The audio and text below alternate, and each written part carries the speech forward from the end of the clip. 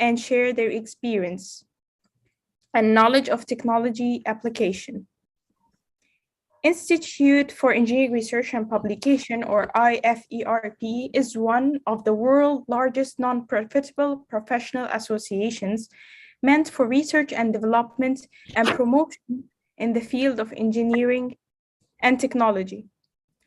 We are a platform to promote the advancement and dissemination of the knowledge of engineering and technology. IFERP is a professional association and a forum where innovations and research interests could be supported and developed, prioritizing our mutual interests. Our forums and associates constitute professional leaders and organizations connecting each other with mission to work as wizards of science for defending the Earth.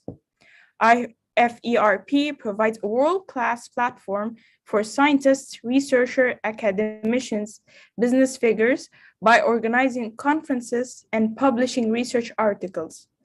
IFERP conferences bring together the professional wizards and leaders who have explored all avenues to reinforce the field of applied science, engineering, and technology. Please, let's watch a video about IFERP on the screen now.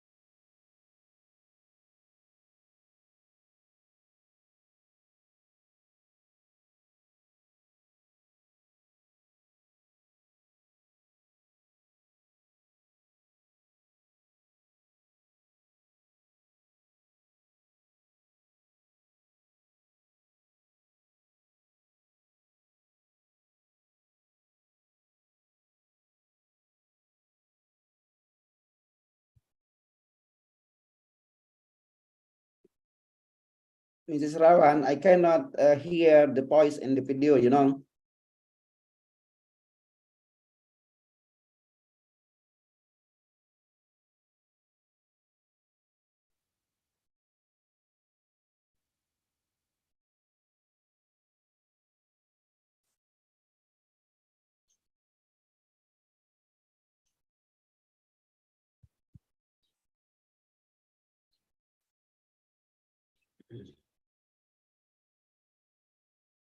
Hello. 1 minute, I will take care of this. Oh, yeah.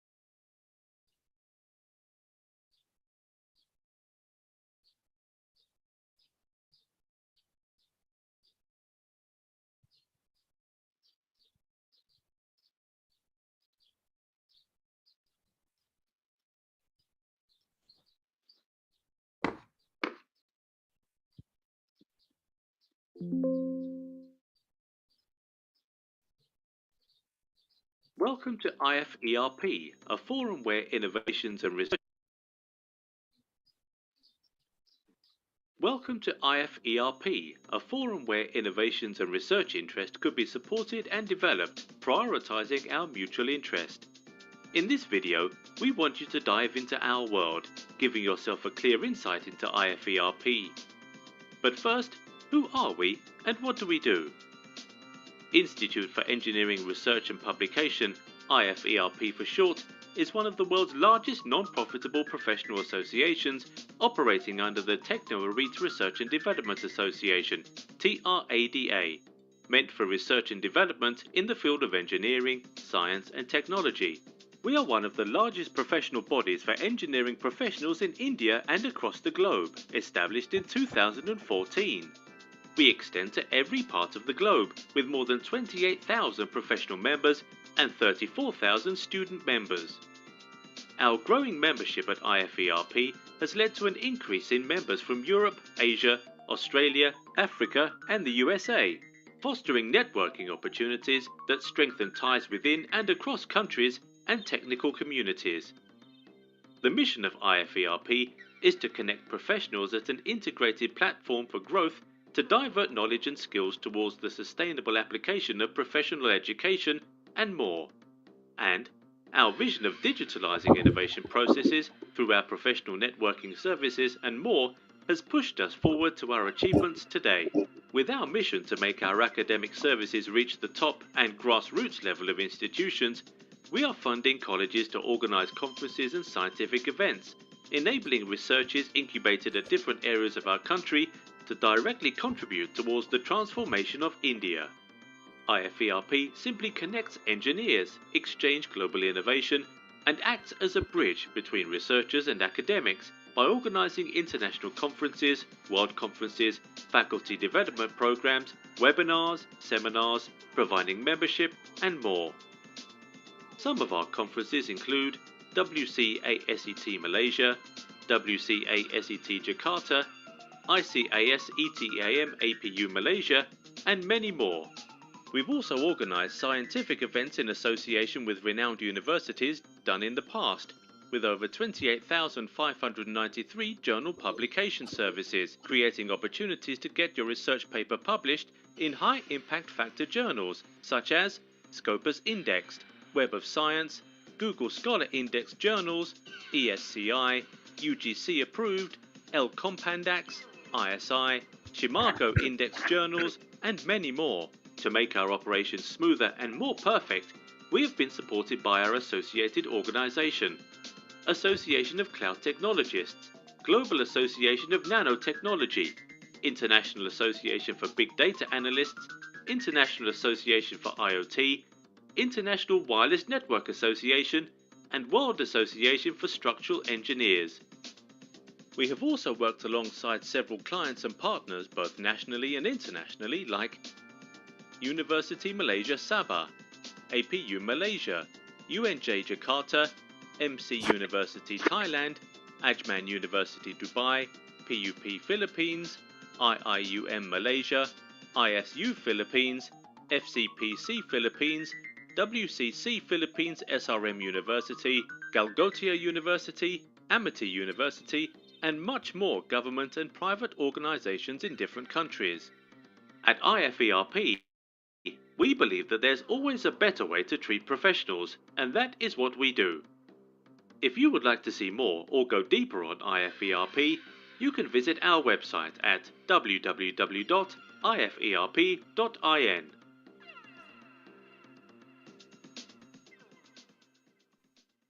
Welcome to Okay, thank you for the video. Now, I would like to share that our incredible IFERP application has been launched and is now available for curious scientific researcher. It's presented as a delightful platform for academic and research breakthroughs, which you can get right now from the Google Play Store for upcoming conference updates. The central motive of the 42nd World Conference on Applied Science, Engineering, and Technology is scheduled on the 25th and 26th November 2022 at Kuala Lumpur, Malaysia, is to address challenges associated with the effective dispensation of the all latest knowledge being generated in the fields of science, engineering, and technology. Attending this remarkable event will help participants sharpen their skills and refine their ideas as well as approaches by meeting with their peers and counterparts. They will also have the chance to meet experts and high-level delegates along with sharing ideas and research findings from past and present. Participants can now build networks to meet different personalities and learn about the latest tools available. Multimedia University, MMU, is the first ever full-fledged private research university in Malaysia and a government-linked university as it's owned by Telekom Malaysia. It was founded in 1997, so it's considered a young medium university with a concentration in technology and multimedia disciplines. The university hosts 10 faculties and Institute of Postgraduate Studies. As the first private university approved by the Malaysian government, MMU adheres to the strictest requirements for the high-quality degree. A study by Gartner and MSc Malaysia found that MMU is among the top 5 universities preferred by major ICT players for the graduate employment, a testament to the quality for academicians, curriculum, student development programs, and our solid reputation with the industries. I would like to welcome all our honorable dignitaries. Next, I would like to welcome our special guest, Associate Professor Dr. Henry M. Com, Dr. Manju Gupta, Dr. Rainer Alfred. First, I would like to welcome our eminent keynote speakers, Dr. Nagarajan, and I would like to welcome our eminent session speakers, Mr. Shri Ashish Chuk, ITS, and Mr. Hassanin Rizvi Rahman. Next, I would like to welcome our session chairs, Associate Professor IRDR, Dr. Noor Isri bin Abdul Wahab, Dr. Teh Chin Hui, Dr. Manohar DR, Dr. Zubaida Yusuf, and Mr. I Putu Teddy Indiravana. Thank you for joining us even during this pandemic situation and imparting their expertise with us. I would also take this opportunity to welcome all our presenters from across the world who have spared their valuable time in enlightening us with their latest research studies. I would like to also welcome all our attendees in joining us. On behalf of all On behalf of all dignitaries and participants, we are happy to release our 42nd World Conference on Applied Science, Engineering, and Technology WCASET preceding book. Next, I welcome Associate Professor Dr. Henry, founder and managing director of Technorate Groups, to deliver his welcome address. Dr. Henry is a vice rector at the University of Raharja and chairman of the postgraduate master program in informatics engineering Indonesia. Born in Bengkulu, December 4th, 1974, Indonesia, he completed PhD in computer science from Computer Science Study Program, Faculty of Mathematics and Natural Sciences, Universities Gadjah Mada in Indonesia. Teaching in postgraduate study program in informatics engineering, also study programs in bachelor and diploma programs in informatics engineering, information systems, computer systems, and information management.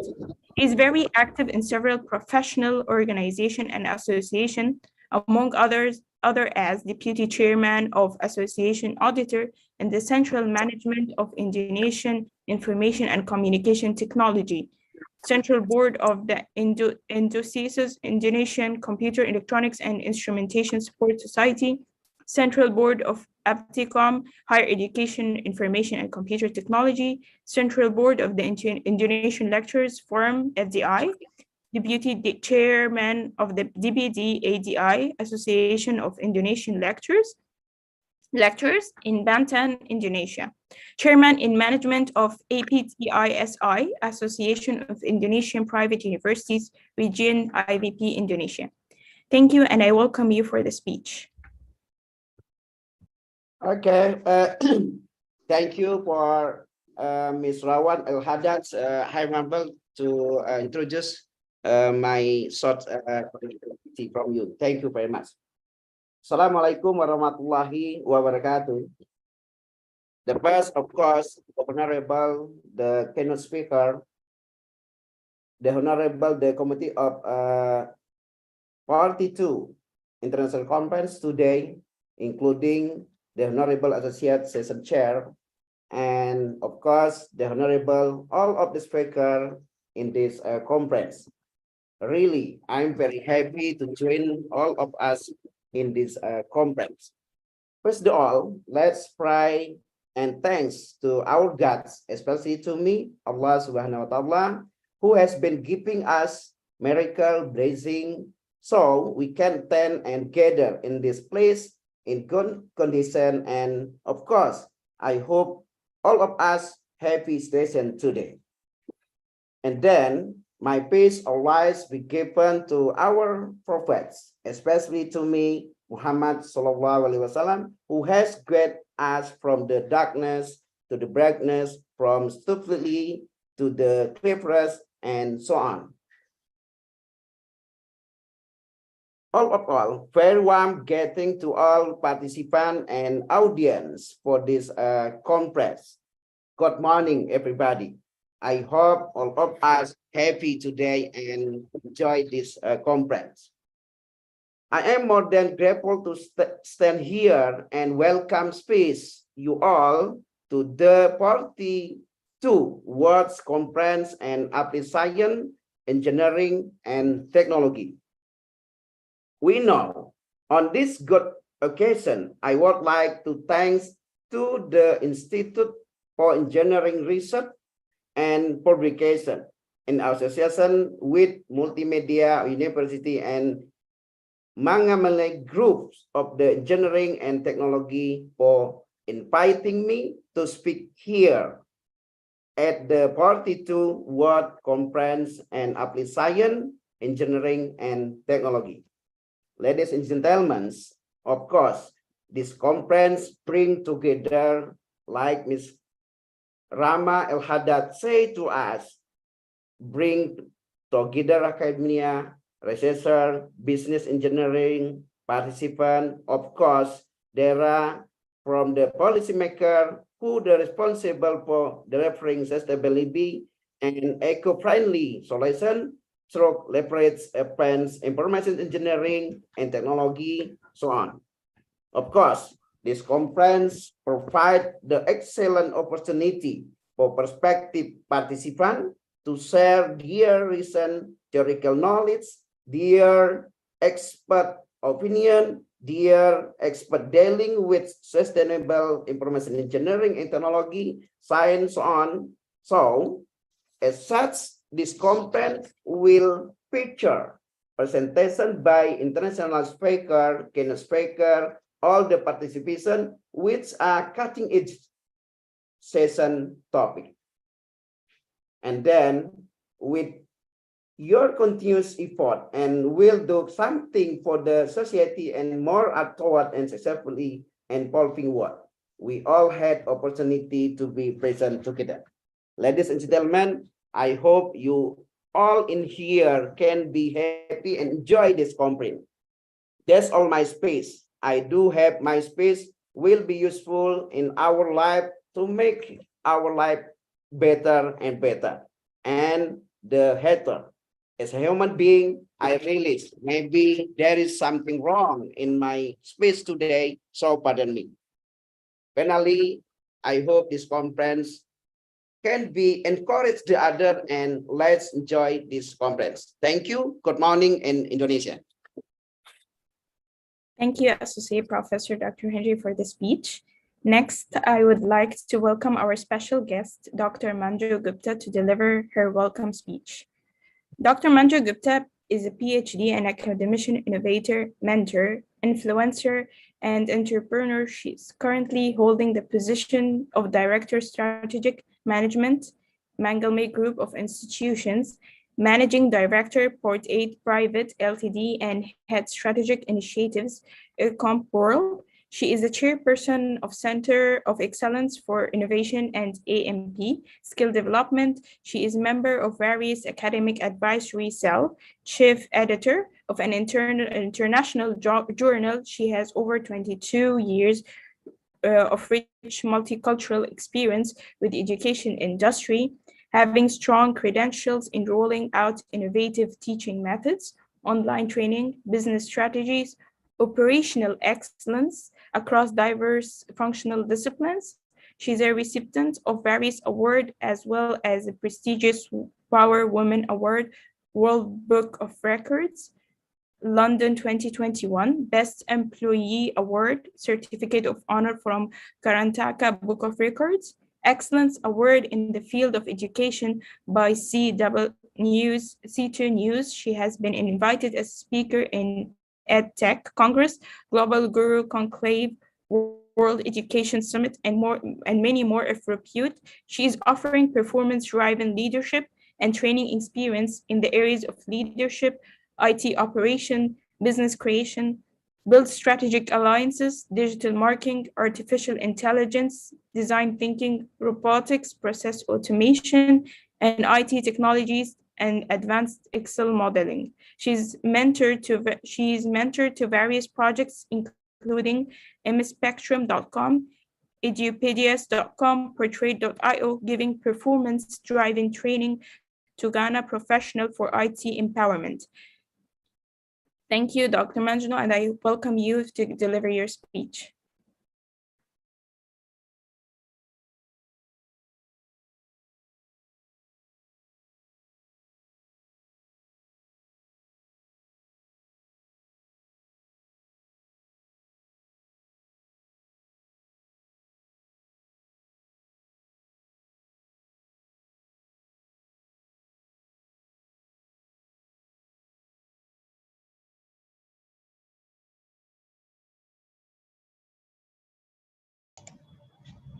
I'm sorry for the inconvenience. We got an information from Dr. Manju Gupta that she's not feeling well and she couldn't attend the meeting now. You can proceed with the next one. Okay, may you get well soon, Dr. Manju. Next, I would like to welcome Dr. Rainer Alfred to deliver his guest speech. Dr. Rainer Alfred is an associate professor of computer science at the Faculty of Computing and Informatics, University Malaysia, Sabah in Malaysia. Dr. Rainer completed his PhD in 2008, looking at intelligent techniques using machine learning to model and optimize the dynamic and distributed process of knowledge discovery for structured and unstructured data. He holds a PhD degree in computer science from York University, United Kingdom, a master's degree in computer science from Western Michigan University, Kalamazoo, USA, and a computer science degree from Polytechnic University of Brooklyn, New York, USA, where he was recipient of the Myron M. Rosnell Academic Achievement Award for the Outstanding Academic Achievement in Computer Science in 1994. He has also been visiting scholar to various universities around the world. He has been a visiting scholar at Korea Institute of Advanced Study, Seoul, Korea in 2020, and at the Japan Advanced Institute of Science and Technology in Japan in 2018. He was recently appointed as a visiting professor in the Faculty of Information Engineering at Hainan Vocational University of Science Technology in China from 2020 until 2023. I would like to invite you for the welcome speech, Dr. Rainer.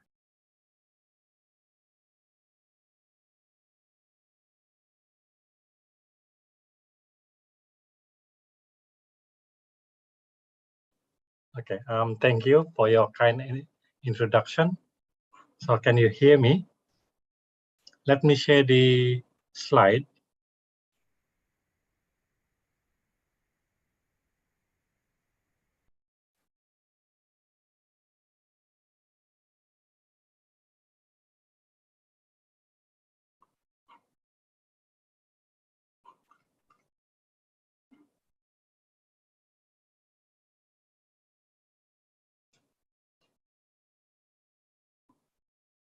Okay, can you see the slide? Yes, we can. Yeah. So today I will share some of the facts and knowledge about machine learning and IoT for intelligent system and smart application. So this is just a general knowledge for what I understand. Most of the people in this conference are more into applied science and engineering and technology. I will not go deep into the technology, but I just share the common knowledge. But if you have any specific question, you can ask me. You can stop me. Okay. So the title that I'm going to share is called Machine Learning and IoT for Intelligent System and Smart Application. So in this talk, I will share some of the insight about IoT and also about machine learning. What is the future of IoT and machine learning? So if we look at the overview, first I will describe what is IoT and also what is the future market of IoT for the next 5 years. Okay, and I also will cover a few major factors on IoT market and look into top 10 IoT sensor type that we can use in our project or in our research. And I will also cover the role of AI in IoT. Okay, so my background is more into machine learning and also AI. So we will look into some of the type of machine learning that we can use in our research. We can perform cross-discipline research like in healthcare or in education or in tourism or in many other aspects like trying to sustain our food production and many more. Okay? And I will look also into the application of AI, especially in IoT. So we could have an overview of the machine learning. We also could have a look at what are the application of AI in the IoT environment. And I will share also some of the mega trend that occurring in the next 8 years that will affect on IoT and machine learning. Okay, and let me start with the IoT. I think most people know the definition of IoT.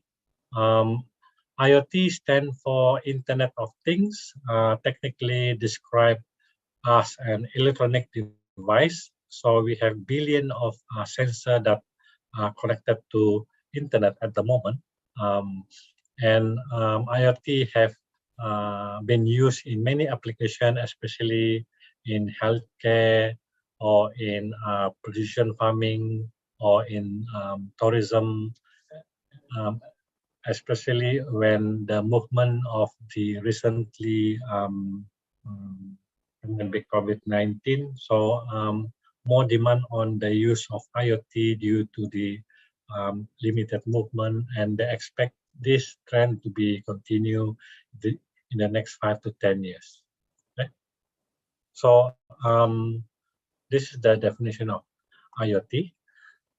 And if you look at the enterprise IoT market up until 2027, we look at the compound annual growth rate.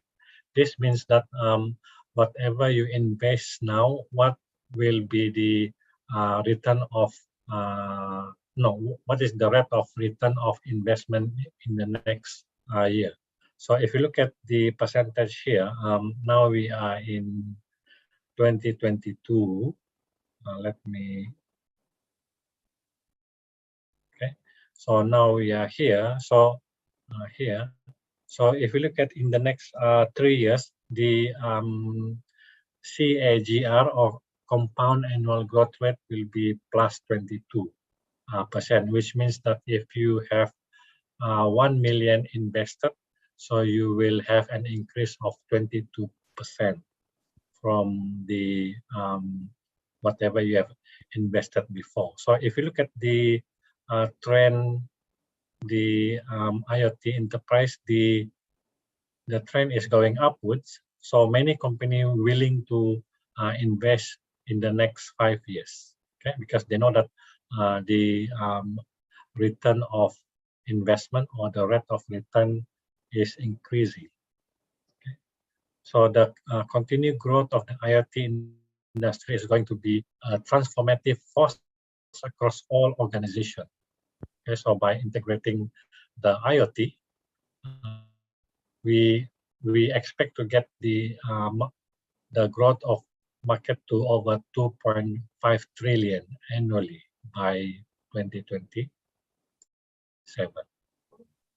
Okay. But we also have to look at what are the major factors that influence the IoT market. Okay, so we can divide them into 4. The first one is called is based on economic, and then the second one is based on political, social. Third one is environmental, and then the fourth one is the technological. So if you look at the color here, the red, the headwind means some of the obstacle that we may face, and then the tailwind is some of the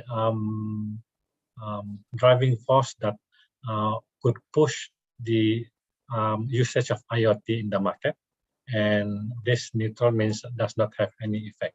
Okay?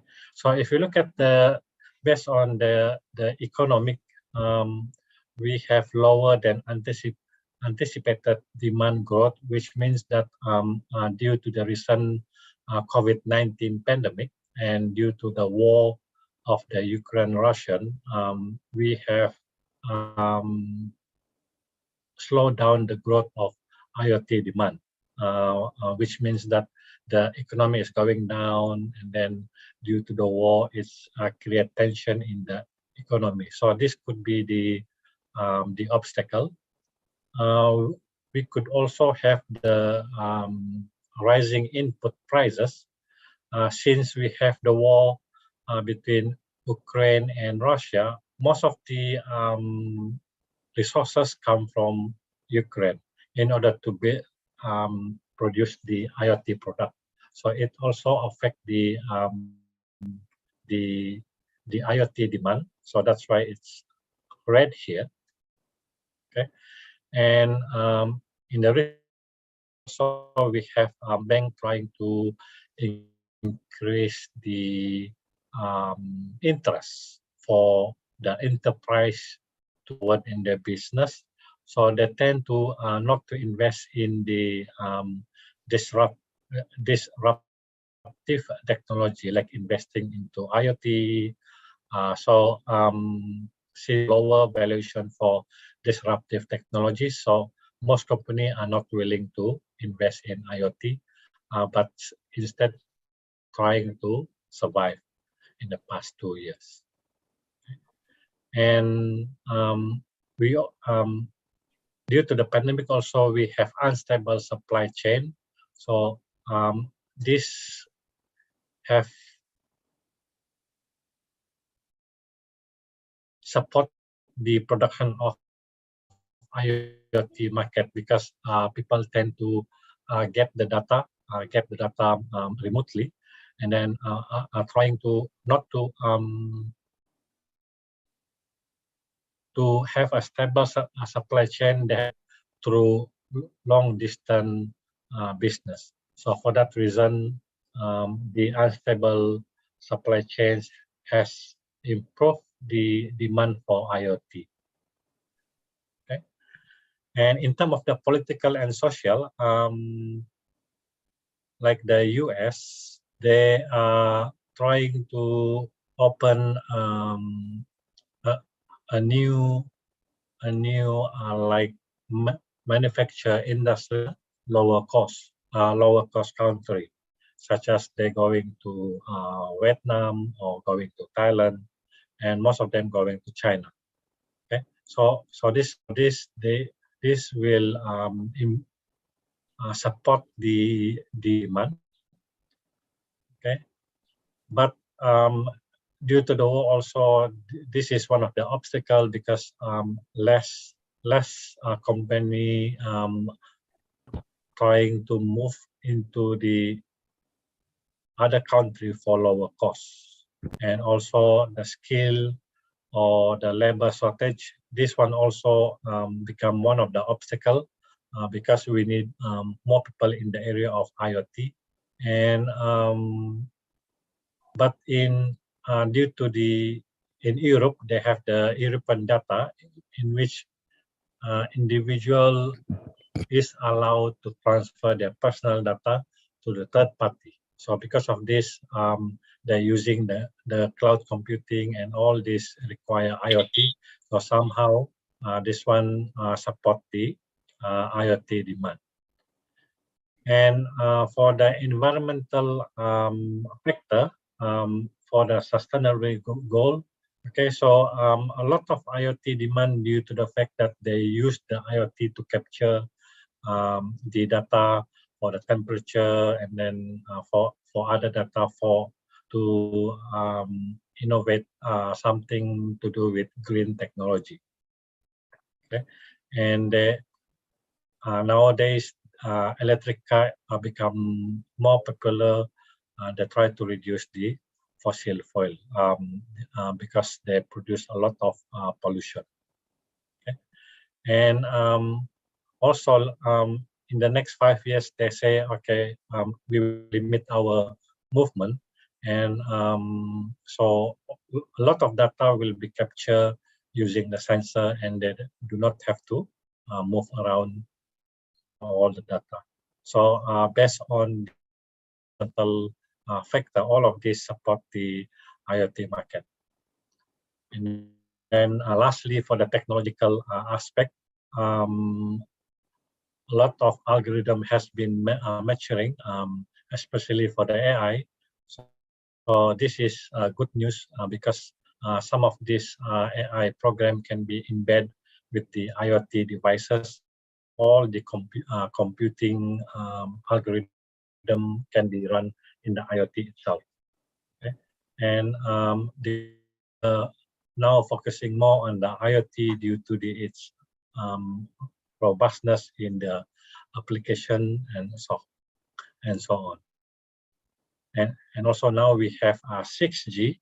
In Japan we have 6G already. In some other country like developing country, they still on the stage of 5G.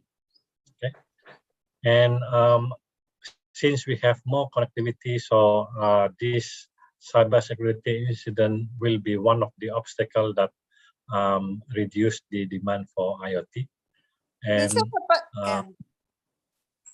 lastly is the chip shortage due to the Russian invasion of Ukraine.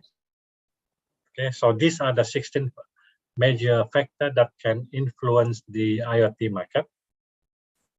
And some of the IoT sensor type which are popular, like temperature sensor used in precision agriculture. We also have humidity sensor.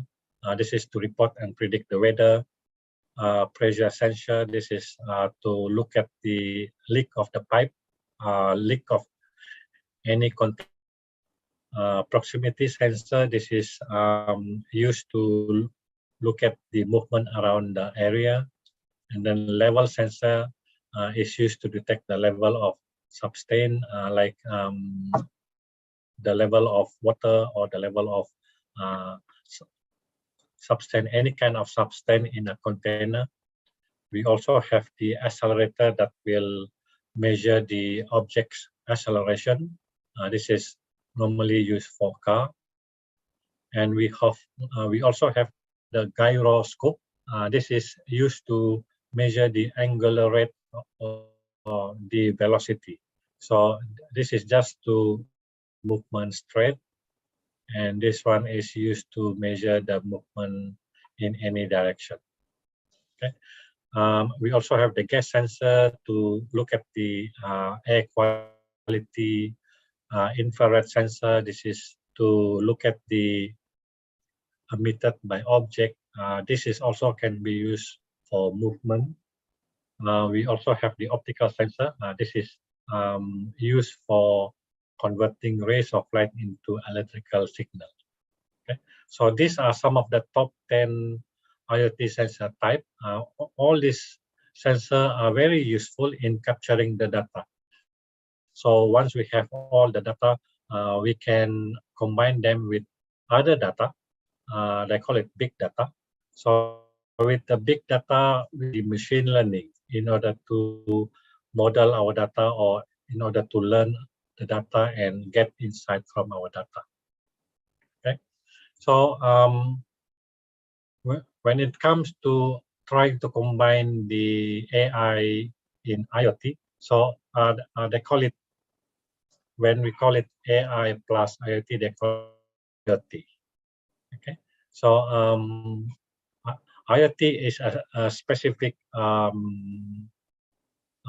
area in computer science where with any system that imitate human being.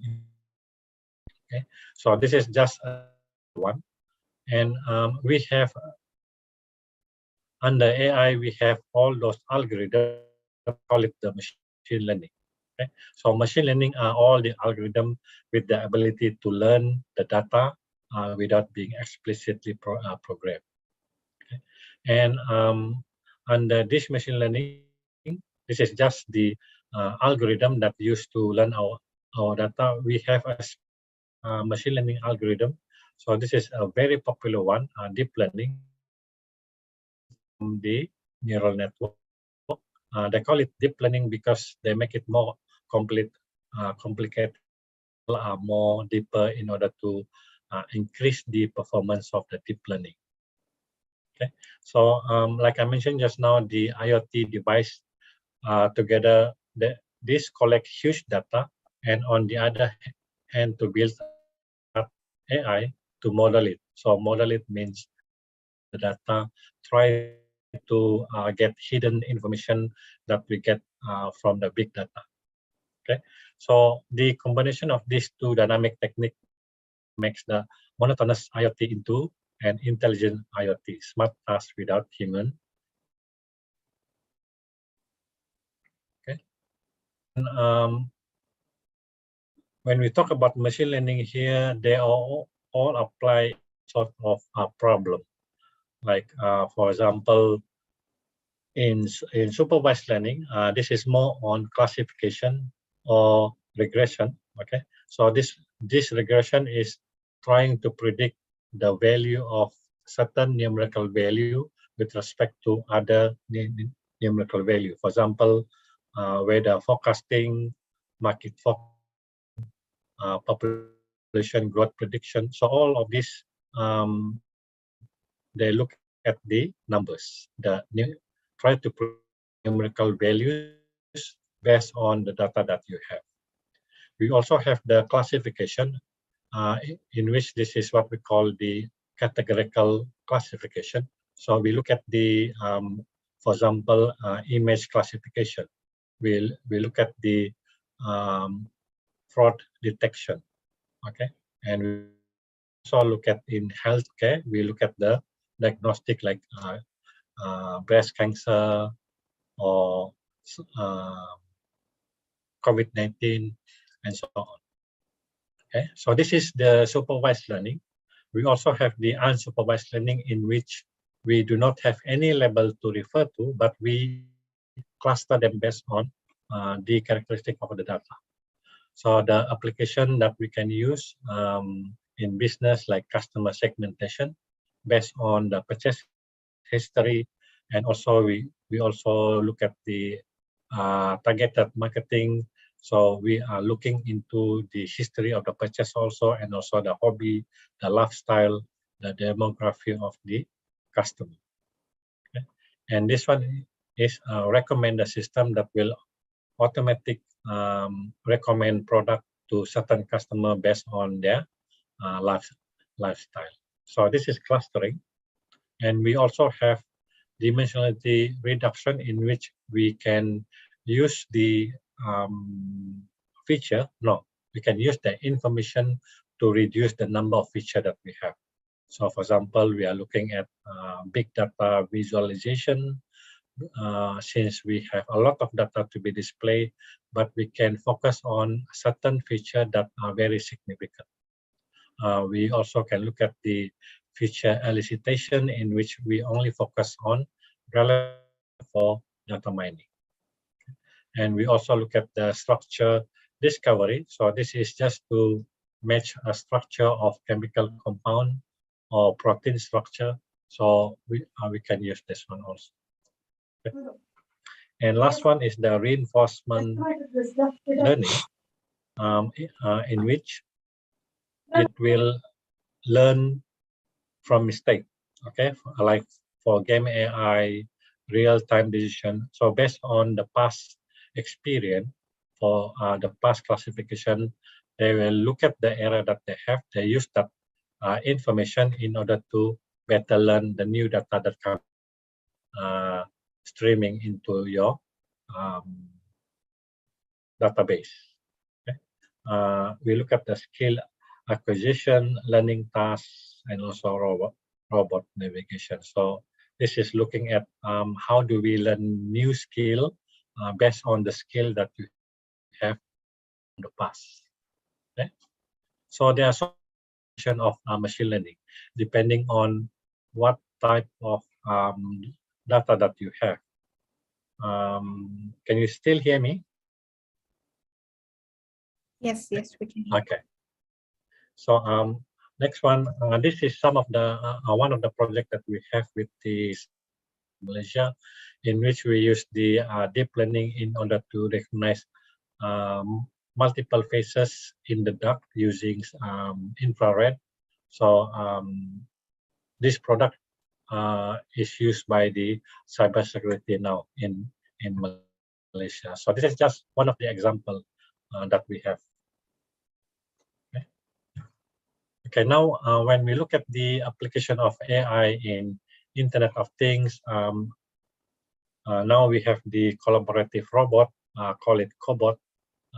This is a robot designed to work alongside human, share workspace, which means that the robot together. Okay, so they allow for partial automation of processes that still require human workers. Okay, like performing lab analysis and also screw driving, quality inspection, and so on. Okay. We have the drone, in which the aircraft without human pilot. This piloting is done by the software itself, so you do not have to control the drone. So the drone will be totally controlled by a software. So depending on the location or the task that given to the drone, it will be the flying of the drone will be automated. Okay. And also we have the smart city. So this is a very big concept in which all the sensors are connected to each other. Like for example, we have for traffic management, we have all the sensors, we have the air pollution monitoring, we have the smart building, okay, smart home. So all this we can embed the AI algorithm and using IoT to capture all the data. Okay, and this is in smart cities, and also we have the smart retailing. Okay, this one trying to understand the customer behavior by studying the customer online profile. So looking at their lifestyle, looking at their demography, looking at the history of the purchase, they can recommend or they can look at targeted customer to sell certain product depending on their profile. Okay, and these are some of the I want to cover this one because this also somehow affect the production of IoT or the demand of IoT and also the usage of AI. So we are looking at five factors here. The first one is shifting economic power, and then the second one is the climate change and resource scarcity. Third one is technological breakthrough. Fourth one is the demographic and social change, and last one is the rapid urbanization that we have. So all these five factors are connected to the 16 major factors that influence the IoT market, and at the same time also it affect the role of AI in IoT. Okay, so we will look into the first one first. Okay, shifting economic power from US to China. Okay, so the growing market now is more in China. We have a large population in China. They have a lot of resources. So if you look at this one, we say the emerging economies are the growth market now, which is the China. China will be the new global superpower. Okay? So if you look at here, the GDP, China produced almost 18 and going up to 20, and US is only 16, and by 2030 it is predicted that the GDP for US will be lower. So China will be the new superpower now, and Asia also has huge untapped natural resources. Okay, so due to this fact, there are some impact. Power shift from west to east. So they and again we should be looking to the east and learn from them. Okay, so this has been emphasized a few years back, but now we are going back into that phenomenon, and now we can see this happening in the next 8 years. And Chinese entrepreneurial growth in relentless because they have so many resources. The cost to produce and to commercialize and to market them is lower compared to European country. So we need to learn from East, not the West. Okay. Second one is we also mentioned just now the resource scarcity. Increased strain on the planet resources, increased carbon emission, drive global warming. So this is the main issue that we need to tackle at the moment. Oil become increasing scarce resource, so we have to look for some other innovation. Okay, so if you look at here, in 2015 up to 2018 were the 4 hottest year ever recorded. So we want to reduce the pollution. So for all these changes, there are some impact. So we need to produce more, like the food, with less input. Okay, so we need to create some innovation that combine IoT and AI to help increase the food production without using more input. We also have to shift from oil to clean energy. So for clean energy, we are looking at the green technology. We are using a lot of IoT. We are using a lot of AI in order to drive this initiative. Okay. And also we have a transformation of carbon-based mobility. So we are looking at how do we estimate the high carbon stock in certain country, and then use that concept in order to control the development of certain area or district or country or state, and then from there we can reduce the carbon pollution. And the third one is the technological breakthrough. So this one, since we have a lot of innovation, the pace of technological change is exponential, going up very high, okay, very high. So the data that we have is the new oil now. Without the data, we cannot do anything. So data connect the world in terms of we want to produce some innovation, we need to get or capture all of the data required in order to model our innovation. And also we have technology increasing automate humanity. So this is some of the changes that we have. So for the impact, all the objects that we have to connect them. We have to capture them. Capture the data from them. Okay? So the AI and the robotic drive improve lifestyle. Okay, so and one of the areas that we should be focusing is the healthcare, because now we have more people aging, more people live longer, so we need to look into how do we take care of the elderly people. If you look at this one, the growth of global data by 2025, we have 36% increase from 2005. Okay, and now even we have a 16% increase of the data that we have. Okay, so the fourth one is the social change. Like the global population continue to grow, we expect to have more older people, fewer younger people, because last time we used to have, like in one family they have 10 to 12 children. Now we only have one child. Okay, so that's why we have more older people and fewer younger people. Due to the growing population, we have more inequality, more migration, and more diversity. So more inequality meaning that not everyone will have access to the basic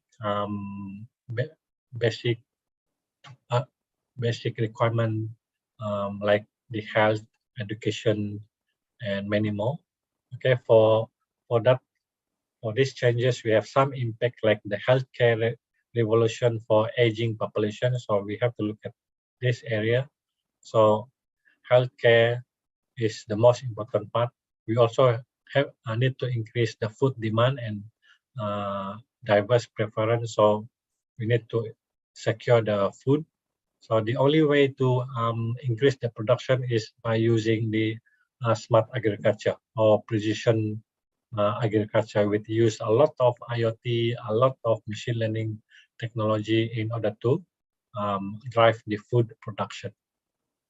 And we also have nation become less meaningful, meaning that people migrate, then the nation become less meaningful, the border become less meaningful. Okay, so we need the if you look at here, the global migration, so a lot of the North America, like the United States, migrate to China, migrate to India, okay, and Turkey also, okay, migrate to India, okay? And we could also from the Latin, the Argentina, Brazil migrate to Spain or Italy.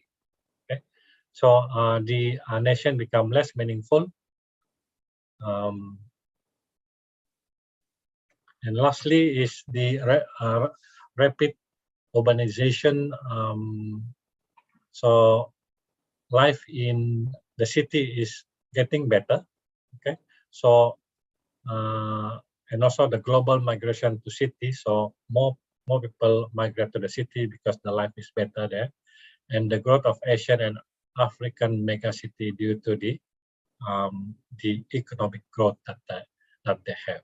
Okay, so due to the fact of these changes, so we need smart city, we need new infrastructure. So for that reason, we need IoT, we need AI, and also we need to have a better healthcare and security. Okay, so we need IoT-based, AI-based innovation. And city become more powerful than nation because we have multiple citizenship staying in one city. Okay, so they says that today 55% of global population live in city, but by 2050, 68% of the global population will live in city. So this means that 2.5 billion more people will be living in city than today. So more will be migrating to cities. So we need to have a better city, smart city. Also, we need to increase the food production. So we need to have more innovation to increase food production. Okay, so with this in mind, the mega trend that we have 2020, 2030, all of these have effect on the usage of the IoT or the market of IoT, and also the application of AI in the IoT environment. Okay, so with that in mind, we can conclude that AIoT is the future for better life, and we have done a few projects on AI and IoT, but I did not include here. That I'll be over 30 minutes, but I guess I'm on time. So thank you for your time. I appreciate the invitation by the conference organizer, and congratulations to all the participants of this conference for being their paper accepted in the conference. With that, thank you. I pass back to the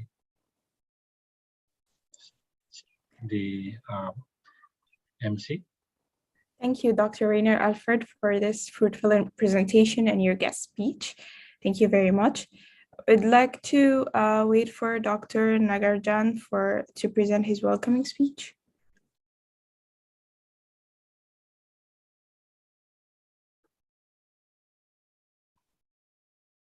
And we'll wait for 5 minutes.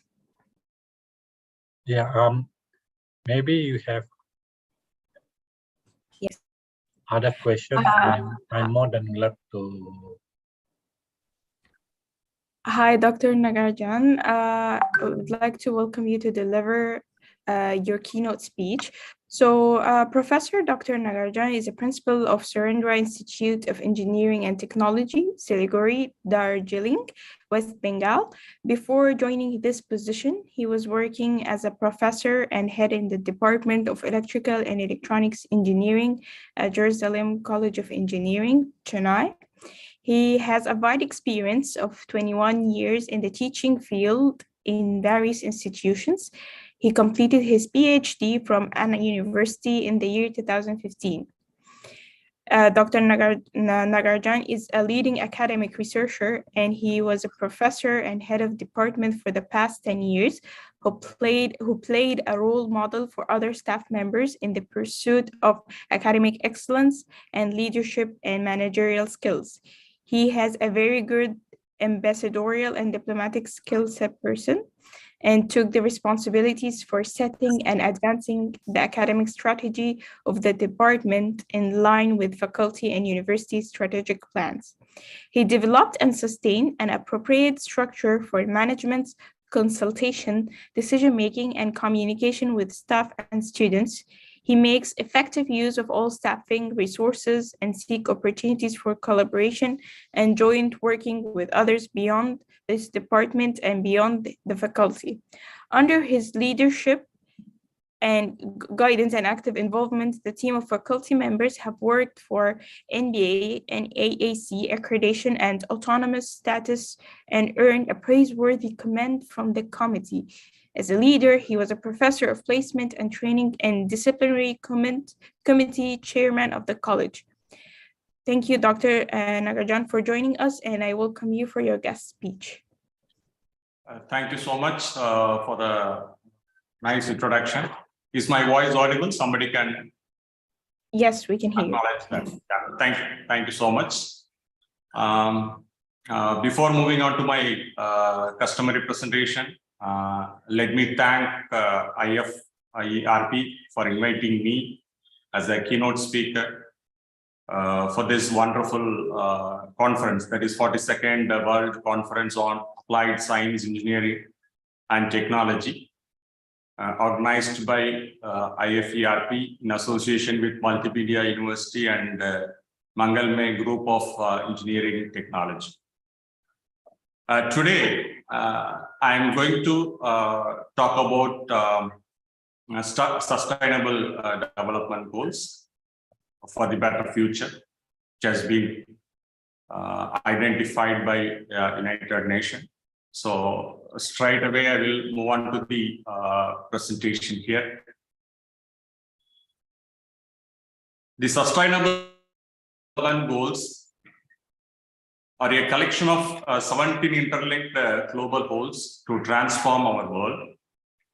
They were designed to be a blueprint to achieve better and more sustainable future for all, and part of the United Nations 2030 Agenda for Sustainable Development.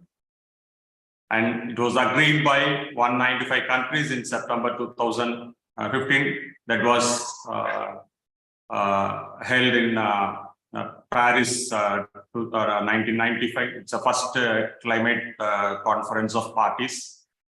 Each of the 17 goals strive for the universal reduction of climate change and poverty, and the improvement of education, health, and economic growth. United Nations describes these SDGs as seeking to protect and planet and improve the lives and prospects of everyone everywhere. As I said, in 2015, 195 nations agreed with the United Nations that they can change the world for better. And this will be accomplished by bringing together the respective government, businesses, media, institutions of higher education, and local NGOs to improve the lives of the people in their country by the year 2030. And these are the 17 sustainable goals identified in that climate conference of parties. Every year it has been conducted, and they are monitoring the implementation and the progress towards 2030 agenda. Starting from no poverty, then followed by zero hunger, good health and well-being, quality education, gender equality, clean water and sanitation, affordable and clean energy. Lot of implementation is going on with respect to affordable and clean energy. We are slowly migrating from conventional energy resources to non-renewable energy resources like solar, wind, and other natural resources. We are trying to replace in place of fossil fuels. And with respect to transport sectors, fossil fuel vehicles are slowly replaced by e-vehicle. And decent work and economic growth, industry innovation and infrastructure, reduced inequalities, sustainable cities and communities. Right, in this aspect, a lot of smart house, smart cities are improved and implemented, and responsible consumption and production, climate action. It's a very hot topic going on in all developing and developed nations. And life below water, life on land, peace and justice strong institution partnership for the goals. And why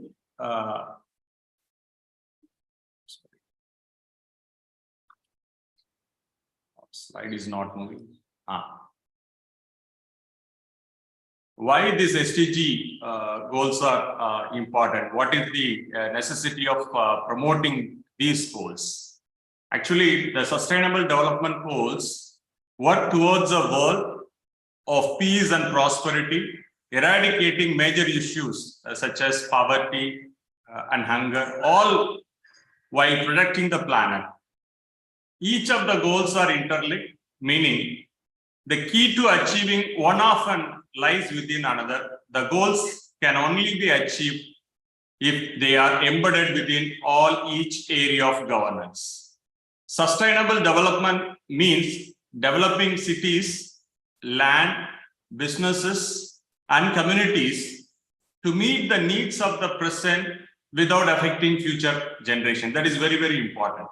We have to leave this natural resources for the future generation also without affecting the current atmosphere.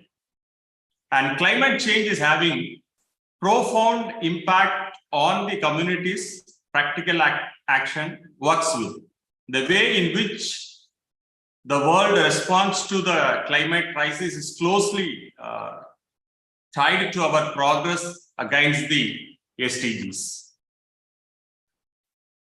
The SDGs have a 2030 deadline for implementation, but however, the COVID-19 has slowed progress dramatically for many of the SDGs, heightening the need for their implementation now more than ever. We were already far behind in terms of progress for some of the SDGs. Healthcare was already off track for its 2030 target. We have faced the critical situation, especially during the pandemic. And the gains already made, such as halving of malaria cases, have been greatly threatened by coronavirus. In addition to this, lockdowns deprived children with no internet access from getting an education, and 1 in 6 young people have lost their jobs during this pandemic period. Still, the SDGs provide us with a roadmap to sustainable recovery from the pandemic that we must work towards ensure better future for all. So we'll see goals, sustainable goals one by one. The goal 1, highlighting no poverty. Eradicating poverty in all its forms remains one of the greatest challenges facing humanity. While the number of people living in extreme poverty dropped by more than half between 1990 and 2015, too many are still struggling for the most basic human needs. The SDGs are a bold commitment to finish what we started and end poverty in all forms and dimensions by 2030. This involves targeting the most vulnerable, increasing basic resources and services, and supporting communities affected by conflict and climate-related disasters. The second goal is towards zero hunger. Unfortunately, extreme hunger and malnutrition remain a huge barrier to development in many countries. There are 821 million people estimated to be chronically undernourished as of 2017, often as a direct consequences of environmental degradation. The SDGs aim to end all forms of hunger and malnutrition by 2030, making sure all people, especially have sufficient and nutritious food all the year. This involves promoting sustainable agricultural, supporting small-scale farmers and equal access to land, technology, and markets. The next goal will address good health and well-being. Good health is essential to sustainable development, and the 2030 agenda reflects the complexity and interconnectedness of the two. It takes into account widening economic and social inequalities, rapid urbanization, threats to climate and the environment, the continuing burden of HIV and other infectious diseases, and emerging challenges such as non-communicable diseases. By 2030, sustainability reduced the number of deaths and illness from the hazardous chemicals and air, water, soil pollution, and contamination. The next goal talks about the quality education. Since 2000, there has been enormous progress in achieving the target of universal primary education. The total enrollment rate in developing regions reached 91% in 2015, and the worldwide number of children out of school has dropped out by almost half. There has also been a dramatic increase in literacy rates, and many more girls are in school than ever before. These are all some remarkable successes. By 2030, we have to ensure equal access for all the women. These are the goals set by the United Nations Conference of Parties. Access for all women and men to affordable and quality technical, vocational, tertiary education, and including university. The next one will be gender equality, mostly debating topic in nowadays. Ending all discrimination against women and girls is not only a basic human right, it is a crucial for sustainable future as well. It is proven that empowering women and girls helps economic growth and development. It is vital to give women equal rights, land and property, sexual and reproductive health, and to technology and the internet. Today, there are more women in public office than ever before, but encouraging more women leaders will help achieve greater gender equality.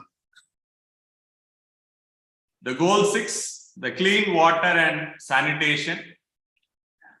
The more and more countries are experiencing water stress and increasing drought, and desertification is already worsening these trends by 2050. It is projected that at least 1 in 4 people will suffer recurring water shortages. Safe and affordable drinking water for all by 2030 requires we invest in adequate infrastructure, provide sanitation facilities, and encourage hygiene, protecting and restoring water-related ecosystem is essential. By 2030, this is the target goal. By 2030, we have to implement integrated water resources management at all levels, including through redundancy, transboundary cooperation as appropriate. The 7th goal will address affordable and clean energy. As I said, it is one of the hot topic. Between 2000 and 2018, the number of people with electricity increased from 78 to 90%. and the numbers without electricity dipped to 789 million. So investing in solar, wind, and thermal power, improving energy productivity and ensuring energy for all is vital if we are to achieve SDG 7 by 2030. Expanding infrastructure and upgrading technology to provide clean and more efficient energy in all countries will encourage growth and help the environment, especially to provide clean energy to reduce the carbon emission into the atmosphere. Most of the developing countries are using 70% of the electricity from thermal power plant, and to generate 1 unit of electricity using thermal power plant, the plant will emit 1 kg of carbon dioxide. So if you calculate the total amount of carbon emission to the environment and total the pollution which we are creating through thermal energy is greatly affecting the environment. So this is the right time to replacing thermal energy by clean energy, that is by promoting renewable energy. So we have to replace thermal power plants by renewable energy power plants like solar, and wherever it is feasible, it has to be implemented in order to achieve this goal by 2030. The next goal is for decent work and economic growth. Over the past 25 years, the number of workers living in extreme poverty has declined dramatically, despite the lasting impact of 2008 economic crisis and global recession. In developing countries, the middle class now makes up more than 34% of total employment, a number that has almost tripled between 1991 and 2015. The goal target is to achieve full and protective employment and decent work for all women and men, including for young people and persons with disabilities, and equal pay for work of all equal value. So next we'll move on to the goal 9, that is industry, innovation and infrastructure. Worldwide, 2.3 million people lack access to basic sanitation. In some low-income African countries, infrastructure constraints cut businesses' productivity by around 40%. So investment in infrastructure and innovation are crucial drivers of economic growth and development. With over half the world population now living in cities, mass transport and renewable energy are becoming ever more important, as are the growth of the new industries and information and communication technology. So increase the access of small-scale industrial and other enterprises, in particular in developing countries, to financial services, including affordable credit, and their integration into value chains and market will ease to achieve this goal by 2030. Next, the goal is reduced inequalities. Income inequality is on the rise. The richest 10% have up to 40% of global income, whereas the poorest 10% earn only between 2 to 7%. If you take into account population growth inequality in developing countries, inequality has increased by 11%. So the goal target, we have to ensure equal opportunity and reduce inequalities of outcome, including by eliminating discriminatory laws, policies, and practices, and promoting appropriate legislation, policies, and action in this regard. The next will be the sustainable cities and communities. Making cities sustainable means creating career and business opportunities, safe and affordable housing, and building resilient societies and economics. It involves investment in public transport, creating green public spaces, and improving urban planning and management in participatory and inclusive ways. So by 2030, we have to ensure access for all to adequate, safe, affordable housing and basic services, and upgrade slums.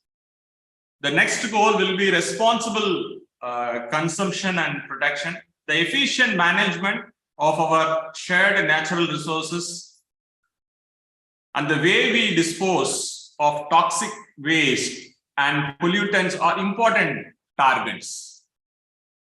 To achieve this goal, encouraging industries, businesses, and consumers to recycle and reduce waste is equally important as is supporting developing countries to move towards more sustainable patterns by consumption by 2030. The next is climate action. There is no country that is not experiencing the drastic effects of climate change. Greenhouse gas emissions are more than 50% higher than in 1990. Global warming is causing long-lasting changes to our climate system, which threatens irreversible consequences if we do not act. So it is right time to strengthen resilience and adaptive capacity to climate-related hazards and natural disasters in all the countries. The next goal is life below water. Over 3 million people depend on marine and coastal biodiversity for their livelihoods. However, today we are seeing 30% of the world fish stocks overexploited and reaching below the level at which they can produce sustainable yields. SDGs aims to sustainably manage and protect marine and coastal ecosystems from pollution, as well as address the impacts of ocean acidification. Next is on life on land. Around 1.6 million people depend on forests for their livelihoods. So by 2030, we have to ensure the conservation of mountain system, ecosystem, including their biodiversity, in order to enhance their capacity to provide benefits that are essential for sustainable development. And the goal 16 will speak about peace, justice, and strong institution. The SDGs aim to significantly reduce all forms of violence and work with governments and communities to end conflict and insecurity. Promoting the rule of law and human rights are key to this process, as is reducing the flow of illicit arms and strengthening participation of developing countries in the institution of global governance. The last goal will speak about partnership for the goals. The world is more interconnected than ever. Improving access to technology and knowledge is an important way to share ideas and foster innovation. Coordinating policies to help developing countries manage their department, as well as promoting investment for the least developed, is vital for sustainable growth and development. So let's see how we can contribute to sustainable development.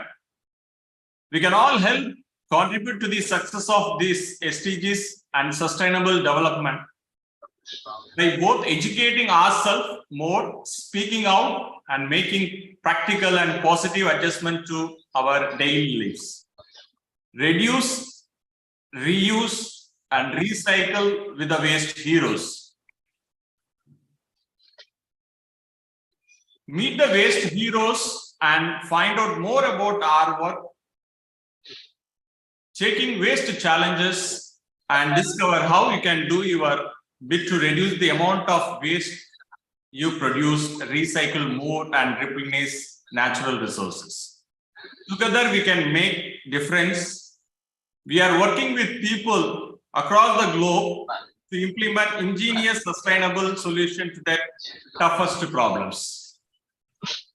So we can all do our bit by taking steps to live more sustainability and reducing our planetary footprint. Together, we can contribute to the Sustainable Development Goal and achieve a better and more sustainable future for all. With this, I will conclude my presentation. And once again, I thank the organizer for giving me the wonderful opportunity to give small awareness about SDGs 17 interconnected goals for the better future. Thank you. Thank you so much. Over to the moderator. Thank you, Dr. Nagarjan, for your wonderful presentation and for your speech. And I would like to invite all the participants to switch on their cameras so we can have a group photo, please.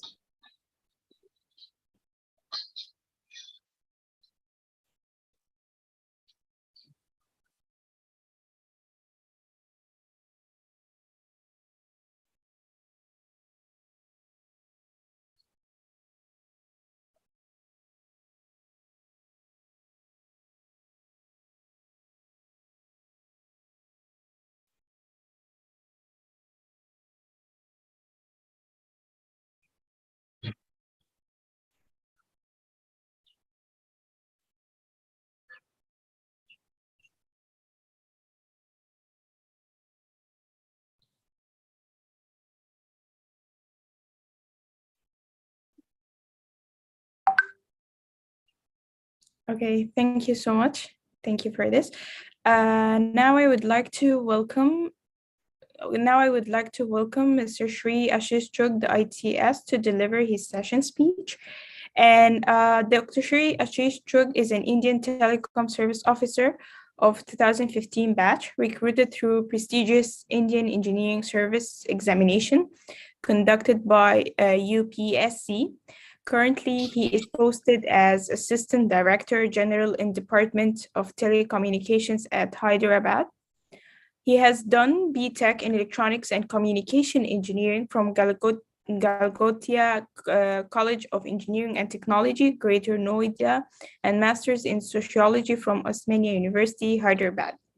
His areas of interest are fifth generation of cellular technology, effective handling of cyber crimes, network mobile security, and busting clandestine illegal telecom setups.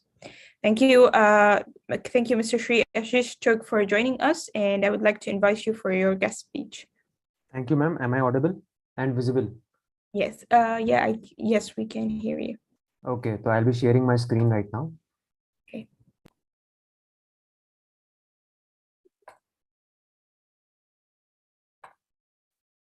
Presentation is visible, right? Yes. Okay. My name is Ashish Chugh. I am a civil servant working in Department of Telecommunication, Government of India.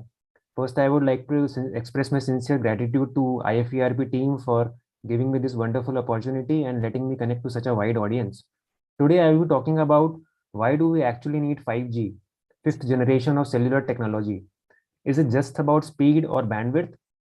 I do not think so. Like any other technology, we have to see what it is bringing to the table, how it will improve our quality of life, and what socioeconomic changes, developments it will make in a country.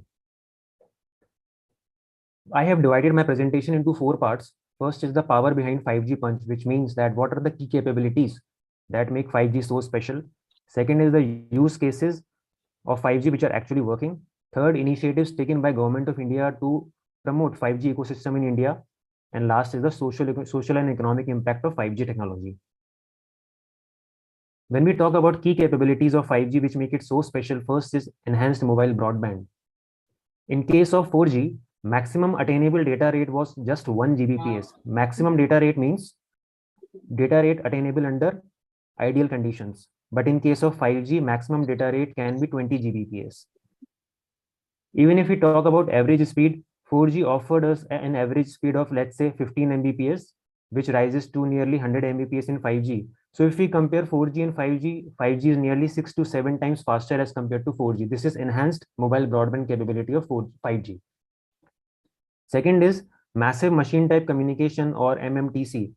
We have to understand that in smart cities, we will have a lot of devices, sensors, machines, which will seamlessly interact with each other, and it requires 5G technology for seamless interaction.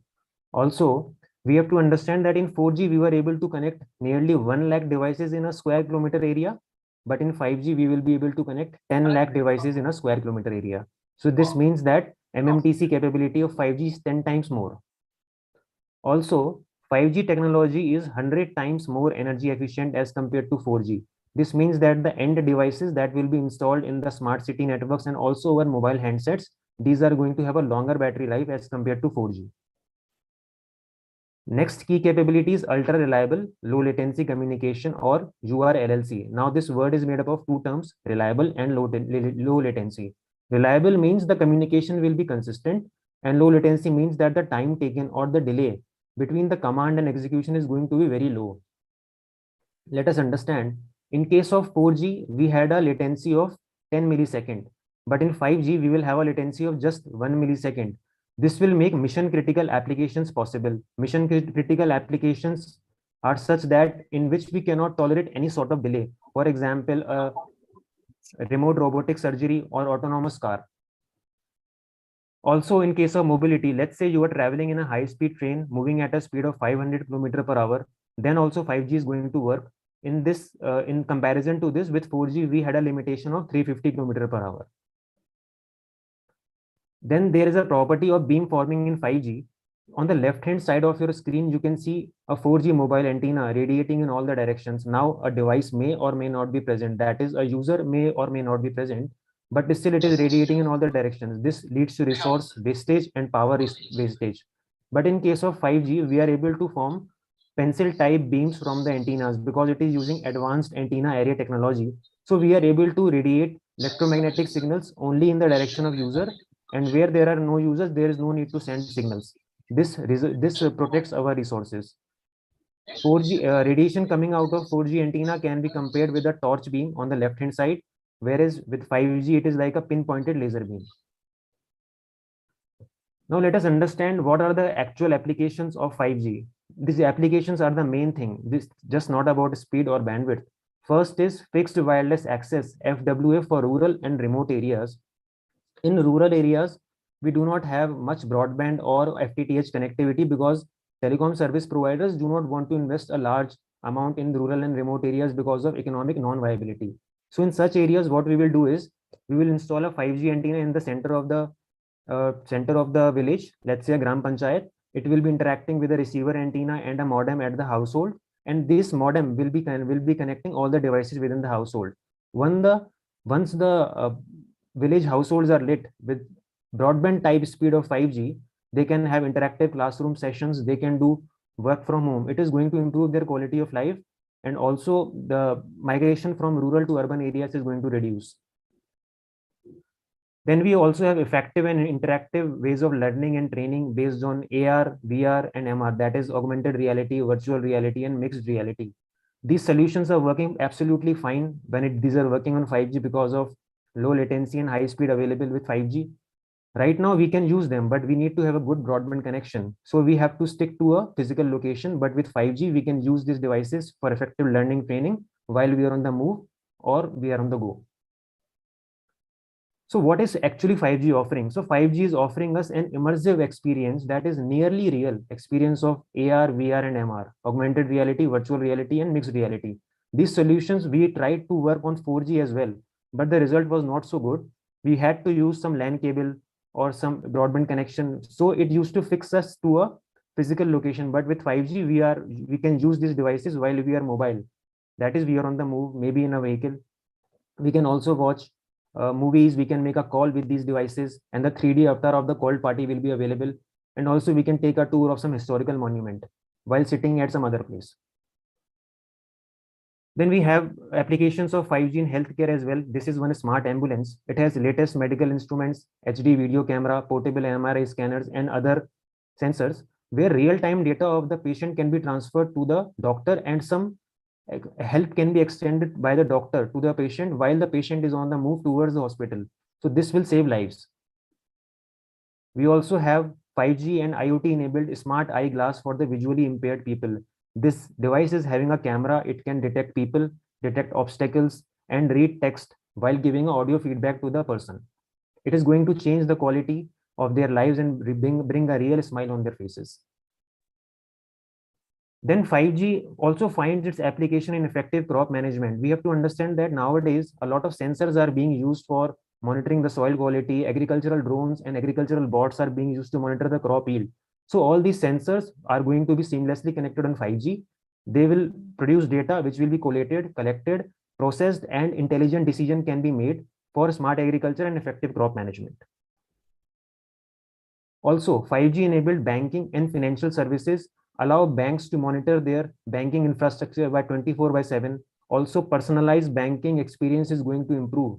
And more than that, we can track frauds in real time with help of 5G. Then we also have an application called facial recognition for public safety. Let's say we want to find some rogue or bad elements in a crowd. So what we can do is we can install a lot of 5G enabled cameras. This will be able to find rogue or suspected elements. This is an effective tool in the hands of law enforcement agencies. So wherever the crowd is there, let's say stations are there or some malls are there, these devices can be installed and these cameras can find out rogue and suspected elements. We also have 5G enabled V2X solution where a vehicle is connected to vehicle is connected to pedestrians, vehicle is connected to infrastructure, and vehicle is connected to network. So the vehicles can talk to each other over 5G network. They can better coordinate, better manage traffic. If there is an obstacle, vehicles will be able to find out beyond their line of sight. They can ensure their safety. And let's say your vehicle breaks down, your location can go back to the command and control center and you can get immediate help. One of the best applications of 5G is in drones, low altitude flying drones actually. It can be used for aerial traffic management. Also, drones can be mixed with VR technology for surveillance, and the person who is doing the surveillance will actually feel that he or she is in the drone while the surveillance is being done beneath him or her. Then 5G drones can also be used for delivery of parcels, first aid boxes, etc. This application is having a huge potential. Then one of the most important application of 5G is in Industry 4.0. It is also called Industrial Revolution. So we are having a lot of devices, sensors, machines, and robots which are connected in the industry, especially in the manufacturing units. So these devices will talk to each other, produce some data, and it is very important to connect all of these things in a seamless manner. So what we will do is, it is going to produce higher productivity, efficiency, cost optimization in the manufacturing unit, new opportunities, safety of the workers, customer satisfaction. So basically what we are doing is that these devices, robots will have cognitive ability as well. So if these are connected seamlessly, then the data can be collated at a common point, processing can be done, analysis can be done, and smart decisions can be made for improving the working of the industry or manufacturing unit. 5G also finds its application in logistics, especially smart ports. So nowadays, what is happening in smart port is we are installing a lot of sensors especially for container tracking, vessel health monitoring, smart parking, smart lighting. So these sensors are going to be connected on 5G network. Analysis can be done, and later on, smart decisions can be taken. So this is called smart port or container management. One of the biggest application of 5G is going to be in the cloud gaming. As per reports, in India itself, by 2025, cloud gaming sector is going to be worth $5 billion. So what happens in cloud gaming is right now we have to use a broadband connection. We are stuck to a physical location. But with 5G, latency is so low and speed is so high that cloud gaming can be played on the mobile itself while we are on the go. This is a very big application. Also, 5G enabled 3D holographic projections can be used for better interaction. It is going to change the way people interact, as a virtual image of the person will be formed in front of us. Also, during India Mobile Congress which happened in October 2022, a 5G enabled remote controlled car was also displayed, where we were able to maneuver a car physically located in Sweden, Stockholm from Delhi. Now, to promote 5G ecosystem in India, Government of India has taken a lot of steps. First is indigenous 5G test bed. Here we are inviting startups, academia, MSMEs to test their 5G products, 5G use cases on the test bed. Now they need not go to foreign countries and spend money. They can use it in India. And the best part is that whatever standards and IPRs will be created, a lot of IPRs and standards will be created that will be contributed to international standards as well. Also, there will be a fillip to domestic R&D and manufacturing in India. Then we have also launched one telecom technology development fund, where we are giving grants to shortlisted beneficiaries. Now these beneficiaries have to come up with their products which are energy efficient in 5G technologies. So we want to actually proliferate affordable broadband and mobile services in rural areas. So these are the type of products that we are talking about, that 5G products which will provide affordable broadband and mobile services in rural areas. So this technology, this telecom fund is for bridging the urban-rural digital divide, promoting R&D, creating IPRs, and commercializing the telecom products. We had also conducted one 5G hackathon in 2020, where we had invited student startups, academia, and companies with cutting-edge ideas to demonstrate the use cases of 5G in various fields like healthcare, education, cybersecurity, industry 4.0. We had received nearly 1,000 applications, and the good thing is 30 applications have actually come up with workable solutions. So we are mentoring these 30 solutions. We have also tested them in 5G field. We have connected these 30 people to industry, academia, and government. The response has been really great. We also have one digital communication innovation square scheme, where we are giving financial support to products, projects, and ideas in 5G technology which are already at prototype level. So we will give money for converting their prototype into actual products. We had already shortlisted nearly 60 beneficiaries, and we have given a grant of nearly 2 crores to each. MSME, startups, consortium, and individual innovators may apply at the given link. We also have one production linked incentive scheme, also called PLI scheme, where we are giving financial incentives to MSMEs and other companies for increasing their sales, design, manufacturing, or export in the targeted segment of telecom and networking products. These products can be routers, switches, optical line terminals, consumer premise equipments, etc., that is modems. Now, if these companies are making more export and more production in these things, then we are giving them some financial incentive. 31 companies have already been shortlisted. And the main aim of all these things and test bed is to promote indigenous R&D in India in terms of telecom. Because right now, India is importing 95% of telecom equipment. We want that India should be reliant in terms of telecom equipment. We should have more number of local telecom vendors. We want to make in India, make with the world, and make for the world. That is our motto. We are not close to imports, but we are like, we want to reduce our imports. We want to improve our exports as well in the telecom field. We want to become a telecom hub in future. Now let us conclude by discussing what will be the impact of 5G. So number one, fixed wireless access, which was one of the use cases. It will open up new avenues for education, economic growth in rural areas, and it is going to bridge the digital divide between rural and urban areas, reduce the migration as well. As new technology is coming, so people are coming up with indigenous telecom equipments, new applications. It is giving a fillip to R&D and manufacturing in India, which is very important to make India a telecom hub. Then we have Industry 4.0, industrial revolution, where we are trying to automate and digitize the process for increasing the efficiency, productivity, and safety in manufacturing units. Then we have healthcare applications, where we can do remote diagnosis, home-based care, remote robotic surgery is also possible in future in a seamless manner. In entertainment industry, it is providing us immersive AR, VR, MR, and seamless gaming experience, which was never before. As far as investment is concerned, it is expected that by 2035, we are going to invest, the whole world is going to invest nearly $12 trillion in the 5G services. The revenue is going to be something around $13.2 trillion, while jobs are going to be something around 22 million. All said and done, we have to understand two things with this technology. First, we have to use this technology very prudently so that we stay the master, not the technology. Second, we have to ensure effective cybersecurity of all the applications which are coming for 5G. Otherwise, it may lead to irreparable damages in future. So that is all from my side. If there are any questions, then you may kindly ask.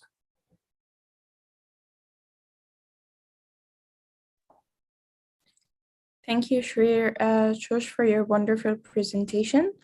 I would like to ask the guests if they have any question. Okay.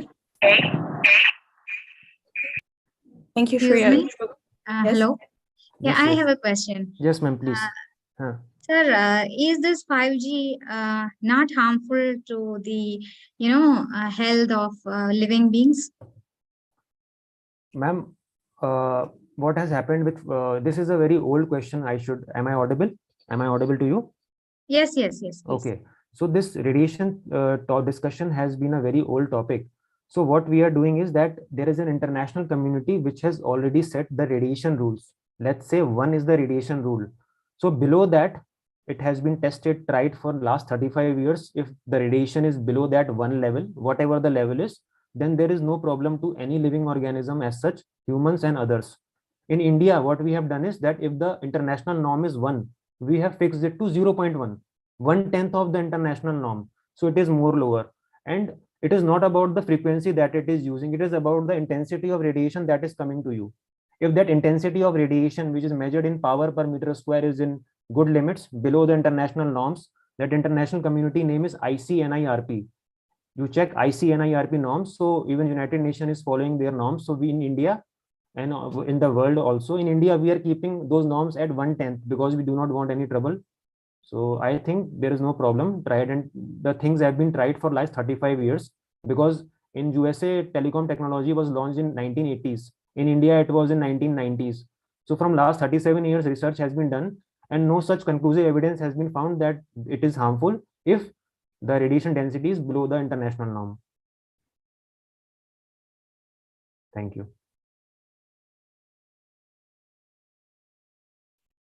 Yeah, any other questions? Yes, I do have. Hi, Nagarjuna. This is Mini. Just I do have a question on.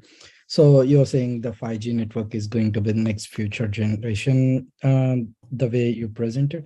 So we are seeing because of the 5G, most of the issues we are seeing nowadays, especially in US, there was a live example. So the airlines got radio frequencies got affected by the 5G. So where 5G frequency level and the airlines radio frequency level, they're using the same frequency level, and it's getting disturbed, and the airlines cannot take off and landing at right time. So is there anything you? Yes, like? actually what happened in that case was that the airline frequency collided because of the frequency that there in the airline system itself, there was a filter that was using the same frequency band of the 5G. But in India, what we have taken care, so that thing has been resurrected now, that whatever filters are being used in the airline or whatever it is, that filter will not work at the 5G frequencies. And in India also, we are making a clear demarcation between the applications in airline and the 5G technology. So that will not collude now. It had happened once. Since then, the international community and also in India, we have taken due care. It will not merge now. It had happened, Okay. but now it will not happen. Okay, in future it's not going Yes, to yes, happen. yes. It was a one-off incident because it was a new thing also. And right now in India also, technology is quite new. It has not been launched properly. In future, we are going to have a lot of use cases also. Small companies are going to come up with use cases and improve the quality of our life. Is like a 5G, because I know the radio frequencies, they're mostly using the C-band of frequency. Yes, yeah. yes, C-band. So is a 5G is moving out from C-band and they're choosing any different path? See, there are 3 bands in which 5G can work: lower band, middle band, and higher band. If we talk about C-band, it is in the middle band. Normal Yes. conventional usage is going to be in the C-band only. Middle band, you and me are going to use it in C-band only. But if we going to use in higher band, then what will happen? We can get high frequency, high data rate, but low coverage in terms of distance. But if we use the 5G at lower band, we will get low data rate but higher coverage range. So it is a trade-off. There are 3 bands: lower, middle, and higher. So C band, what is good about C band is it is giving me a marriage between coverage as well as capacity.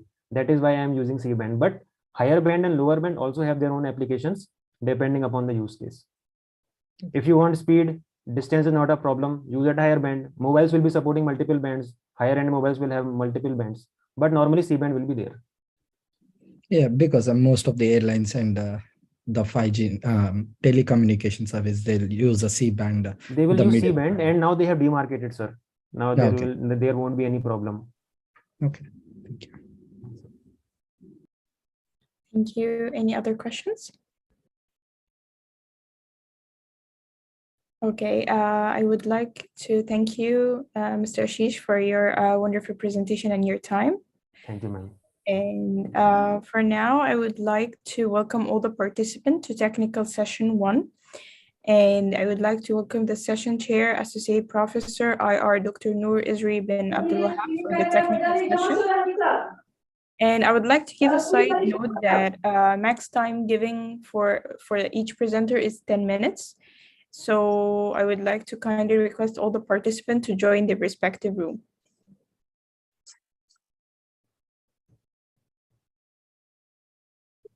Okay, thank you for the, can I start now? Should I start now? Okay, thank you for the from the organizer. Okay, so this session is technical session 1.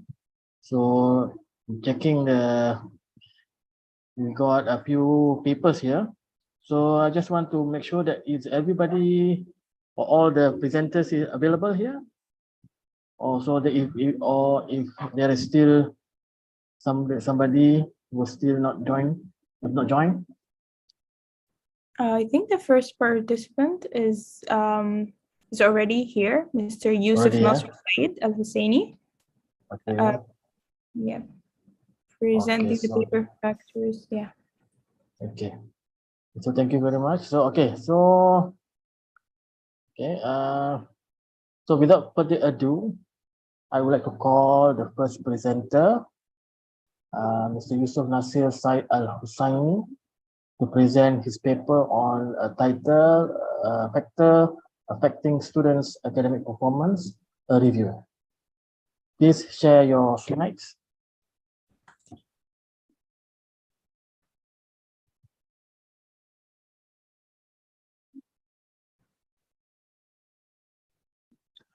السلام عليكم ورحمة الله تعالى وبركاته. وعليكم السلام. You can start now. Yes, inshallah. So this is Yusuf Nasr Said Al Husseini. Actually, me and my supervisor, we are here to introduce our paper, which is about the factors affecting student academic performance. This paper actually is like a review. So actually, we have to talk about the students because the student is very important. The student academic performance is one of the important topics that we have to study, because actually in the last many years, we have a lot of college dropouts from the universities, from the colleagues, and also we have a lot of students who are not graduating on time. In the other side, also, we have a lot of dismissal cases because of under-probation students in the institutions. So we have come with the idea to study the student academic performance. As you know, the student is very important for the families, for the societies, for the industry, for the governments. So it is very important to study this field. Actually, our main objective of this paper is to answer this question: what are the factors affecting student performance in higher education? We have done a search strategy. Our search strategy was about to study only the English language journals. We have searched through many different databases, like, for example, we have here Science Direct, Scopus, IEEE, and also ACM and Google Scholar.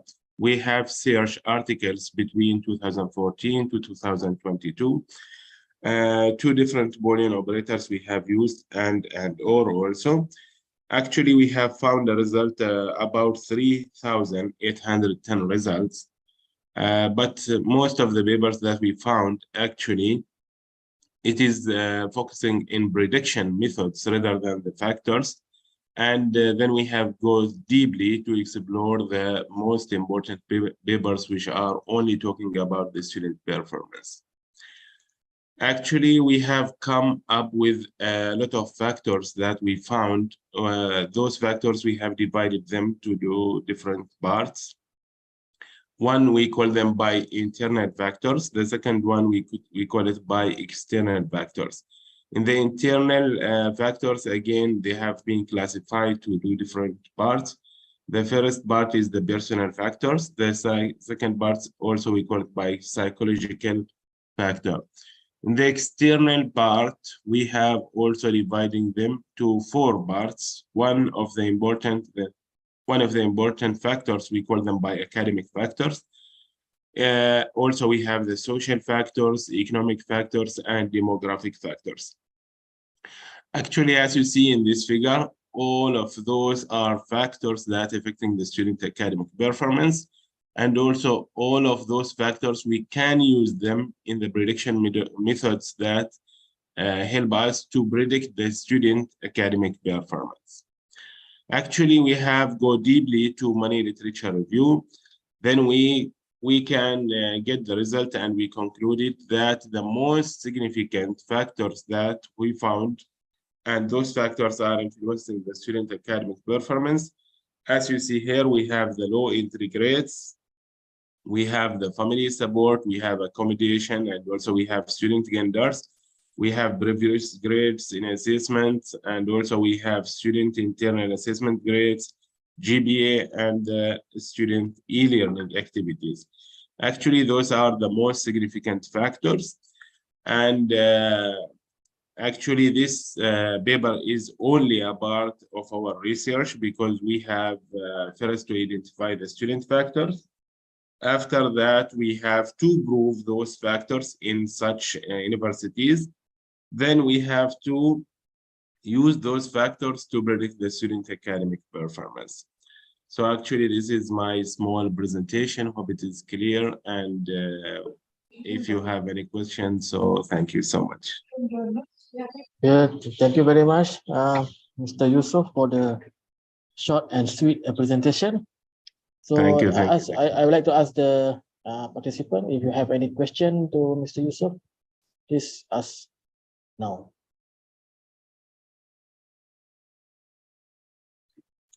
Anybody have any question to Mr. Yusuf? If there's no question, then I have one question for Mr. Yusuf. So yes, this review is based on your search in the Science Direct and all these databases. So what about the I mean the real thing? I mean, you meet somebody, I mean, do the like meeting somebody and ask them to fill in some forms just to get the real data. What can you say about this? Yes. Actually, Doctor, this is the first part that we have to identify the factors from the literature review. Okay. The second part, after getting those factors, we have to make sure those factors actually they are in our real life. Actually, we have to conduct a survey. This survey, it will include it will include like 500 students. Then based on their answers, we can identify maybe more factors. And also we can maybe ensure those factors are affecting them in their real study. Okay, thank you very much, Mr. Yusuf. Thank you for the presentation. Yes. So the next presenter,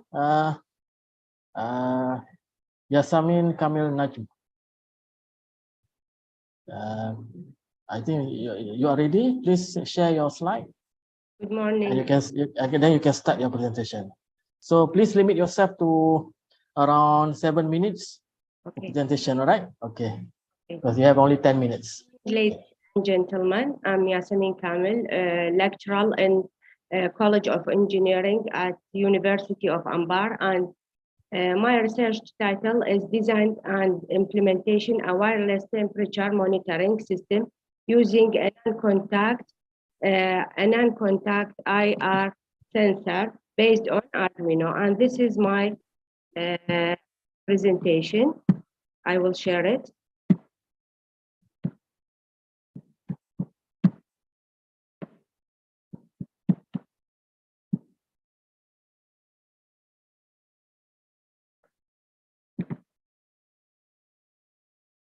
The ongoing coronavirus and its genetic mutations pose a challenge to the world and affect the economic system of countries. The main challenge is how to detect its symptom without contact to the person may have infection at a local area. And the most common symptom is the high temperature, but higher body temperature. This research presents an implementation of a smart and inexpensive human body temperature detector by using electric system based on Arduino. The device consists of Arduino Uno, MLX IR temperature sensor, Bluetooth model, and LCD display, and also a buzzer. And the result compared with a conventional design. The system design consists of a hardware detection design, which consists of figure 1, as shown in the presentation, Arduino Uno board, which consists of 14 bits, 14 digital input output pin, and 6 analog pin and reset button. Also, we have in the Arduino equipped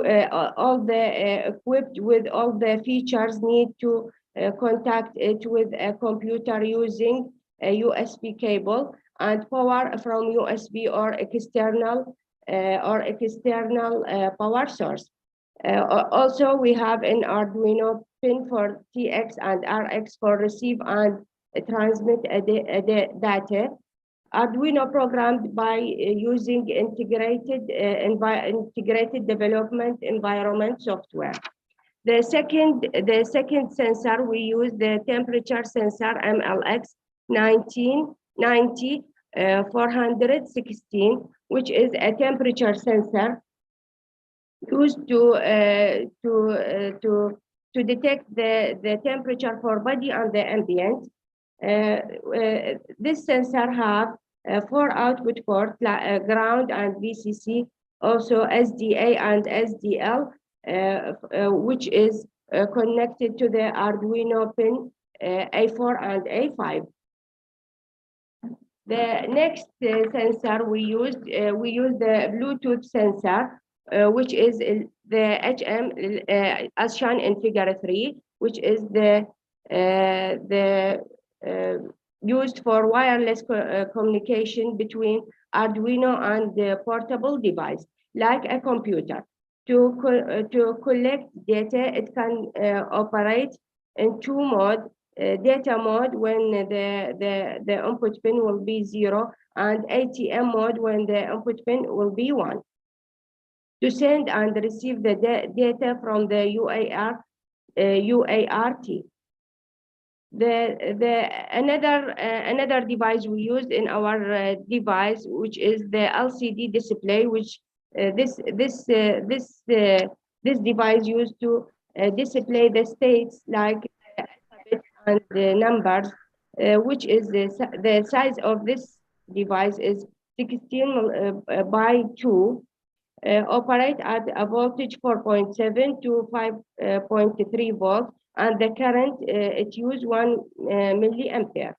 The final device used in our device is the buzzer, which is used to add a sound, consists with 2 pins, which is the ground and VCC, associated with a switch circuit to turn on and off the device at a required time.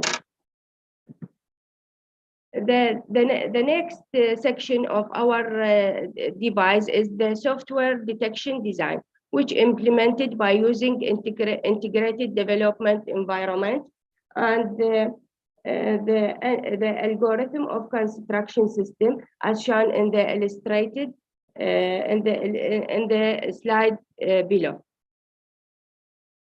The proposed system and the procedure. In this slide, the flowchart describes how the proposed system operated.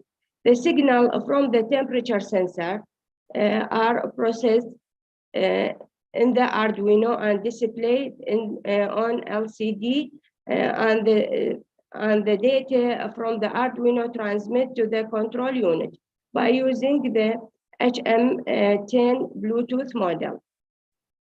The normal body temperature is 37.5.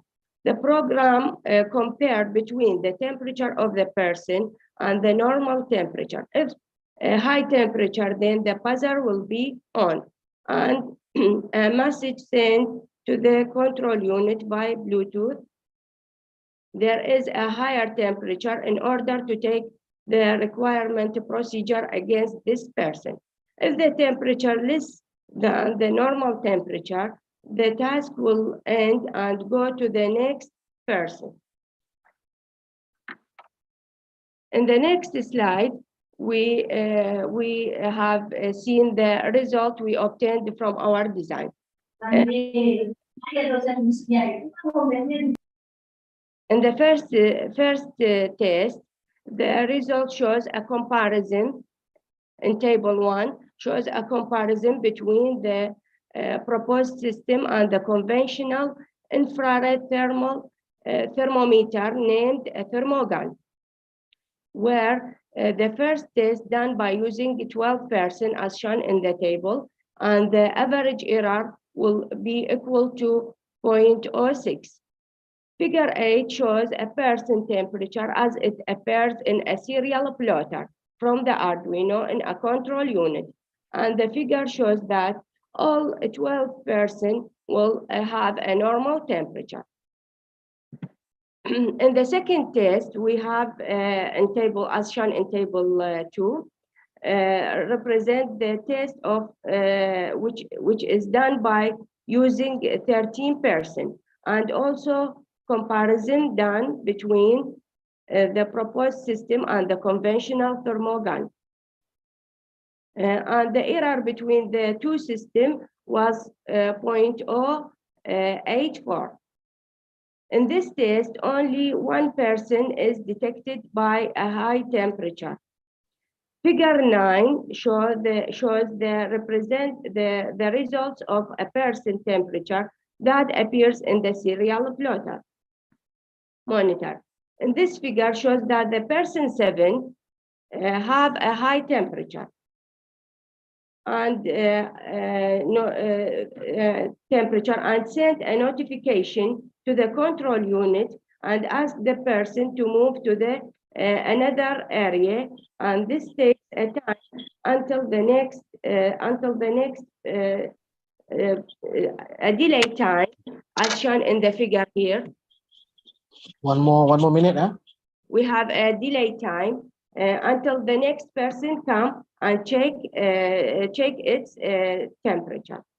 The conclusion of our system: the proposed system has the stability and fast detection rate for person's body temperature, while kept staff safely. The ability of the system to adjust easily according to the application situation, and the proposed system can be able to detect persons with high body temperature.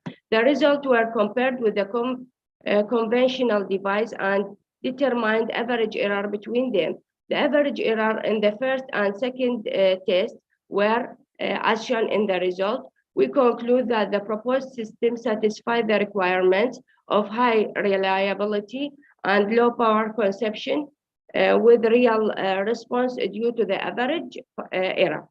Thank you for your listening. Okay, thank you, Yasmin. So any question from other participants? No question. Just one. My suggestion for me, I think the way you measure the error, I think is for me. I think is, I'm not sure, but I think it's a bit wrong lah, because the error you have like 0.1 and then 0.1, 0.2, and then minus 0.1. So you add them up together. So for me, I think the negative one should be made as a modulo lah. I mean, it should be counted as not as negative, should be positive. then you can get the average as not less than 0.1 lah, right? So for me, I think I'm not really agree with the how you measure the error lah. Okay, so that is my. What do you think? You mean you are not agree with me as finding the error? Yeah. But this is shown in another research paper. The same protocol will use to measure this error. The next. So so I think no problem. That's my suggestion is that is my suggestion, because maybe I'm not maybe I'm wrong, but I think the error you should count should measure all error, although it's negative or positive, should measure so that you can get because the negative error also there's an error, although 0.1 minus 1 0.1, you know, so that your average should not be below than 0.1 lah. But that is my suggestion. But whatever you say, that maybe we'll see later lah. Okay. So thank you very much for the presentation. Okay. So the next presenter ready? It's Nur Raida Rahim. The title of the paper is a virtual reality approach to support Malaysian Sign Language interactive learning for deaf-mute children. Okay, you may start. So you are given around 7 minutes for presentation. So, in 1 more minute, then if you're not finished, I will inform you. Okay, alright. Assalamualaikum and good morning. Okay, my name is Nuraida Rahim. I'm from University Technical Malaysia, Malacca, Malaysia. So my title is about a VR approach to support Malaysian Sign Language interactive learning for deaf-mute children. So these are my abstracts. I proceed to the next slide. So this is about MSL, Malaysian Sign Language, which is primarily used in Malaysia for deaf-mute people, including the people with either hearing impairments or physically unable to speak. And it was formerly, in 1998, it was formed with the foundation of Malaysian Federation with the Deaf. And then until 2021, it's about 40,743 registered deaf-mute people, adults and children in Malaysia. So the issue is about the communication gap, which is most of us are unfamiliar with the MSL. So it is quite difficult to communicate with the deaf-mute people. Their conversation is always misunderstood and difficult to comprehend. So this led to the communication gap between our society and the deaf-mute people. Okay, there's some learning. So this learning MSL is quite challenging because it is different from oral languages and has complex interpretations as variability of size, shape, and position of fingers, hand gestures. And it is one of the only MSL is one of the sign language is recognized by the Malaysian Ministry of Education for formal education settings for deaf students. So all of teachings are provided visually, and also the students must be able to split their visual attention between sign narration and visual aids. So this is our objective of our presentation, which is to present a VR approach to support the MSL learning for deaf-mute kids and their hearing parents. So VR is a 3D-dimensional, totally digital, computer-generated world. So it provides, it's able to provide interactive educational environments, able to enhance learning outcomes at all educational levels, and to across a diverse range of disciplines, including science and the humanities. These are my little works. So there are several authors. Some of them use quiz-based for sign language learning, and then there are some for VR. They use headsets. They use avatar, and also VR for learning physics. For Brazilian Sign Language, also they are the last one, Rahuti in 2021. He used VR game. He combined VR with game for healthcare fire safety training. These are my method and methods for developing the VR. There are specific software that have been used, This including the Canva, then the Unity. So these are my development processes. We have to produce the text, graphics, and textures, 3D models, and media integration. These are my system architecture, the VR architecture. So the first one, will start the tutorial before using the VR, and then we can explore the school while learning the VR school. Then we can enter the class and watch the teaching video, the learning VR and learning MSL. And then lastly, you can play game based on what have we learned in our VR. The example of text production that we have produced during development, we just suggest display this one. And then these are just the process of producing the graphics, texture, and 3D models. And then the first graph here, the first chart, we use the Canva first, and then we use Blender, and then we use Unity to create the 3D models. And this for media integration, we combine with the Canva editing, Blender, and open source. Open source means we search for 3D models in open source, and then we combine into Unity, and then we create this into website platform, WebVR. It calls at WebVR. Okay, these are my testing evaluation process. Before the users explore the VR, they have to answer the pre-test questions, okay?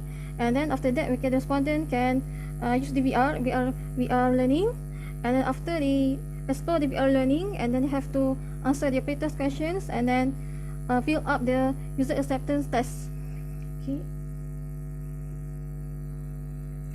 Okay, this one the analysis for pre-test and post-test. Actually, we can see the differences of marks for the pre-test and post-test. Okay, they are increment after they use the VR learning.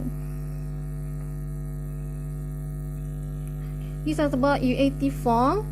These are most of the respondents. This one, our UAT, there are 4 measurements. Disagree, agree, disagree, very disagree, sorry, strongly disagree, agree, and strongly agree. So most of the respondents are strongly agree with our VR apps, but there are also some comments and feedbacks that they have to improve. So for conclusion, so the pre-test and post-test prove the effectiveness of learning with VR compared to the conventional method, as it's easier to comprehend the MSL and improve the communication skills. And for the UAT test, indicates that the respondents are satisfied. We have an assessment of being very accepting of our VR, but we have also several limitations because we are using WebGL rather than Android. So this VR is only supported on the PC or laptop. It's not compatible with mobile devices, so we have to improve this for our future improvements. And then development, but in overall development of VR for MSL is able to contribute to MSL education, especially for deaf-mute children and their parents, and it is able to attract people to learn MSL, thus reducing it can contribute to reducing the communication gap between the deaf-mutes and the community. Okay, that's all for my presentation. Thank you for learning. I want to show my video demo of my VR.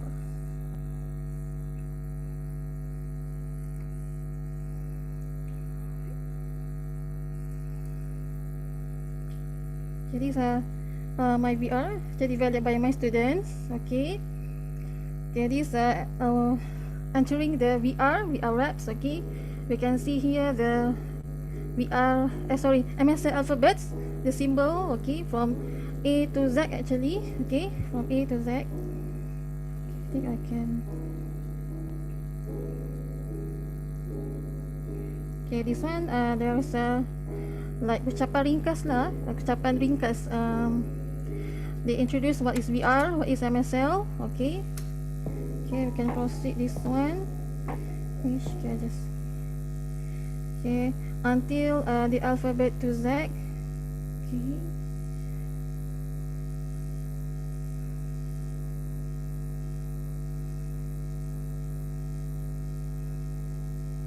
One more minute.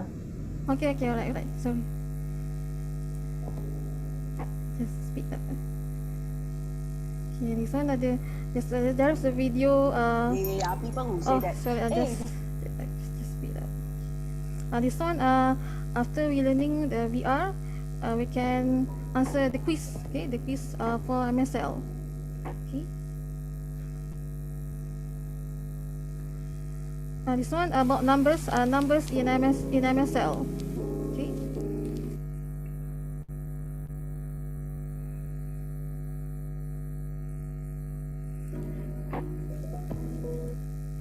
So I think that's all for my presentation.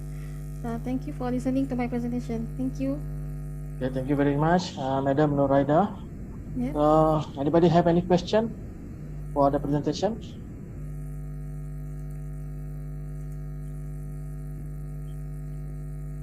Nobody have question? Okay, so the testing that you do is for the you test the VR with instructor of a person of normal person or with the deaf mute person. Okay, actually, this VR is not fully developed. I mean, these are just initializing phase. We have tested in public respondents. We get the feedback from public respondents first. Okay, thank you very much for the presentation. Okay, so next presenter, Nur Fazli bin Abdul Razak. Are you there? Assalamualaikum. Waalaikumsalam. Good afternoon. All right, so let me share my slide first. The title of the presentation is cough detection system using machine learning and deep learning techniques. Okay. You give a minute for me to start now. Right.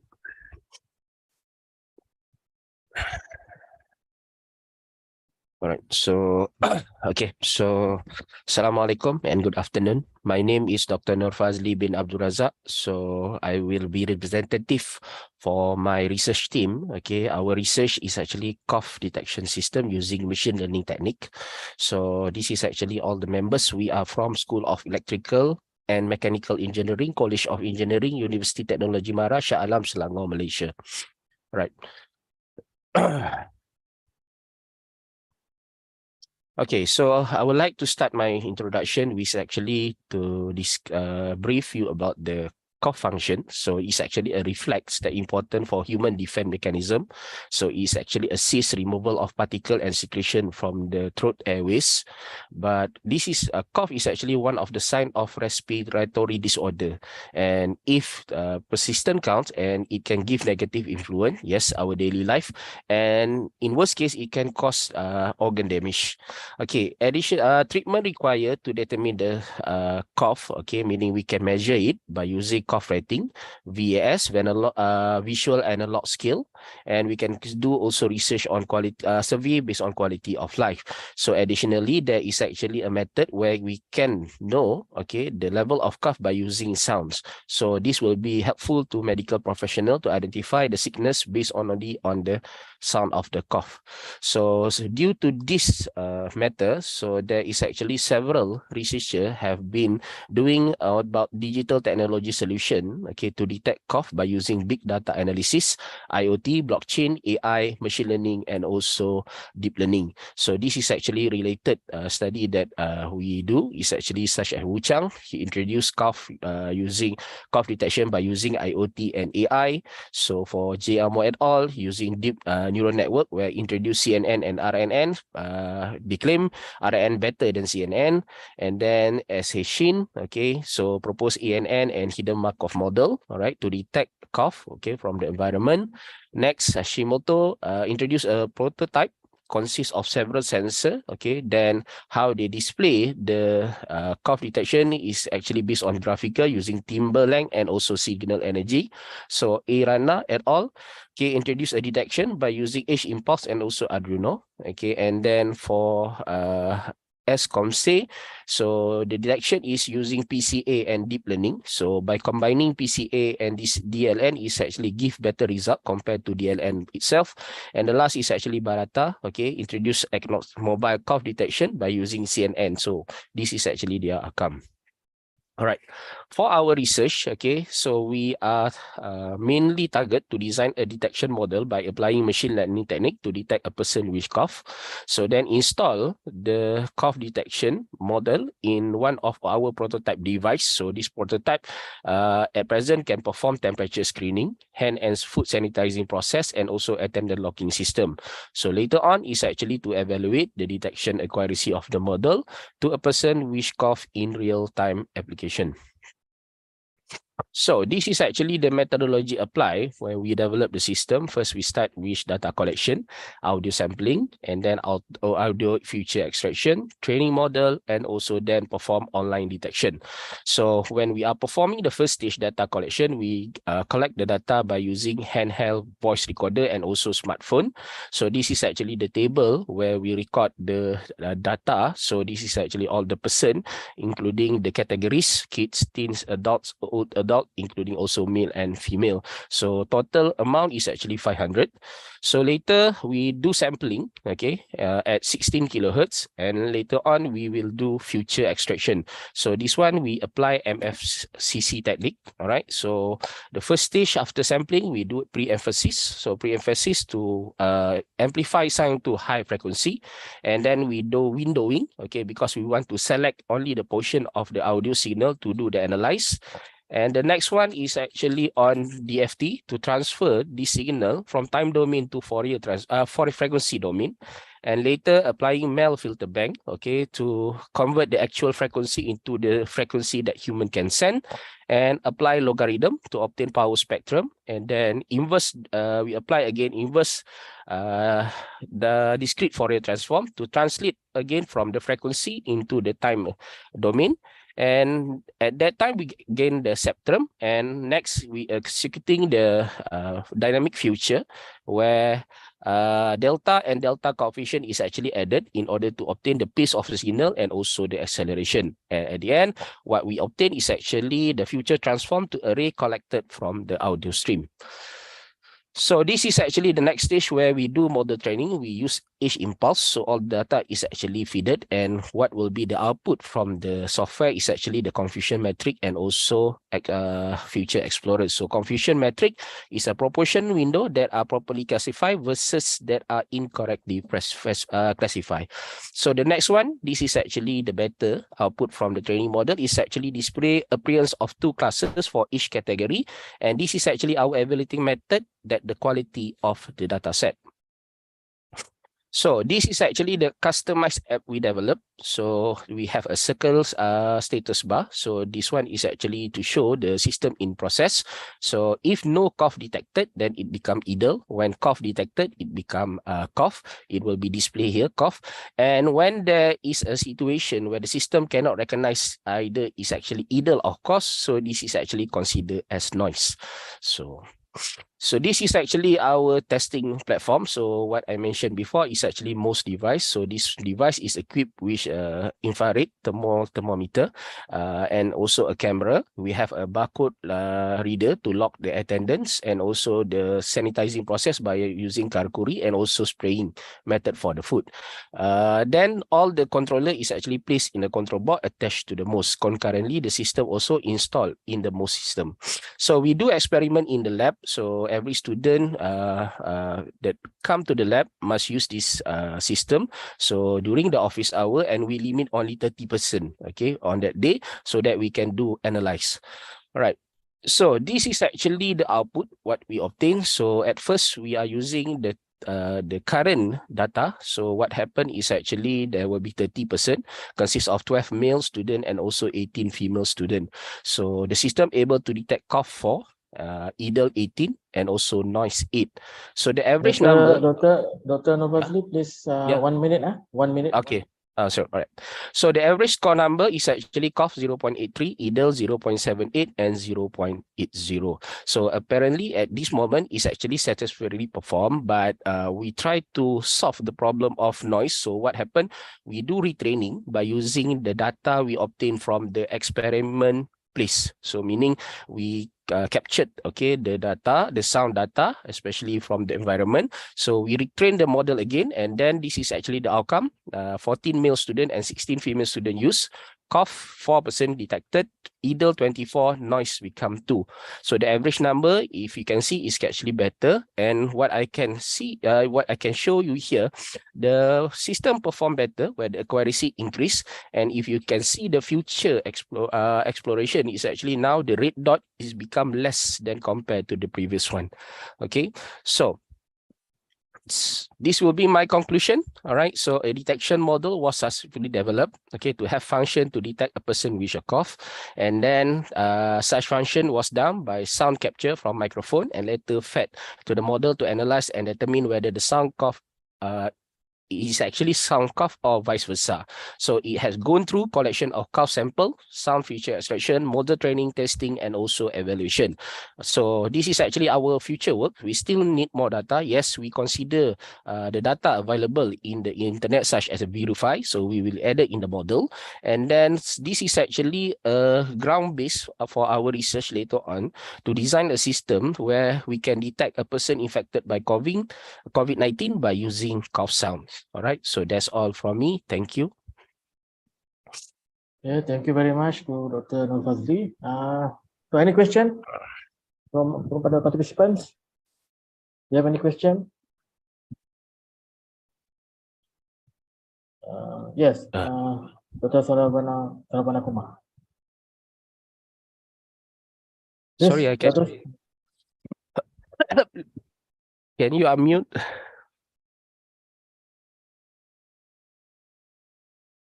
Yeah, you are unmute now. Okay. We still cannot hear you. Cannot hear you, Dr. Sarabana Kumar. Can you type in the chat if possible? If it's not long question.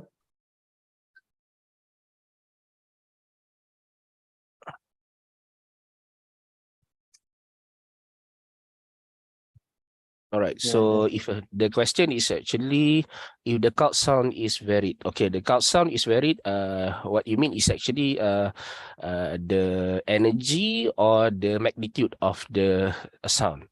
So and then how it will be updated to the system is actually we can update using the software where we can edit the data. So this one I still need clear question. What is actually the cow sound is varied? What you mean by the cow sound is varied?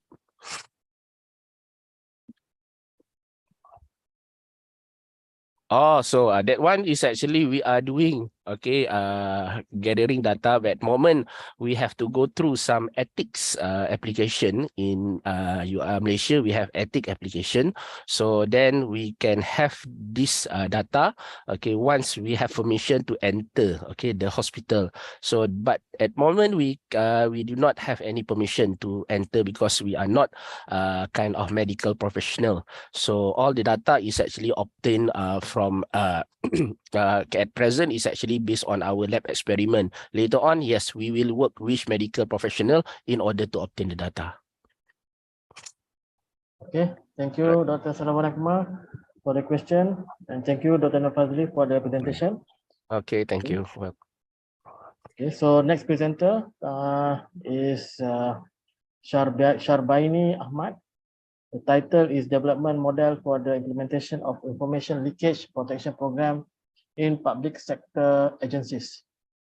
Please share your slide and you can start your presentation.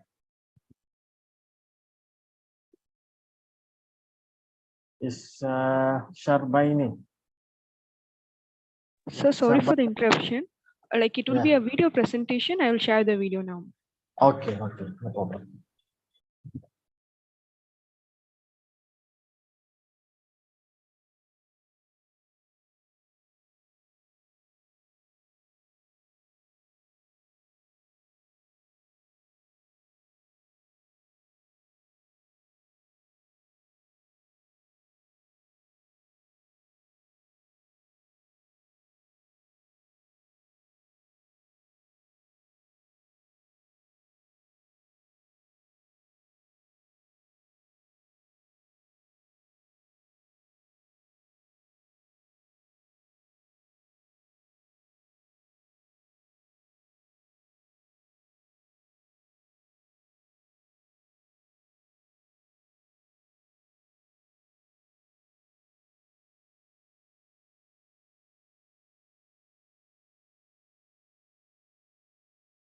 Sir, is the voice audible? The video is not on. The video is not running. Okay, Yeah. I'll check on it. Okay, now it's okay. But I don't know whether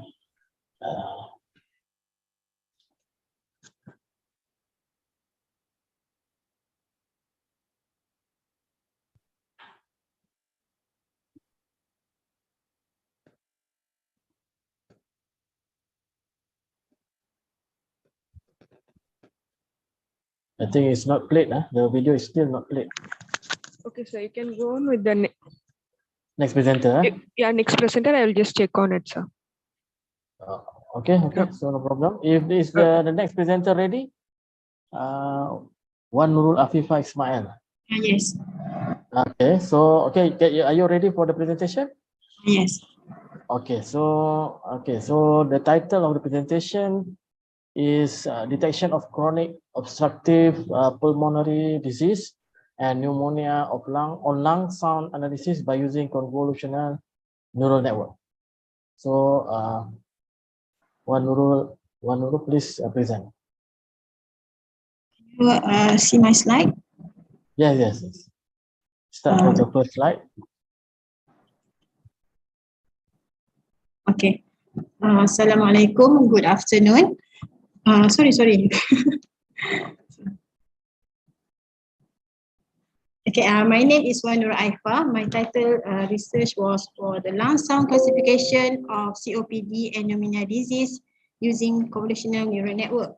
My co-author are PM Dr. Rosalita and Dr. Najah Fazali. Okay, this is my abstract.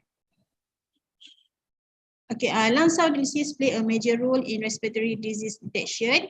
So in this research, I will investigate the implementation of CNN in lung sound analysis to detect COPD and pneumonia using MFCC features and also CNN classifier. I will use a ICBHI challenge dataset. And then for the result, accuracy level are 97.7 for training and 95.8 for testing. And then this show that the CNN able to detect COPD and pneumonia, healthy and other lung disease based on the lung sound analysis of MFCC. So for the introduction, I will introduce the respiratory disease, type of lung sound, and the problem statement. There are several types of respiratory disease, which is air disease, lung circulation disease, and lung tissue disease. Air circulation affect the body ability to move the air in and out the lung. Example for air disease are asthma, bronchitis, and emphysema. For lung circulation disease, it affects the circulation of blood to and from the lung. It includes the disease pneumonia, hypertension, and pneumonia edema. For the lung tissue disease, it damages tissue from the carrier or injured. So this is the COPD symptom. As we can see here, it caused by smoking and surrounding of work. Actually, also for pneumonia, it has same symptom. And then, but for pneumonia, it caused by bacteria, virus, and fungus, which can be treated. But COPD only can be managed, cannot be treated. Okay, next for the chest exploration. This is a process to listen the sound using the stethoscope. And then there are several types of breath sound, which is normal and abnormal sound. For abnormal sound, we can see here, we have crackle, raunchy, rel, whistle, pterodai, and pururap sound. And then for abnormal sound, there are two categories of abnormal sound, which is continuous and discontinuous sound. As we can see here, for pneumonia and COPD, we have two types. This crack and squeeze are available on both disease. So it quite difficult to identify which one is the disease. So for the problem statement, COPD anemia has a similar symptom, and then the ability to analyze respiratory sound depend on the individual clinical experience.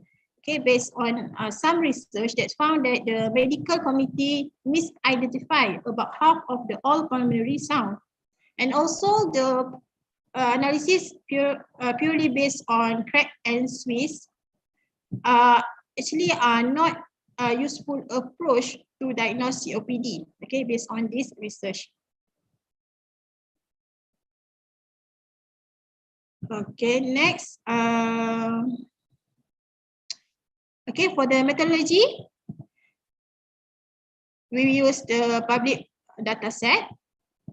Okay, which can One more minute for the presentation. Okay, this is the various disease from the data set, and then issue from the data set, which is imbalance and some missing values. So for the research design, we just use the pre-processing part and also COPD to classify four type of class. So for pre-process, we just segment the sound around 6 seconds, and then we segment the sound using the consider which type of the sound, which is cracker, Swiss, and both, and also normal. Then after classified, we use as the features, we use classifier, which is CNN, and then this is structure of the CNN. We use 100 iteration, and a pause is 1 to 8. Okay, this is performance evaluation, and then for the result, we can see here the best accuracy was 98% for training, and then for the testing is between 96. Okay, and then for the highest score for this one is 1 representation for the classification result, and then the conclusion metric we can see here total of 1146 COPD sample. Only 5 samples were incorrectly identified, and then 2 samples was misdiagnosed as healthy for the healthy part. Okay, this ROC method to analyze diagnosis test. And then this is summary for the submitted system of lung disease classification. Okay, there is not much reference for lung disease. Actually, there are a lot for lung sound, but to identify lung disease is quite limited study. Okay, so for the future work, we can use data augmentation, implementation to others data set, solve the available data set, smooth method, and then assemble model and other deep learning techniques. Okay, thank you. Okay, thank you, Madam Wan Nurul. So, okay, so any question for the presentation from the participants?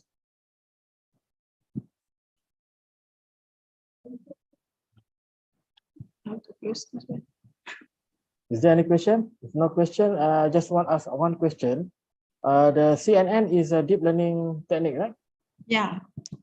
So how do you decide the number of layers of the CNN? I use 4 correlation layer. Yeah, how do you decide is 4? Why not 5 or 3?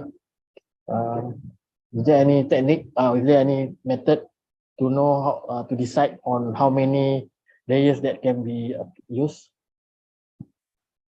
Actually, I just try and error lah. Try and error. I use 3 and then 4. Okay. Then see the accuracy or the performance, right? Classification performance. This one. No, I mean, you decide 3 and then 4, and then how do you decide? I mean, you see the performance of the CNN lah, according to the number of number of the layers, hidden layers. Okay. So thank you very much, Madam. So thank you. Thank you. So next presentation is from Zuriman Anthony. The title is A Simple Way to Increase the Performance of the three-phase induction motor. So please share your slide and you can start the presentation.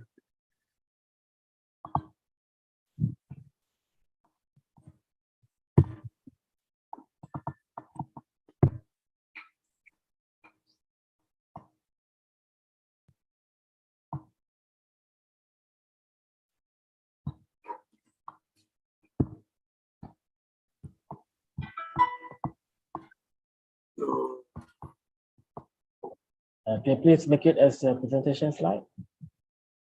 Can you see my presentation? Yeah, I can see. I can see. I can see. We can see. Yeah. All right. Okay.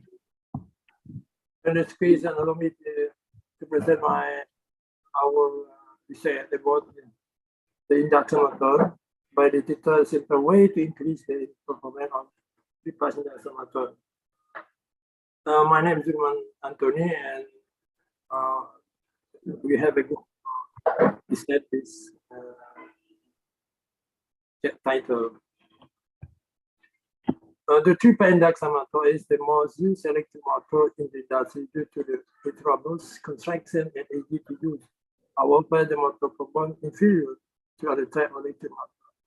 This method has been developed to improve the performance of triple induction motor, including the use of three-phase induction motor in a single-phase system, enhancing the permanent material quality and increasing the number of motor winding phases from the 3 to 12 phase.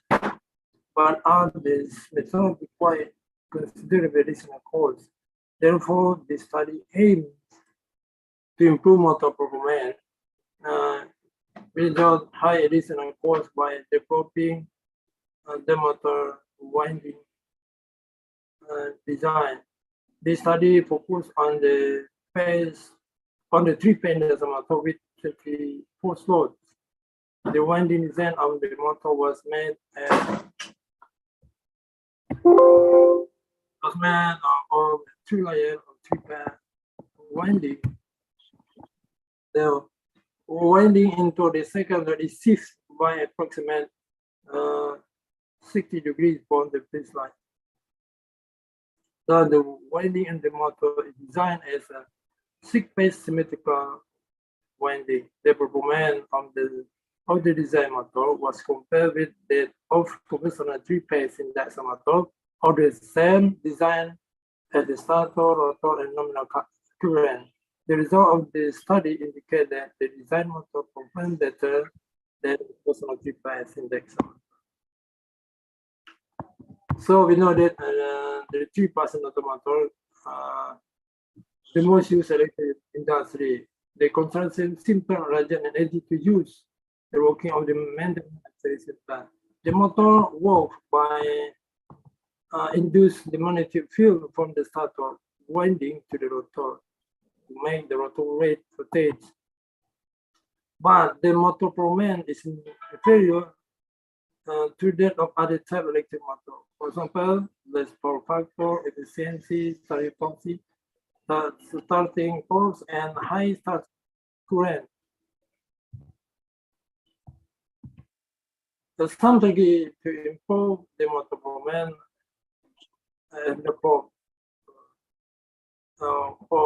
for the piece, for example, operating the 3-phase induction motor on single-phase system.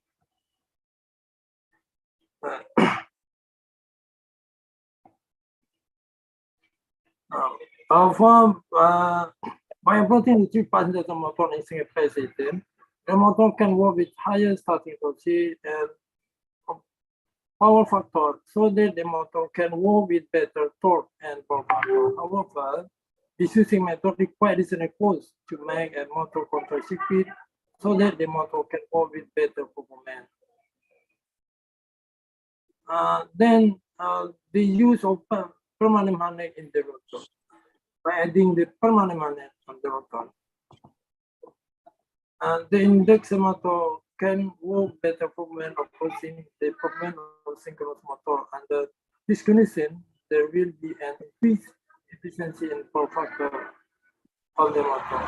But adding permanent magnet to the rotor requires additional cost to buy permanent magnet of very good quality to withstand the heat that occurs in the motor. And then by enhancing the permanent material quality by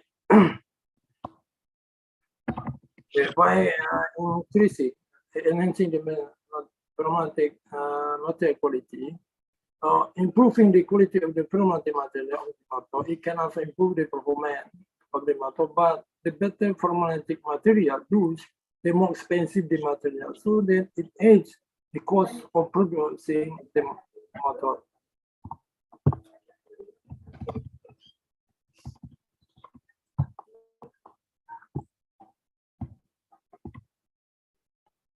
And increasing the number of motor winding stage from 3 to 12. The electric motor with a large number of phase, the electric motor with a large number of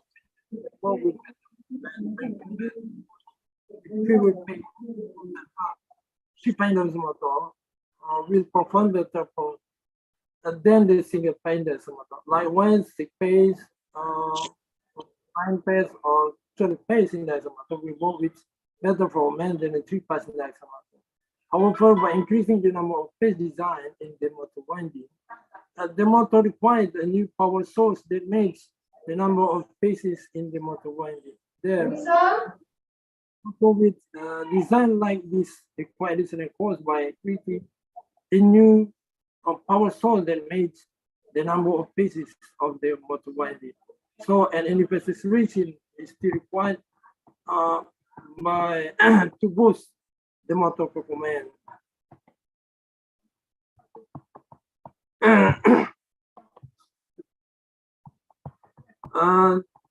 The method, the design developed for this 3-pendulum motor by applying the 6-phase winding design to the start winding, and the 6-phase winding is formed from the 2 design of 3-phase winding, a design which are made 8 to 2 layers of winding.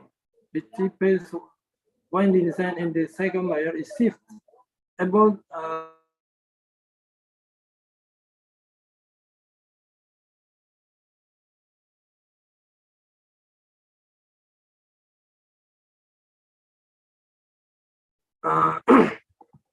figure A, so the design form in the first layer, and figure B, so the design form in the second layer.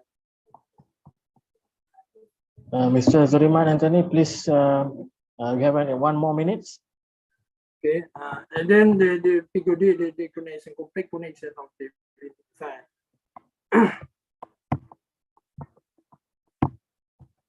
The result on the design, the straight line is the mark by M3 is the performance of the motor design with 6 winding design, and the dot line with the mark M3 is the compositional design. From this result, can we see that the output of the motor design is greater than the proportional because the 6-phase design dissolve 6 magnetic field in the winding, so produce the more torque, the greater torque in the motor, and resolve the mechanical power, so it increase the power of the motor. And the characteristic by improving the performance, also improve the efficiency of the motor. So this motor design, the efficiency of the design is better than the compositional finance. Then the winding current characteristic. The winding current characteristic of the motor design is lower than the 3-phase compositional induction motor because the 6-phase motor design result the flux density better than the 3% alpha. So the with torque without increasing the current, the winding current of the motor. So the conclusion of the result, the following conclusion can be drawn. The design 3-point motor can work better with better performance than conventional 3-point motor when this motor can work with high output power, speed, and efficiency, but with lower winding current. The proposed winding design are very simple and easy to improve. Easy to implement because the connection is simple like this figure. The proposed winding design can be applied to a 3-point motor without requiring expensive listener poles on the motor because it does not require additional equipment to operate the motor. Therefore, the proposed winding design can be recommended to be used in every 3-point motor. Thank you. Thank you. Thank you very much, Mr. Zuriman, Anthony. So, any question from the participant on the presentation? If no, then thank you very much, Mr. Zuriman, Anthony. Thank you for the presentation. So, the next presenter is Madam Aida Fadlina Akila. Yes, Aida Fadlina Akila. The title will be Preparation and Characterization of Composited Zinc Oxide, tin oxide, nanostructure film-based humidity sensor by electro-spraying method. So please, because we are actually behind the schedule, so if the presenter is there? Yes, hello. Yeah, okay, so please share your slides and we can start present. Please bear in mind the timing. Do you see my slide? Not yet. Okay. Do you yeah. Still not coming. The presentation slide is still does not appear. It's not appear. Wow.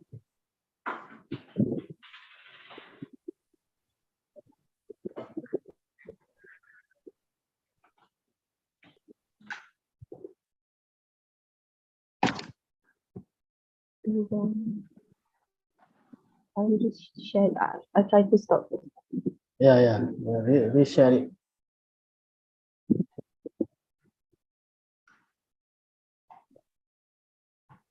Okay, now I can see the slides. Okay, you can start the presentation. Hello, my name is Aida Fadlina Yusuf, and today I would like to present my topic, preparation and characterizations of composite zinc oxide, tin oxide, and structural film-based humidity sensor by electro-spraying method. Okay, abstract. These are the abstract. The zinc oxide, tin oxide, and structure was studied by using varying different parameters, including tin oxide, zinc oxide, and tin oxide, zinc oxide composition with different salt concentration 0.1, 0.5, and 0.7, aniline at 500 Celsius. The humidity sensing on sensitivity was studied in this research. The results show that the increasing of salt concentration lead to small the size of crystallite and diameter. So when the salt concentration increased, the conductivity of the film was significantly decreased. So introduction. Nowadays, nanotechnology show enormous potential and important in many industries. For instance, medicine, farming, electronic, and the environment. It is expected that nanotechnology can grow rapidly to inspire not only the new ideology and exploring new phenomena, but also lead to an industrial revolution. Numerous techniques that can be used to nanotechnology, such as X-ray, optical and molecular vapor deposition can be used for fabrication of nanofiber, nanoparticle, and nanotubes. Zinc oxide. Zinc oxide is an N-type semiconductor that have high transparency and wide band gap. There are various industries had invented zinc oxide, such as LED and photovoltaic cell. The advantages of zinc oxide are hydrogen plasma, good stability, and non-toxicity, plus laser deposition, hydrothermal, electrospraying, and speed coating are the techniques that can be used to deposit zinc oxide, tin oxide. Tin oxide also N-type semiconductor and good insulator. Numerous applications can be used for tin oxide, such as solid-state gas sensor, optical electronic devices, and solar cell. Besides, various methods can be applied to synthesis tin oxide, such as soil and electrospraying. Humidity sensor act an important role in various industries and applications such as medical health, methodologies, measurement, and food safety. A good humidity sensor have low hysteresis, high sensitivity, short recovery, and rapid responses. So this is our main objective to prepare composite zinc oxide nanostructure and to fabricate and measure humidity sensor. Method. The zinc oxide composite nanostructure was studied by varying different parameters, including 0.1 zinc oxide, 0.1 tin oxide, and 0.1, 0.5, 0.7 tin oxide, zinc oxide. The solution will produce whitish solution. The solution was sonicated using ultrasonic energy for 30 minutes at 50 Celsius. Then it will stir for 3 hours at room temperature. So the method to synthesize tin oxide and tin oxide was electrospraying. The speed that we use around 200 to 300 RPM, voltage 15 kilovolt, current 400 micro. The distance between the glass and the string is 6 cm, flow rate 0.6. The process left for 1 hour, then all the sample will anneal at constant temperature for 500 Celsius for 1 hour. The sensor performance of all the samples were characterized to evaluate the performance of all samples for using for humidity sensor application. Structural properties. The structural property were characterized using PERSEM and SRD. For the sensor performance were characterized using IV measurement controlled by Lewis TM expert software, and the sample was tested in humidity chamber. The temperature was set at room temperature 25 Celsius, and the relative humidity was varied from 40% to 90%. Data collection. All the samples were analyzed using PERSEM at 5 kilovolt and a 500,000 and 5,000 and 50,000 magnification. The insert images in the figure show the measure size for the structure of all samples. The average diameter of the sample will reduce when the salt concentration will increase. The average diameter for zinc oxide is 157 and tin oxide 96.7. And for 0.1 tin oxide zinc oxide, the average diameter is 166, 0.5, 151, and 0.7128. So these are the result that we got. SRD. A significant peak was found at 200 orientation, whereas the peak of the tin oxide particle were found at 111, 200, and 220. The diffraction peak showed that the zinc oxide nanostructure was highly crystalline with 002 orientation. The intensity and orientation of diffraction peak for 0.1 tin oxide zinc oxide, 0.5 and 0.7 composite nanostructure corresponded to 30.74 at 111, 34.50 at 002, 35.33 at 200, and 50.644 at 220. Humidity sensitivity. All samples were tested at 40 RH to 90% at room temperature to investigate the effect of humidity sensitivity. The sensor has exhibited humid behavior at supply voltage ranging from -5 to 5 volt. RH was initially maintained at 40%. After 300 seconds, the RH will alter from 40% to 90% to observe the absorption of humidity, and then decrease from 90% to 40% to investigate the desorption behavior. The current signal will observed to increase steadily until reaching 90%. When humidity was decreased to 40%, the current signal dropped slowly until it reached minimum current. These are the formula that we use. S is sensitivity. 40% is the sensor current at initial humidity level. 90% is the sensor maximum current at 90%. So these are the results. 0.1, we got 6.49. 0.1 tin oxide, 3.40. 0.1 tin oxide, 7.46. 0.5, 5.06. 0.7, 4.99. So the results show that 0.1 in zinc oxide, tin oxide composite nanostructure with the highest sensitivity compared with other.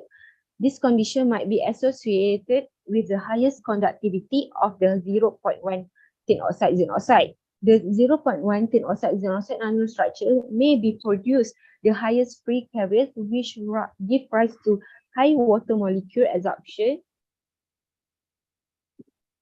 leading to large ratio of minimum to maximum current change. Pedro were observed at certain level, water molecule begin to condense between the pore channel of the fluid. This condensation of water molecule allow the maneuver of conductive ions freely across each individual nanostructure. So as a conclusion, the results show that the decreasing of soil concentration lead to increasing the size of diameter. Enhancing the crystallinity of the zinc oxide, tin oxide composite improve the sensing characteristic. The high sensitivity was obtained when the decreasing of soil concentration because the enhanced carrier membrability. The sensitivity plot from 40% to 90% indicate an obvious enhancement of sensitivity produced by 0.1 tin oxide. Tin oxide possesses superior sensitivity compared with other fabricated with 7.46 ratio of sensitivity. That's all for me. Thank you. Thank you very much for the presentation. So any question for the presenter from the participants? Yeah. Okay. Can I ask, compared Yes, to okay. other materials, why do you choose both zinc oxide and tin oxide? Okay. Compared to other, because tin oxide and zinc oxide are ideal for heterojunction based devices because of their high sensitivity to humidity changes, also high thermal sensitivity, and also low cost. Okay, thank you. Yeah, thank you very much for the question and for the presentation. So thank you, Panaida. Okay, so next presentation, next presenter is Dr. Mardani Rosli. The title is Algorithm of Attack on the Data Center in an IoT Network. Good afternoon, Section Chairman. Yeah. Can you hear my voice? Yes, I can hear you. I will represent my supervisor, Dr. Mardini, to present this conference paper. Okay. Please share the slide and you can start the presentation.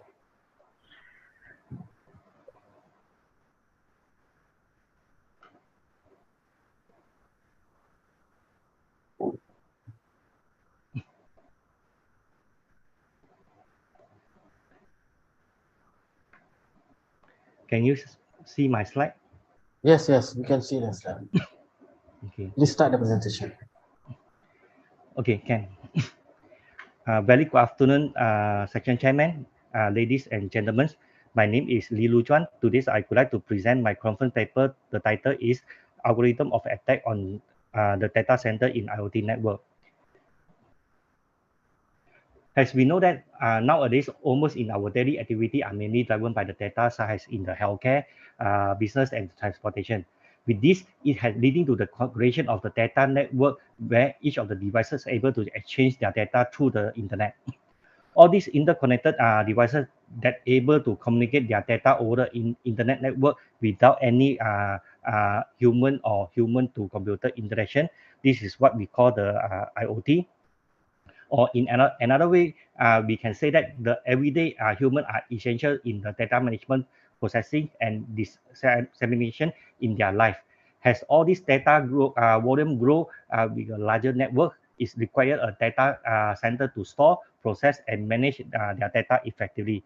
Hence, the provider will confront with the new security, capacity, and analytic challenges. Hence, therefore, the data center are essentially attracted by the cyber attack. The problem statement found the difficulty provided confront and the user should off from the server by needless request, where the attacker are trying to overload the server data center to slow down or completely fail the system. In the problem statement, the rest of the IoT has demand the data center provider to enhance their quality of their service to the end user. The surge in the deployment of the IoT devices has caused an exponential increase the volume of data generated. However, in the primary effect of the largest data generated through the IoT has raised the issue of the security. Hence, the security is a main concern here, and we require to minimize. Besides of this, is also occur unnecessary request from the attacker where they are trying to overload the server by hanging the servers, decreasing the throughput, or requesting the transmission to the server. In this research work, we are introduced the novel method to reduce the effect of the attack on the security and analyze the data center attack. The attacker can target IoT-enabled devices by increasing the chances of important data packets being lost and the network overall lifespan. As the number of the user increase, so does the volume of the data exchange. The attack on the data center will be increased unmonitored session, energy consumption, and hence productivity. The proposed method able to cover attack mitigation to reduce the network security risk and ensure the network longevity. Besides, the energy analysis of the data center electrical infrastructure is incomplete without considering traffic volume. Besides of this, we also evaluate the network through performance where we require to consider the target area user density, traffic demands, and the SINR. In this research work, we are focused with the 500 meter radius where user uniformly dispersed and the noise power density of -174 dBm per hertz noise. As a result, the proposed dynamic spectrum output spectrum is approaching to the magnitude 1 of CDF curve at the -60 decibel. During our research, we have studied few articles. For the article 1, the paper studied that the loss of the line of sight and the non-line of sight have a better accuracy as compared to the indoor ITU path loss. The modified model from the research has produced a better curve for line of sight and a non-line of sight path loss. For the second article, they have introduced a unique multi-channel IoT that dynamically share the spectrum with the 5G connectivity. They have successfully proven the dynamic spectrum access is capable of addressing spectrum shortage or shortcoming by the effectively allocating available bandwidth in a variety of ways. It has to be conducted in a different sub-channel set which require a more spectrum. For the third article, they have a resource tension between them, which is the 5G throughput decrease as the IoT throughput increase. In this article, they have also achieved their objective where the joint optimization scheme has shown better performance as compared to the traditional scheme. In our methodology, we will focus on the system model and the channel models. It requires an auxiliary study on the signal power signal interference in which the network setup is conceived in a way and interference devices are located in the cell with the separated radius. A cell is the system model adopted in order to establish the network of devices within the radius. This is a system model we have developed after our simulation. The channel model we will focus is the path loss, SINR, and the throughput. This is all the formula we will apply in our simulation. This is a flow chart of the simulation. 1 more minute. Sorry. 1 more minute for presentation. Okay. Okay. So can I continue? Hello? Yes, continue with the presentation. 1 more minute, 1 more minute. 1 more minute. this is suitable for the simulation for our experiment. This is a simulation algorithm for the power signal interference test. In our result and this discussion, this figure is showing the power signal interference versus the number of interference user. This is proven that the interval increase as the number of the interference devices increase. This is the interference value of the system. This is a parameter we will set for the dynamic spectrum algorithm during our simulation. This figure is showing the SINR output spectrum in CDF. This is proven our successor dynamic spectrum is approaching to the magnitude of 1 on the CDF curve at negative 60 decibel. Besides this, we also set different setting, and the changes will be made to the outband carrier frequency and the in-band frequency. Each will be set at the 100 gigahertz and 4 gigahertz respectively. This is the figure which after the simulation, and it will proven our proposed dynamic spectrum is moving toward at the left at the rate of the negative 20 decibel. This figure is showing the SINR output spectrum in the CDF with a radius size of 100. The dynamic spectrum analysis revealed that is overlap at the static inbound spectrum at the decibel level of negative 24. The adjusted radius will result in the smaller cell size, which in case of the reduced distance, it will not result in the power signal interfering with the transmission power when switching between the IoT modes. In this figure, is showing the throughput for the different distance between the node pair, and we have proven the lesser of the distance between the node transmitter and the receiver, the higher the data throughput in the bit per second. The data throughput in the license mode under the proposed dynamic spectrum is higher than the proposed of under different frequency band in both in-band and out-band spectrum. This figure is showing the throughput against the distance between the CUE and the DUE. We have proven the value of the throughput are decreasing at, in each set of the number of interfering devices, which is increased by the number of the increase the number of the interfering devices. The overall set of the throughput value for the particular set of the interfering devices will be pushed down. This is the throughput value of the system. This figure is showing the simulated output for the throughput of the system with the LSQ fitting. We are proven that the proven that the optimized approach appear to produce a higher throughput result than the existing algorithm. However, at the distance at the 90 meter between the CUE and the DUE, the existing algorithm has performed better performance than the optimized algorithm. This is the throughput value for the system considering LSQ fitting.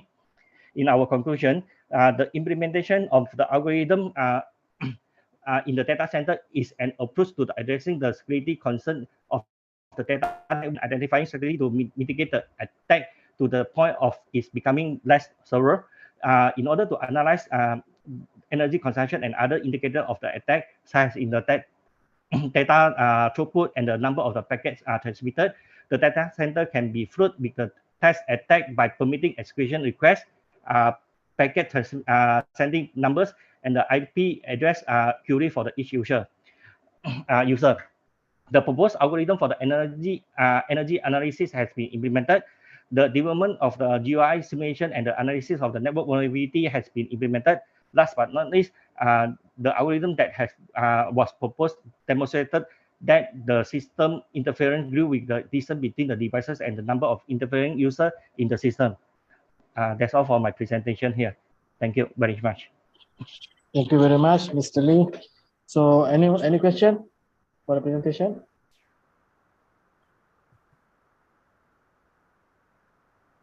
Okay, if no question, the next presenter is Shahira Ahmad Kamal. The title is Structural and Humidity Sensing Characteristic of Zinc Oxide Nanostructure on PET Substrate prepared by Sol-Gel Immersion Method immersed at different times. So, okay, wait a second. Okay. Yeah, please share your slide and can start presentation. So can you see my slide? Yes, yes. Okay, how do I? Okay. Okay, greetings to all, honorable speaker and panel and fellow participants. My name is Shaira Amakama, and today I would like to present my presentation about the structural and humidity sensing characteristic of zinc oxide nanostructure on PET substrate prepared by solder immersion method immersed at different time. So this is the abstract of my research. I'm sorry. Okay. Humidity sensor play an essential role in many industries and applications, and recently their market has become a significant part of the business such as semiconductor, medical, and agriculture industry. And in semiconductor industry, humidity sensors are used in wafer processing sector where it is essential to control the humidity property. While in medicine, it is used to monitor human respiration such as ventilator and incubator, while in agriculture, it was used to monitor soil moisture. So to develop and fabricate excellent humidity sensor, metal oxide nanomaterial can be used, and among the nanomaterial, zinc oxide was chosen. Why? Because zinc oxide is widely used in a variety of technical domains due to its exceptional properties such as high excitation binding energy, wide bandgap, and can be developed at low temperature. It is also a material with great potential for applications such as thin film solar cell, gas and chemical sensor, and also humidity sensor. Moreover, it is inherently non-toxic and affordable. There are various methods in synthesizing zinc oxide, such as through solder immersion, two-step solution, hydrothermal synthesis, and spin coating. Polyethylene terephthalate, or also known as PET, is an excellent commercial thermoplastic polymer resin of the polyester family, and it is mostly used due to advantages such as its robustness, its lightweight, lower power consumption in devices, its flexibility, and also its durability. So this is the primer process, where firstly the aluminium doped zinc oxide seed layer solution was prepared by using zinc acetate dihydrate as precipitator, aluminum nitrate nanohydrate as dopant source, MEA as stabilizer, and 2-methyl ethanol as the solvent. So the mixed solution will be stirred and heated at 80 degrees Celsius and 300 RPM for 3 hours. Later, it will left to age for 24 hours at room temperature to obtain homogeneous solution. Then spin coating method was used to deposit 10 drops of the mixed solution on the PET substrate at 3000 RPM for 60 seconds. The process will be repeated 5 times to obtain desired thickness. Then the sample will be dried at 80 degrees Celsius for 10 minutes of each spin coating process, and then anneal for 1 hour at 140 degrees Celsius. So the zinc oxide solution will be prepared by using zinc nitrate hydride as precipitator and HMT as stabilizer. After the solution was made, it was sonicated for 30 minutes in the ultrasonic chamber, followed by stirring for 3 hours on the hot plate stirrer at 250 RPM. Then it was poured into a quart bottle containing PET substrate and was immersed in the water bath tank at 95 degrees Celsius for 30 minutes for the growth process. Then it was removed from the quart bottle and rinsed with deionized water, followed by drying and annealing at 80 degrees Celsius and 140 degrees Celsius respectively. The process was repeated with different immersion time, which is 2 hours and 4 hours, to obtain the optimized characterization properties. So to evaluate the performance of the nanostructure, the structure property sample use field emission scanning electron microscopy, also known as FSM, and X-ray diffractometer, also known as XRD. The electrical property will be measured using current voltage measurement and humidity sensor measurement system. So the surface morphology of the sample was analyzed using and characterized by using FSM. As shown in the figure, all the sample shows that the shape of each nanostructure were hexagonal structure, and the average diameter that attained was 99 nanometer, 106 nanometer, and 111 nanometer respectively. The average diameter increased as the immersion time increased, and it can be seen here that the growth time does not influence the morphology of the zinc oxide, but only affect the size of the nanostructure. All the nanostructure are uniformly deposit, which indicate that the low temperature process can also produce high quality zinc oxide nanostructure, and it also well aligned vertically because it was heavily influenced by the aluminum doped zinc oxide seed layer that coated the PET substrate. And the seed layer act as a catalyst that help with the growth of high density and better alignment of zinc oxide nanostructure onto the substrate. Next is the structural study of the sample was analyzed and performed using XRD. As shown in the figure, there are different diffraction peaks respectively between 30 degree to 70 degree. However, all the XRD pattern with different diffraction peaks are all corresponding to the hexagonal wurtzite zinc and salt card. And the figure also shows that all the samples have a very intense 002 peak, which indicate that there are a high degree of crystallinity in each of the sample. Next up is the electrical properties. The sensor performance of the sample was analyzed and characterized by current voltage measurement. The sample was tested in a humidity chamber with which set to a room temperature. So the purpose of this measurement is to see the effect of different nanostructure to the response and recovery time and also the sensitivity of the sensor.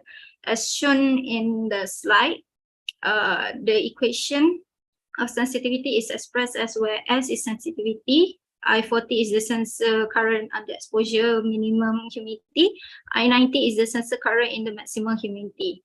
So by using the equation mentioned, the calculated sensitivities are 68.5, 43.5, and 93.5 for 30 minutes, 2 hours, and 4 hours respectively, as displayed in the table. And it can be seen that the sample of the highest sensitivity was obtained during the 4-hour immersion, which might due to the configuration of the 4 hours nanostructure that have larger surface area than the rest, with an average diameter of 111 nanometer. 1 more minute, 1 more minute. Okay. Next is the figure that shows humidity sensor response and recovery time of zinc oxide nanostructure at different emission time. At different relative humidity value vary from 40 to 90. So the calculation for the sensor can be obtained by the 2 equations shown in the slide.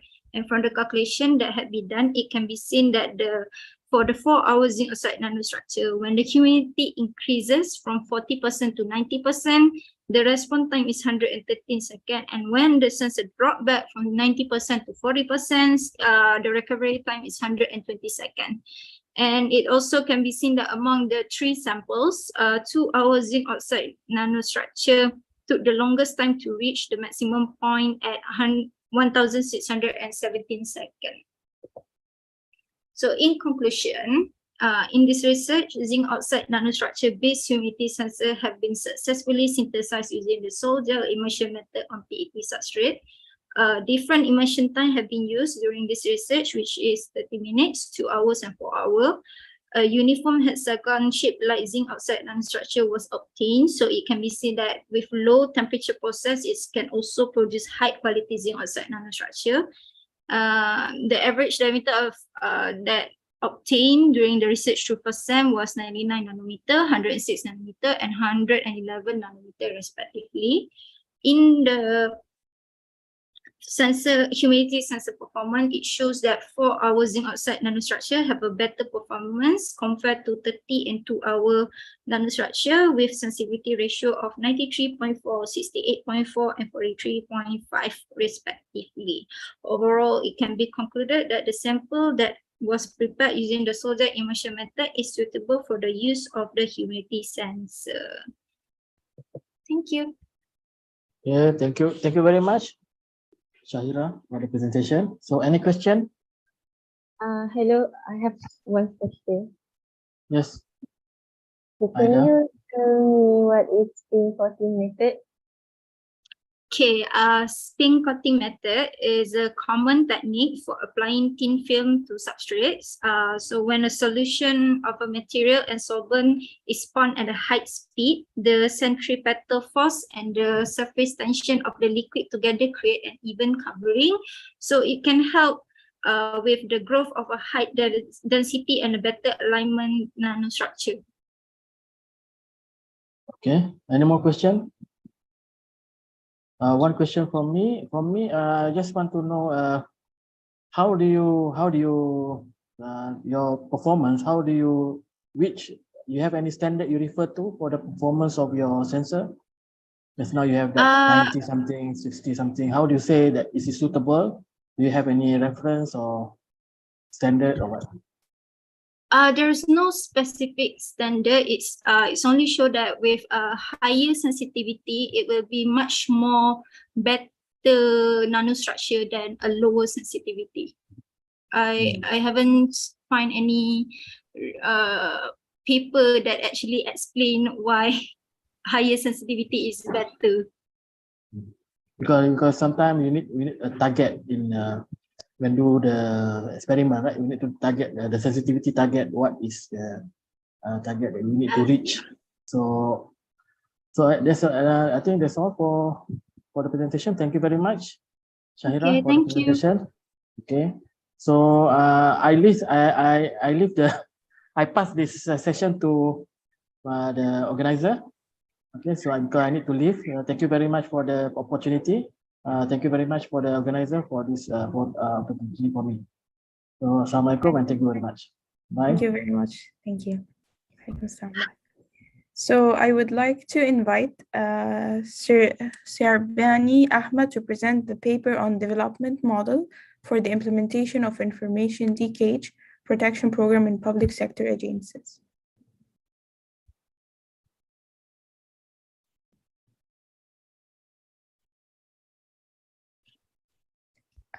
Hello.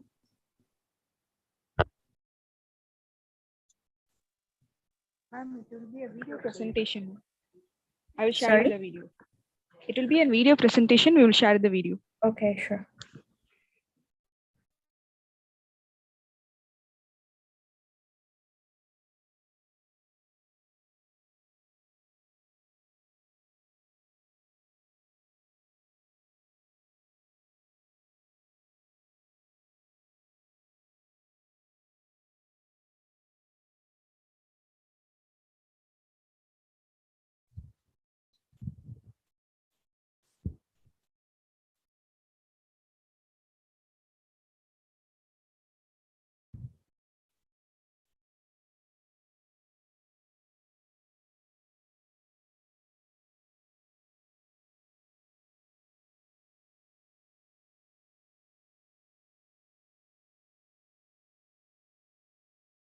I think you need to unmute yourself. 1 second, ma'am. We'll just check on it. Okay, sure.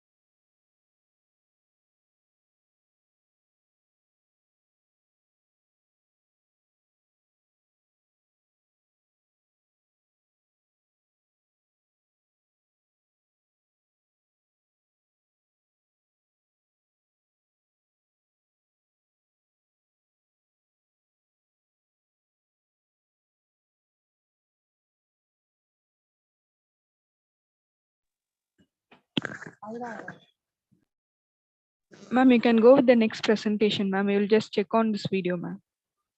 Okay, sure. So I would like to invite Dr. Mardini Rosalie to present the paper Internet of Things Agriculture Precision Monitoring System based on Low Power Wide Area Network.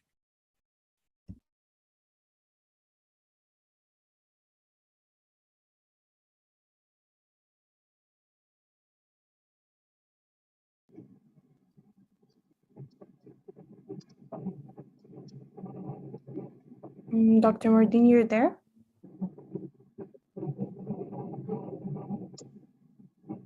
Hello.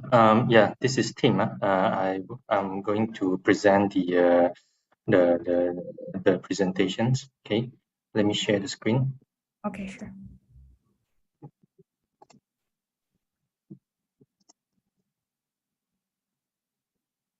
So can you all see the screen now? Yes, we can see. Okay. Good afternoon, everyone. My name is Tim.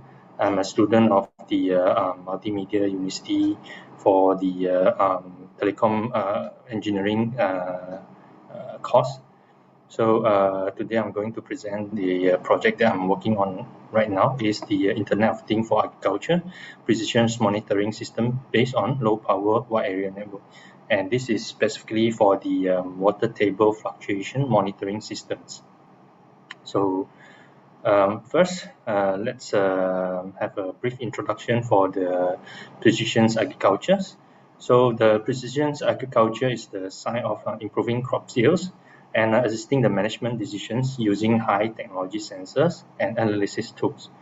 So the crop, this is including of the crop science, which to match the farming practice more closely to the crop's needs, and also to have the environment protections, reduce the environmental risk and footprints, and also economic, boosting the competitiveness through the more efficient techniques to improve the productivity of the crops, and also the fast decision making by using all the environmental data, and reduce the waste, and also the cost efficiency. Okay, next, there's many main IoT solutions for this precision agriculture. For example, like the sensor, using the IoT sensor in the field, such as the temperature sensor, humidity sensor, rain sensor, and so on. The other thing is the sensor to be used in the equipment, okay, such as the machine to monitor the health of the machines. So in order to reduce the downtime. And the next one is the drone or crops monitoring by using the UAV, which is the unmanned aerial vehicle used by the farmer to get the bird's eye view of the fields. And also it can be used to crop spraying as well. So the others benefit of using the IoT solutions for agriculture is farming by using the robotic, and also the tracking for the crops or the food by using the RFID sensor. So the project that I'm working for is to monitor, to build the sensor to monitor the water table fluctuations. So as you can see, the underground water table, the underground water is very important for farming. So basically, this water table is the underground boundary between the soil surface as well as the area where the groundwater saturated. As you can see on the right bottom, it shows where is the water tables, and this is groundwater saturated spaces between the sediments and crack in the rocks. So the fluctuations of the water table level, so is caused by the precipitations between the season and years, such as the rain and all these things. So as I mentioned just now, the water table level are associated with the production in yields. Okay, so which means the water table fluctuation is very important in the agriculture.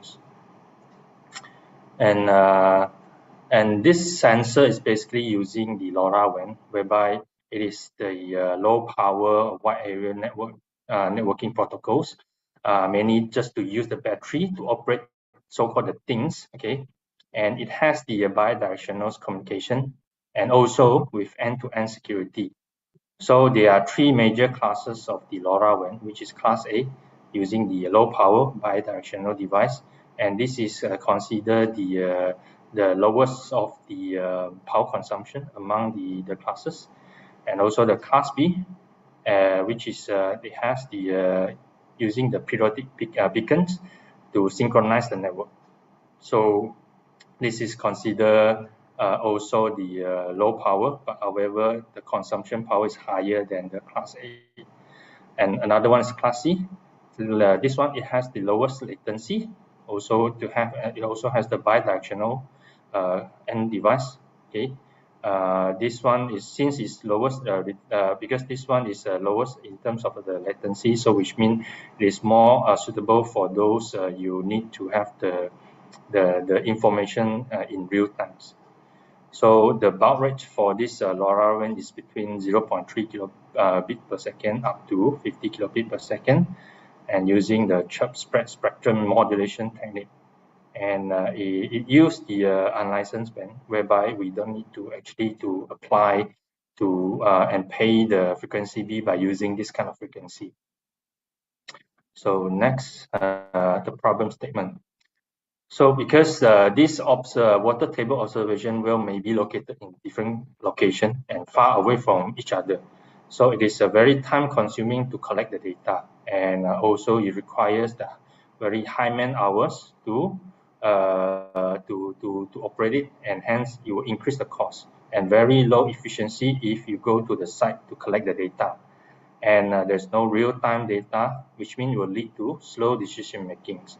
So in order to improve to avoid all these problems, so the objective is to investigate and design and build a water table fluctuation monitoring systems to collect the water table from multiple from the observation well. So this will be a very cost efficient solution, basically, and also increase the efficiency, accuracy, and reliability of the data collected from the field. And of course, to have the long range communication to the field with low power consumptions, and also it will reduce the man-hour resources. So next is the methodology. So before we have the field test, okay, this is how the things that I'm setting up for this project. So basically, I have used the 2-meter PVC pipe, okay, to simulate as the water table observation wells, and the sensor, which is a pressure sensors, whereby you can basically to measure the height of the water with the pressure of the water, okay. So apart from that, we have the sensor node, whereby we have the microprocessor and also the LoRa wireless module. And then this data will send to the gateway, which is the LoRaWAN gateway, and it uses the Wi-Fi to connect to the internet. After that, from the internet, it will connect to the what we call the IoT platform, which I'm using the Blink for this project for the data visualization and analytics. So these are the main components which I've used in this project. First, we have the microprocessor, which is using the Key Studio Uno R3, which is similar with the Arduino Uno. Okay, and then also we have the LoRaWAN shield, which to provide the LoRa communication with the gateway. And also in this project, I also include the voltage sensor to monitor the battery life of the sensor node. Okay. Apart from that, we have the sensor shield, Arduino sensor shield, which provide the input and output for the sensor. Okay, and also this is the LoRaWAN shields, and of course we have the sensor. This one I'm using the 5-meter length of the sensor, so that it can measure the length, the depth up to 5 meters, and it is powered up by the 12 to 24 volt DC. And next is the battery. We are using the 12 watt VDC battery, because since the sensor is using the 12 watt DC battery, so yeah, this is the choice for this sensor. Yeah. So this one is the LoRaWAN gateway, whereby it connects from the sensor to the internet, and also the IoT platform, which is using Blink. So this is the open source platform, and to visualize the data collected from the sensor. So after the test have done, so this is the result that I've got from the sensor from the test, and I've run almost 24 hours, and the interval for each time to collect the data is 30 minutes. And in order to observe the changes of the height of the level, I actually have opened a bit of the liquid fluid out so that I can observe the changes of the sensor of the height of the liquid. So from here you can see it started from around 1.7 meter up until around 1 meters. So which means it is able to successfully collect the height of the liquid level.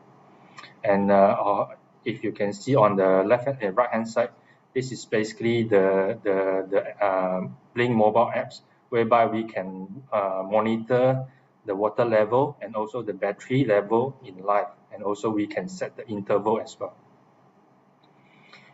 And apart from that, based on the start. Actually, your time is up, so I would like to move quickly for the conclusion. Okay, sure. I think 2 more slides. Apart from that, we have I've done the test by using the different the changes of the temperature of the liquid. So based on the study that I've collected, it mentioned that Malaysia's underground water is actually ranging from 34 degrees Celsius to 28 degrees Celsius. This test is just to ensure that the data collection will not impact by the temperature. As you can see, the data collected is not impacted by the difference of the temperature. And then apart from that, the test also the liquid are mixed with the soil, okay, and there is no difference and no impact in terms of the water to mix with the soil.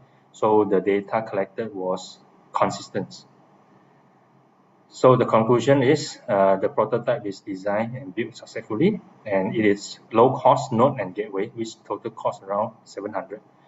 And the data is able to be visualized in the Blink IoT platform, and it doesn't have any impact in terms of the environment differences such as temperature and soil.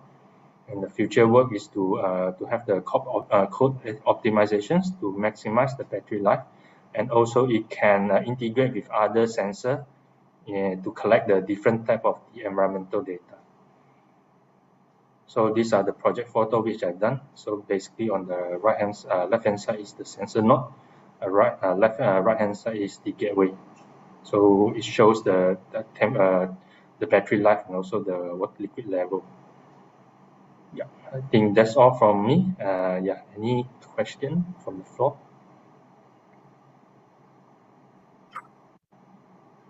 Any questions for them? Hi, I'm Dr. Fazli from UITM. Okay, I just one question. May I know your sensor is actually absolute or gauge sensor, meaning you are measuring based on absolute or atmosphere pressure? And It's based on atmosphere. Atmosphere. Because my the 2-meter PVC pipe, right, is basically exposed to the atmosphere. All right. Okay. So one more. Just is there any difference if we change to absolute pressure sensor? If we want to change to absolute pressure sensor, probably we need to do some coding, because the coding for the sensor is based on the atmosphere. So they might have some changes in terms of the formula for the sensor. Okay. To match to the environment. Yeah. Okay. Thank you. Right. Thanks. Okay. Thank you so much, Tim. Thank you. I would like to invite now Chi Liang Li to present the paper on dual mode solar power for IoT based on smart farming system.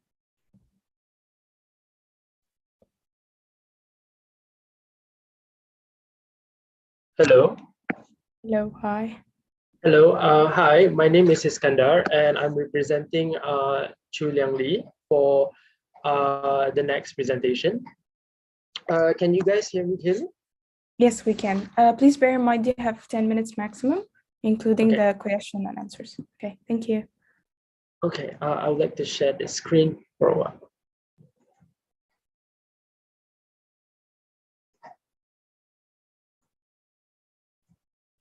Are you all able to see this? Yes.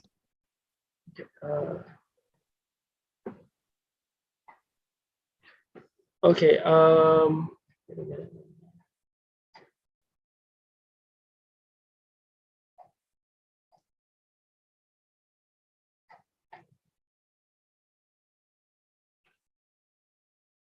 Okay.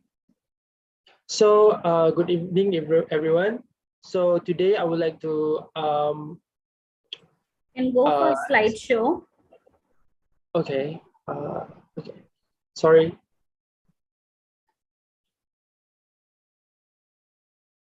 Okay, so good evening, everyone. Today I would like to present on the dual mode solar power IoT-based smart farming system. Okay, so the abstracts. Rapid urbanization and emerging IoT technology have put smart farming into a fast development trend. IoT improvises the modern information and communication technologies, which has improved the effectiveness of smart farming. It optimizes and increases the productivity and quality of plants with minimum human labor required. This project introduced an IoT smart farming system powered by a dual mode solar power system. Agriculture sensors are used to collect data from the plants. It collects soil data, which includes soil moisture, temperature, and soil pH level, and pushes the data to IoT to be analyzed and displayed on IoT platforms such as ThinkSpeak and IoT Blink mobile application.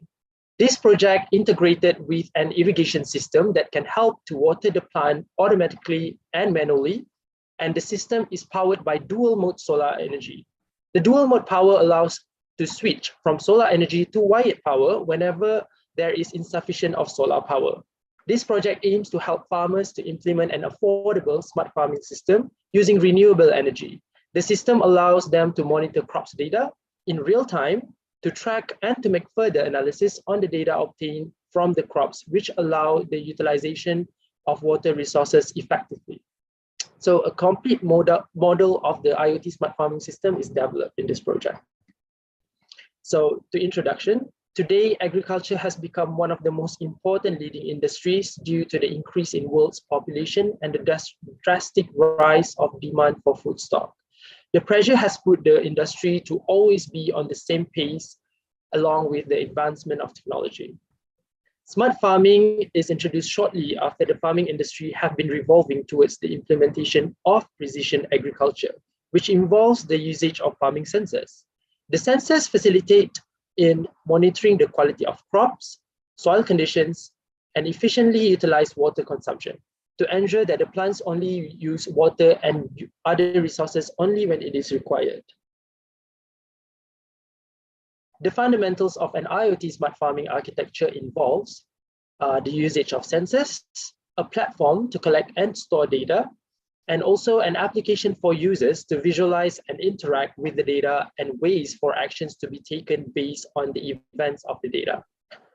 Farmers nowadays are able to actually utilize the smartphones and monitor their crops remotely. This technology is also used to run smart statistical predictions for their crops and livestock. IoT smart farming system. So this project actually integrates the technology of IoT and also utilize the sensors with an irrigation system to help farmers to track and monitor data of their plants remotely in real time. The project also embedded the usage of solar energy to increase the system mobility and also contribute towards benefiting the environment. The smart farming system operation takes place starting from the sensors, monitoring the soil conditions, to sending the data to IoT cloud in real time, which then can be tracked and accessed by the farmers on IoT platforms via internet. So this is the block diagram. So as you can see here are the sensors. Here is the microcontroller, and then the process and the data will be sent to the IoT data platforms such as Blink and ThinkSpeak. And this is the solar power unit.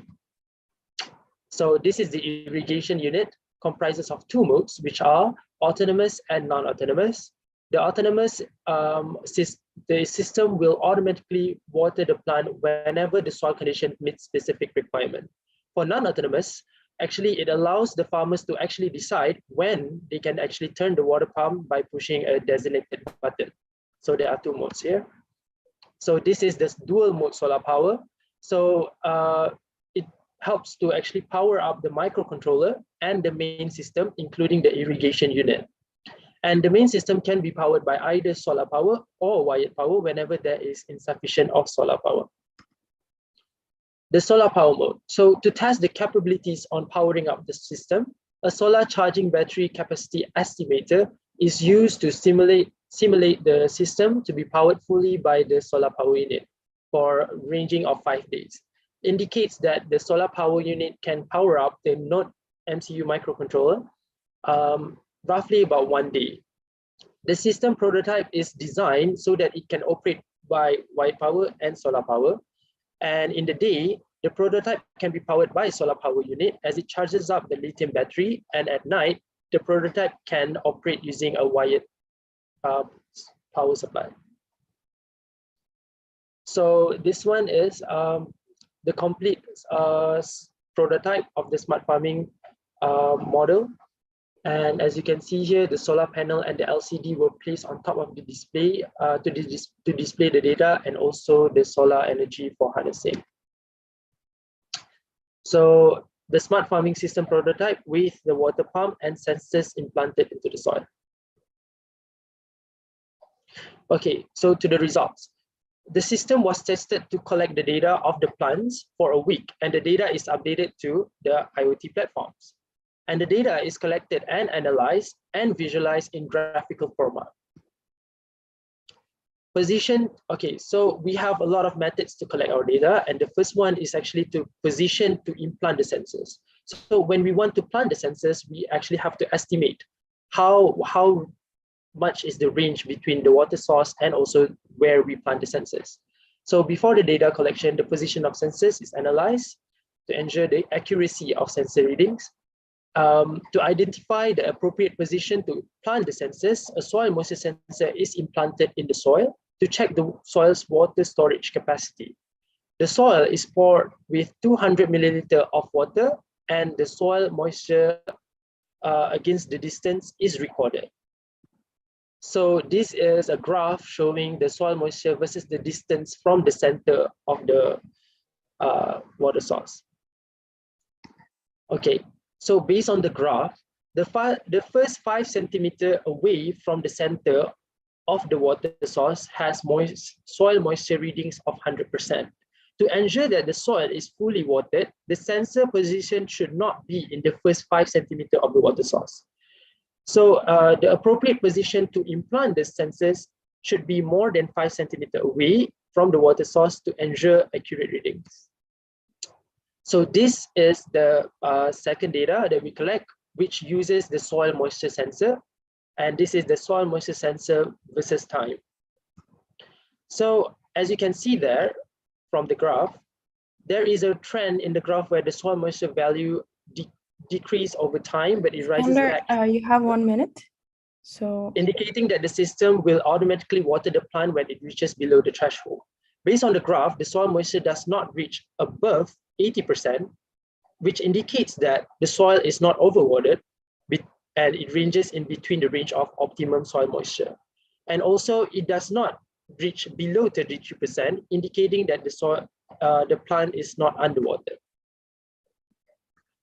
Okay, the next one will be the, this is temperature versus time.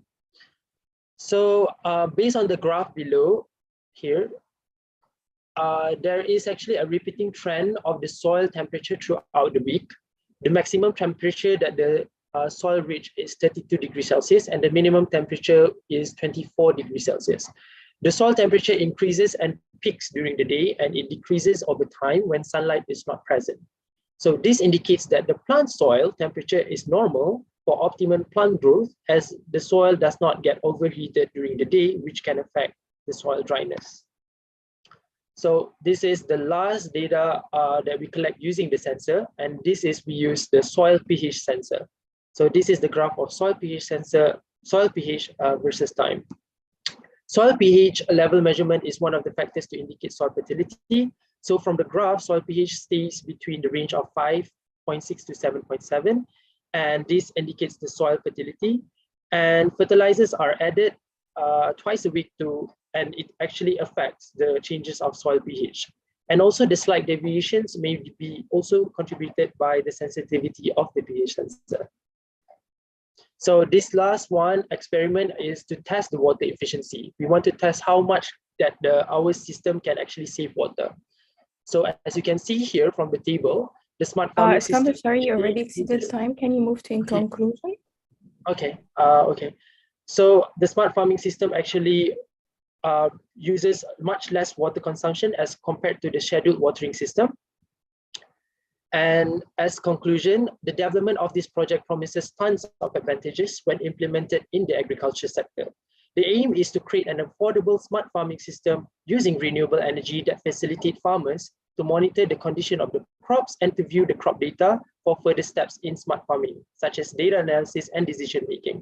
The dual mode solar power allows the system to be powered by solar energy and wired power whenever there is insufficient solar power. The utilization of solar power in the system enables the system to operate using green energy. When this is implemented on a large scale, it will benefit the environment as it operates using green energy. So, yeah, that's all. Thank you. Iskander, any questions for Iskander? Yeah, I have a question. Can you hear me? Yes, please. Yeah, how soil conditions are tracked apart from sensors? Have you used any data analysis tool for tracking and I'm sorry, can you repeat the question? Yeah, how soil conditions are tracked? Apart from the sensors, have you used any data analysis tools? The only data analysis tools that we use is actually just to track the data from the sensors, such as the soil pH, soil moisture, and also the temperature. Besides that, I don't think we have any other, because we only try to measure the basic components to determine the fertility and the health of this plant. So you're only taking the results from the sensors. Yes, the yeah, data. Then you have mentioned some thresholds for all your matrices, soil, yes. pH, temperature. Have you obtained the thresholds from any literature, or you have set your own thresholds? Oh, okay. So the threshold, actually, we actually conducted a lot of literature reviews, and then we see from experiments and also from research papers how they actually define where is the boundary between to determine whether the soil fertility is fertile or not. So we actually take all those data, all those specific points, and we implement that into our algorithm. Okay, thank you. Okay, thank you. Is there any more questions? Hi, I have one question. Because your title is actually on dual mode solar power, but mainly your analysis is actually on humidity and also soil. So may I know, did you consider how much power consumption your prototype use? And then at what range you're saying that the solar will be alternate with the battery? So at what maybe threshold voltage or current they switch, either voltage or with voltage from battery or solar? Okay, first of all, I would like to apologize because didn't have enough time to actually explain on like how the solar power unit works. Actually, we have like ongoing research on like how to actually improve on the solar power unit, but we actually have made our calculations on how much is the solar panel able to power up, able to store energy, and how much can it actually powers up, whether it can actually powers up the whole system or it can actually just power up the water pump or also the microcontroller. We have actually made like a thorough calculation on that, and yeah, we successfully managed to power up the whole system using solar power, except that it has a limit where it dies down at certain time where we don't have sun. So yeah, and then after that we sort to change to wired power. Right. So I think since your most analysis is actually about soil and also moisture, I think the title is actually not related for your research lah. Maybe you can consider to change the title for your research. Right? Okay. Thank you. Okay, thank you, Iskander. So now I would like to invite Rana VJ to present the paper on sustainability of drone dispersal, pollination enhancing the fruiting characteristics in date palms. Miss, are you able to see my screen? Yes.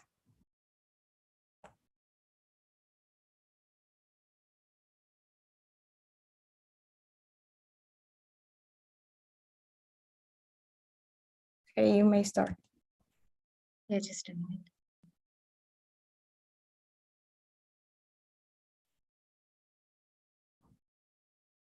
Yeah, good morning to one and all present here. I am Rehna Vijay, who is a research scholar at Lincoln University College, Malaysia. And my co-author for this paper is Muhammad Nizamuddin Inamdar. My topic for the presentation today is the suitability of drone dispersal pollination in enhancing the fruiting characteristics in date palms.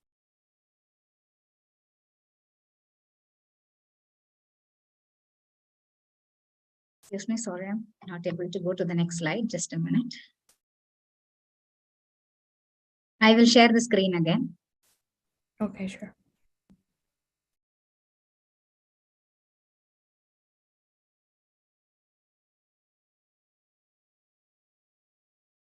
Is that fine? Yeah, we can see your screen. Maybe try moving to the next slide so we can know if... Sorry. It's not moving to the next slide. Just a minute.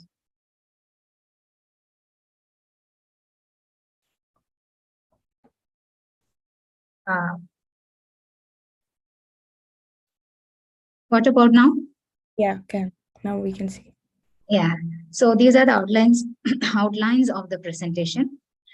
Now, date palms are a very main cultural crop, which is in the Middle East and in Southwest Asia, though it is also widely grown in Northern Africa, Mexico, and the United States. Now, date palms are dioecious. That means they are gendered, meaning the male and female palms are separate. So in this case, self-pollination is impossible, and therefore cross-pollination is required to produce fruits. So in this picture, you can see the male date flowers and the female date flowers, which are found in two different palm trees. Naturally, the date palms are pollinated using or by wind and insects. But this method of pollination has become highly unproductive and unreliable due to the formation of triple parthenocarpic fruits, those fruits of low economic value. So in this case, it is necessary to pollinate every female palm artificially to enhance the fruit set and sustain the yield levels and to make the production economically feasible for the farmers. There are many traditional methods, or there are many methods for pollinating date palms. One of the traditional method and the most widely accepted method is by placing fresh male spikelet onto the female flowers. For this, the farmer climbs up a few male trees to pick out the male inflorescences, and he climbs every female tree to place this male inflorescence onto the female flower in an inverted position, and then tie them with lightly with a small strip, so that the strip can the strip can loosen with the growth of dates. But this process is very time consuming, labor intensive, accident prone, and requires high cost of labor. There are certain mechanical methods that had been adopted for pollinating date palms by using the dry dusting method or the wet liquid suspension spray method. Also, the aerial pollination using drones is also recently been adopted. Now, the main objective of this presentation is to review three different practices, namely the conventional method, the aerial method, and the hand pollination method with liquid suspensions that can be adopted for date palm pollination, to test the employability and efficiency of agricultural drones to pollinate date palms, identify the limitations of aerial pollination, and to propose a modified spraying mechanism to overcome the drawbacks of aerial pollination and to increase its effectiveness. Now, this study was developed during the 2022 season, which is in Oman, starting from January until March, in an orchard of 25 hectares located in a place called Dang in the Al Ahira Governorate of the Sultanate of Oman. The irrigation technique was by fallage. Fallage is a technique where the water from the source is made to flow through a stream to the crops, and that is the most common irrigation technique which is used in Oman. And the field was mostly organically fertilized. Palms were driven from two cultivars, Al-Nagal and Al-Khanizi, of years 8 to 10 of age, and were planted with an 8 x 8 meter distance between the rows. We have taken 50 sample palm trees from the above varieties, and they were used as female parents. One male date palm of 15 years of age and bigger, derived from a most common cultivar in the area called as pahal, was used as a source of pollen for pollination. Now we have divided the entire 50 varieties of 50 palm trees of 2 varieties into 3 groups, and the first group of 16 palm trees were pollinated by the traditional method. Second group again of 60 palms were pollinated by using the hand spraying method using the liquid suspension pollens, and the third group of 18 palm trees were pollinated by the aerial drone pollination method. Pollination was carried out between the 2nd and 4th days of the opening of the spade. The slide shows the DPP extraction. DPP means the date palm pollen extraction procedure. The wet and dry pollens were prepared in our laboratory. Now the table shows the fruit yield parameter comparison for the 3 methods of pollination. If you look at the fruit set percentage, the traditional method has given for both cultivar Nagal and cultivar Khanezi. So the results are found to be similar in both the cultivars. So traditional method has given 63.28%, while the unmanned air vehicle, the drone pollination, is given around 60.42 only. Compared to the target specific method, which has given the highest fruit set percentage around 64.25. Again, similarly for the Al-Khanezi cultivar, the target specific method has given the highest fruit set percentage of 70.18%. Again, the other parameters such as bunch weight, fruit diameter, and fruit length also are found to be high in the target specific method. Target specific method is a method where you have to still climb to the tree and then spray the liquid pollen onto the female inflorescence, just near to the target location. So coming to the consumption rate of the date palm pollens, the traditional method and the UAV method are using high date palm pollens, while the target specific method requires only the low amount of pollens. For example, the drone pollination requires 1.5 male palm trees for every female palms, and the target specific method requires only 0.5 male trees, male inflorescences from the male palm to pollinate 50 females. Coming to the total or overall yield of the crop, where the target specific method as well as the traditional method gives high yield compared to the drone method. Now, there are certain limitations for the drone pollinations. Even if the technology of using the drones is very fast, cheap, and efficient and convenient to the farmer, but this technology is still in its early stages of development and has not been adopted by the general public for use due to various challenges involved. The other limitations are the drones are not capable of accessing the inflorescences of the palm trees as they disperse pollens from a height. In addition, effective pollination of short palm trees in closely packed plantations using the drones is a challenge. And this leads to significantly lower FSP and higher presence of parthenocarpic fruits compared to the target-specific pollination. Also, aerial pollination not only pollinates the target targeted palm trees, but also affects the pollination process of the neighboring farms because it is equivalent to the wind pollination. This leads to wastage of pollen and in turn environmental pollution as well.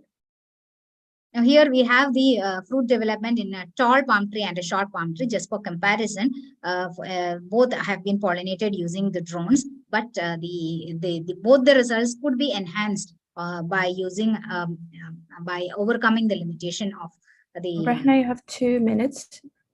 Just letting you know. Yes. Okay. So to overcome the limits, we have proposed a solution for to improve the efficiency of the aerial pollination method. Now, the results of this study show that spraying of liquid pollen suspensions, specifically at the target location, has increased significantly the fruit set percentage, the bunch weight, and the total yield per tree with very low DPP consumption. So this the same study has been conducted by the authors previously in the 2021 season to prove that compared to wet and dry pollination, dry pollination is by using the pollen dust, by dusting dry pollen dust onto the female inflorescences, and also by using the liquid suspensions, which was found to have higher yield compared to the three or four techniques of pollination which has been adopted. Aerial pollination is quicker and cheaper and can be done with minimal risk of injury, but it has limitations of non-specific target spraying. Suggested solution to overcome the problem is to redesign the spraying module attached to the drone with a custom-made pollen dispenser, which can be remotely controlled and that can identify the flower arms and using a remotely operated camera and shoot themselves out to reach the inflorescences and precisely dispense pollen to the target location. So this is a future work by the planned by the authors, and the work is still in the initial stages. These are some of the references that we have gone through. Thank you very much for your patient listening. Thank you, Rahna. Any questions?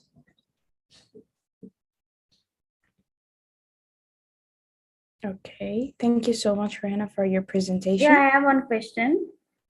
Yes.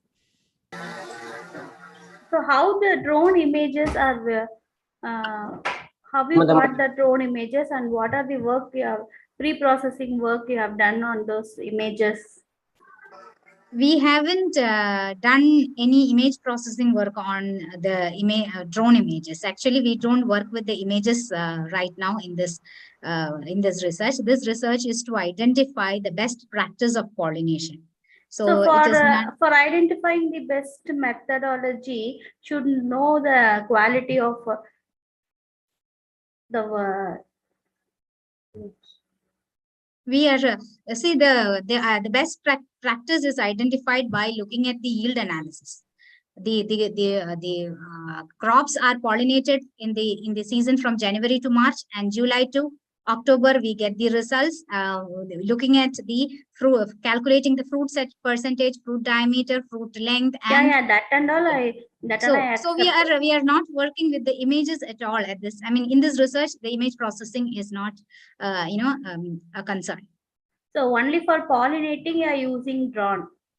You are not taking yes, we are using drones for pollination, and we have identified certain limitation that drone pollination does not give us comparatively good fruit set percentage, though they have many advantages. So in how we can improve this fruit set percentage by using drones is to overcome the limitation of non-target specific. So the drones are just so if you use image processing and if you access some pre-processing techniques on those images, then you can pollinate, then it will give you better results. So without targeting the actual target, if you are pollinating using drones, it won't give you a result. That is your results, right? No, exactly not. We are not looking at the images from from a remote location and then pollinating. Then how you are finding your target?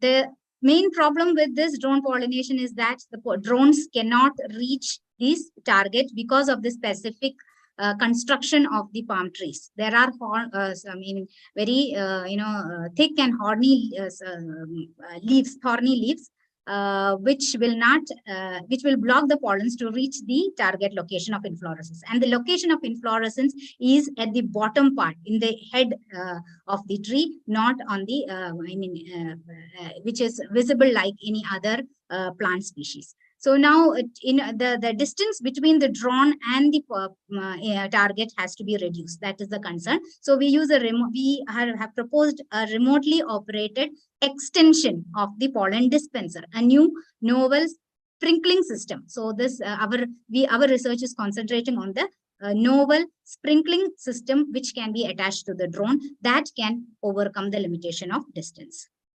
Okay, thank you. Thank you so much, Rana.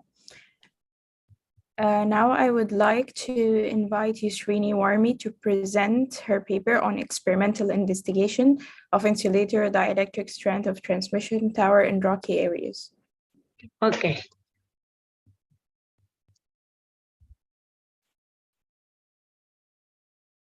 Yusrini, please time yourself for 10 minutes. Yes.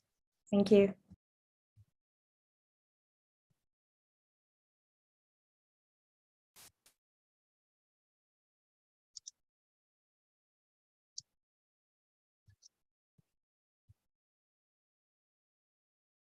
Okay, you can see my presentation. Yes, we can. Wait. Okay, Assalamualaikum warahmatullahi wabarakatuh. Good afternoon, ladies and gentlemen. Thank you for joining my presentation today. I am glad to see you all. I am Yusrini Warmi, and my colleague would like to present our research. We come from Institute Teknologi Padang, West Sumatra in Indonesia.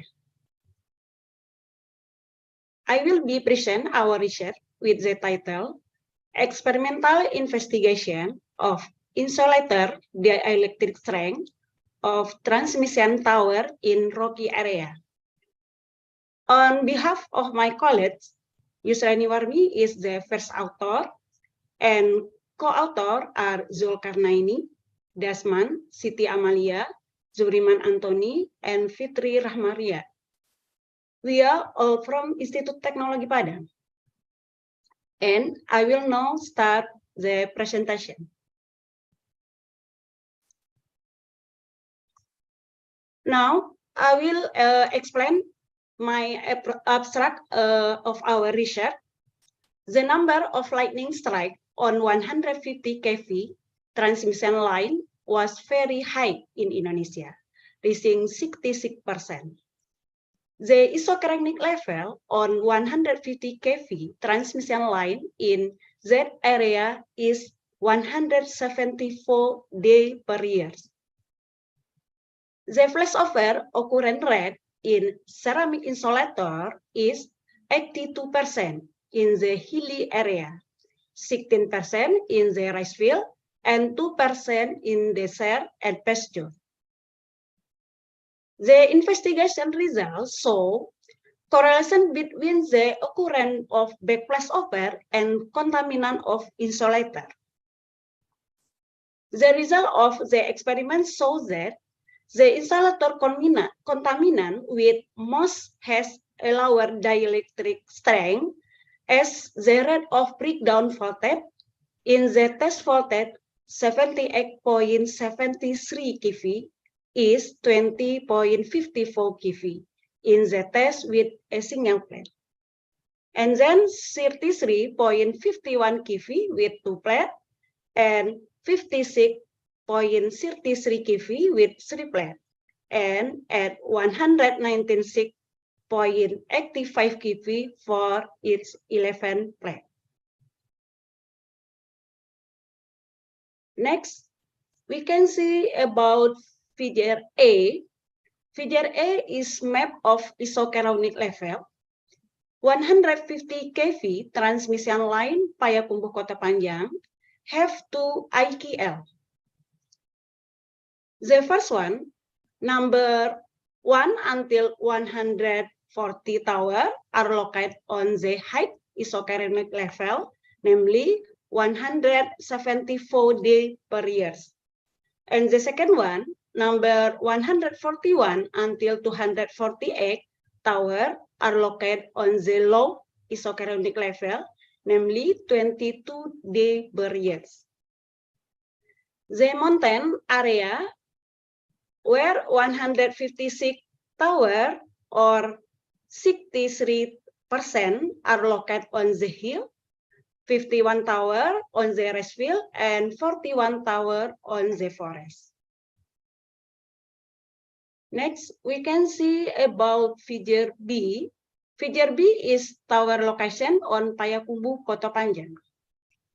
63% of the tower are located on the hill. The tower located on the hill have high humidity.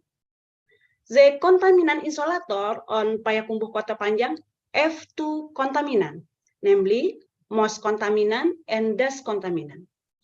The high contaminant, which is moist, caused by the high humidity.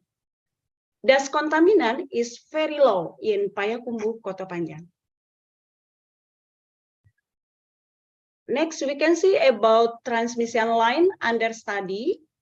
Consists of two figures, A and B. Figure A is configuration of tower. The configuration of tower consists of the average height of the tower ground wire at the tower, 32.2 meters.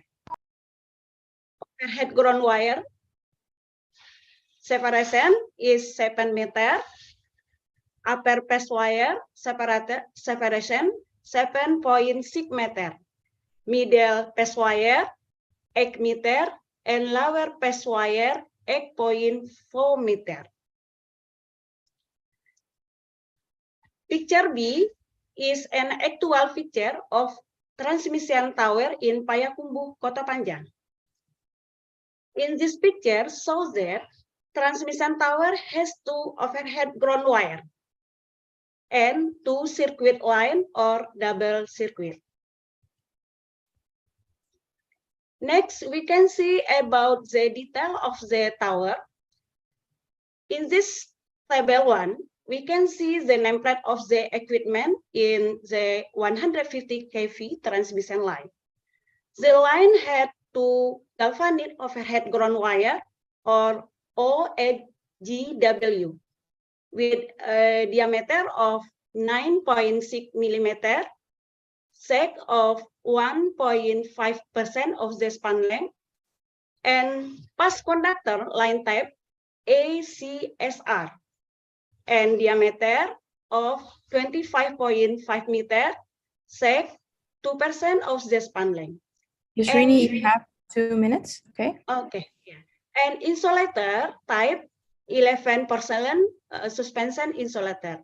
Basic insulation level 1.21 until 1.27 megavolt. Diameter 254 millimeter and total length 1.6 until 1.87 meter. And arching hole length 0.9 until 1.6 meter. And transmission line lightning arrestor location 10 tower 4 until 6 pieces, and the span length 147 until 434 meter, and average 333 meter. Next, we can see about figure D. Figure D is the circuit of the experiment. The experiment procedure the first step is prepare to all equipment as figure D. The insulator that will be tested is the actual insulator get from the insulator that damage caused by lightning on the transmission line Payakumbuh, Kota Panjang. And the second step, selecting the most contaminant insulator for the breakdown voltage test and the variable of our research. And the last step, conducting the following step in the experiment. Next, we can see about result and discussion. In figure F, so the red line is the dielectric strength in kV, and the blue line is the breakdown voltage in kV. In figure F, so the number of insulator plate tests affect the breakdown voltage value and the dielectric strength value of the insulator. The more the number of insulator plate, the higher the breakdown voltage value that occur. The dielectric strength is low compared basic insulation level value of an insulator string, namely 2000 to 210 kV. This is caused by the high contaminant in the 11-plate insulator. The decrease in the electric strength value that occur is 83.73% per insulator. Finally, I will make a conclusion of my presentation. The MOSIS a contaminant that greatly affects the breakdown voltage on the insulator, as the value is highly decreased in the dielectric strength of the insulator of 83.73% per insulator. In addition, XRD testing also proved the MOS has an effect on the occurrence of the breakdown voltage in the insulator because it is contain a high silicon oxide compound of 26 ppb. Okay, that is about my presentation. Thank you for your attention and thank you so much. Assalamualaikum warahmatullahi wabarakatuh. Thank you, MC, your time. Thank you, Srini. Thank you so much. Any questions?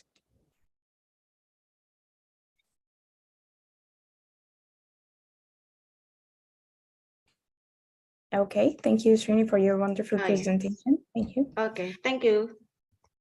Now I would like to invite Kah Yung Chan to present the paper on an intelligent waste management system enabled by IoT.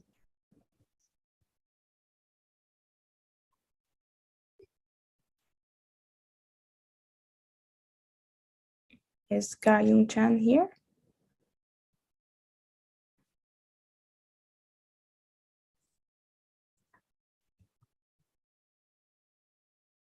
Kah Yung Chan?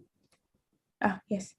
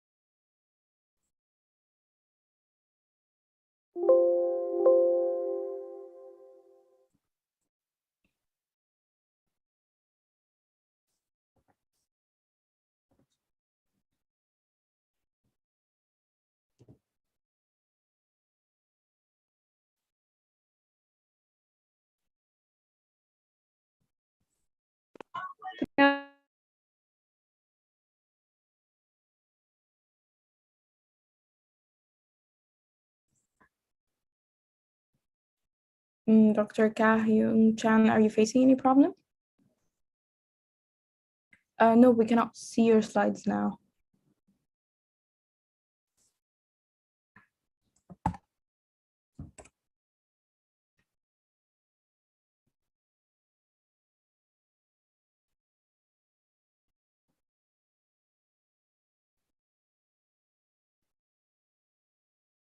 No, I cannot hear you.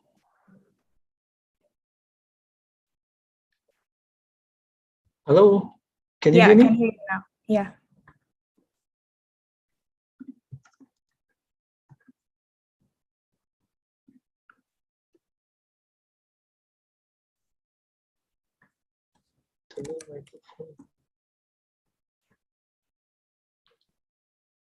stop the screen.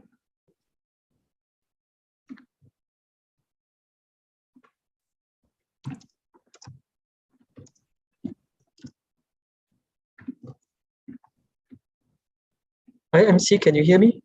Yes, I can hear you. But I cannot see your screen. Can you stop sharing and sharing it again? Can you hear me, MC? Yes, I can hear you. Can you hear me? Okay, can you hear me? Yes. Okay, I think it's okay. So I have some problem with my headset. In fact, okay, let me try again. So, okay, I start my video. Okay, can you hear me? Yes, I can hear you. Okay, let me try again to share my screen. Yeah. Your voice is a bit low though. Okay, can you hear me now? Yeah, okay. Now okay. Yeah. So can you see my slide? Yeah, I can see your slide. I think you can use the presentation mode, full slide. From beginning.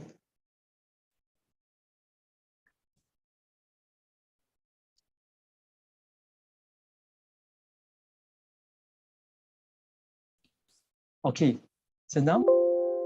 Yeah, okay. You can proceed. Sorry, because I had some problem with the It's okay. Setting. Good afternoon, the organizers and fellow colleagues. I'm Kaim Chan from Multimedia Universities. My presentations this afternoon entitled An Intelligence-Based Management System Enabled by IoT. And this is work of my students, Fatin Izzati, is now affiliated to Amco Technologies. Other authors include Liang Li and Wai Long Pang from Multimedia University, Faculty of Engineering, and another author is Zheneng Ng from Xiamen University's Department of Electrical and Electronic Engineering. In my presentation, I include the introductions or motivations and the research objective and scope of this work, and the methodology, result and discussions, and conclusions and limitations at the end. To begin, due to the urbanizations, there's increasing population density in urban and city areas.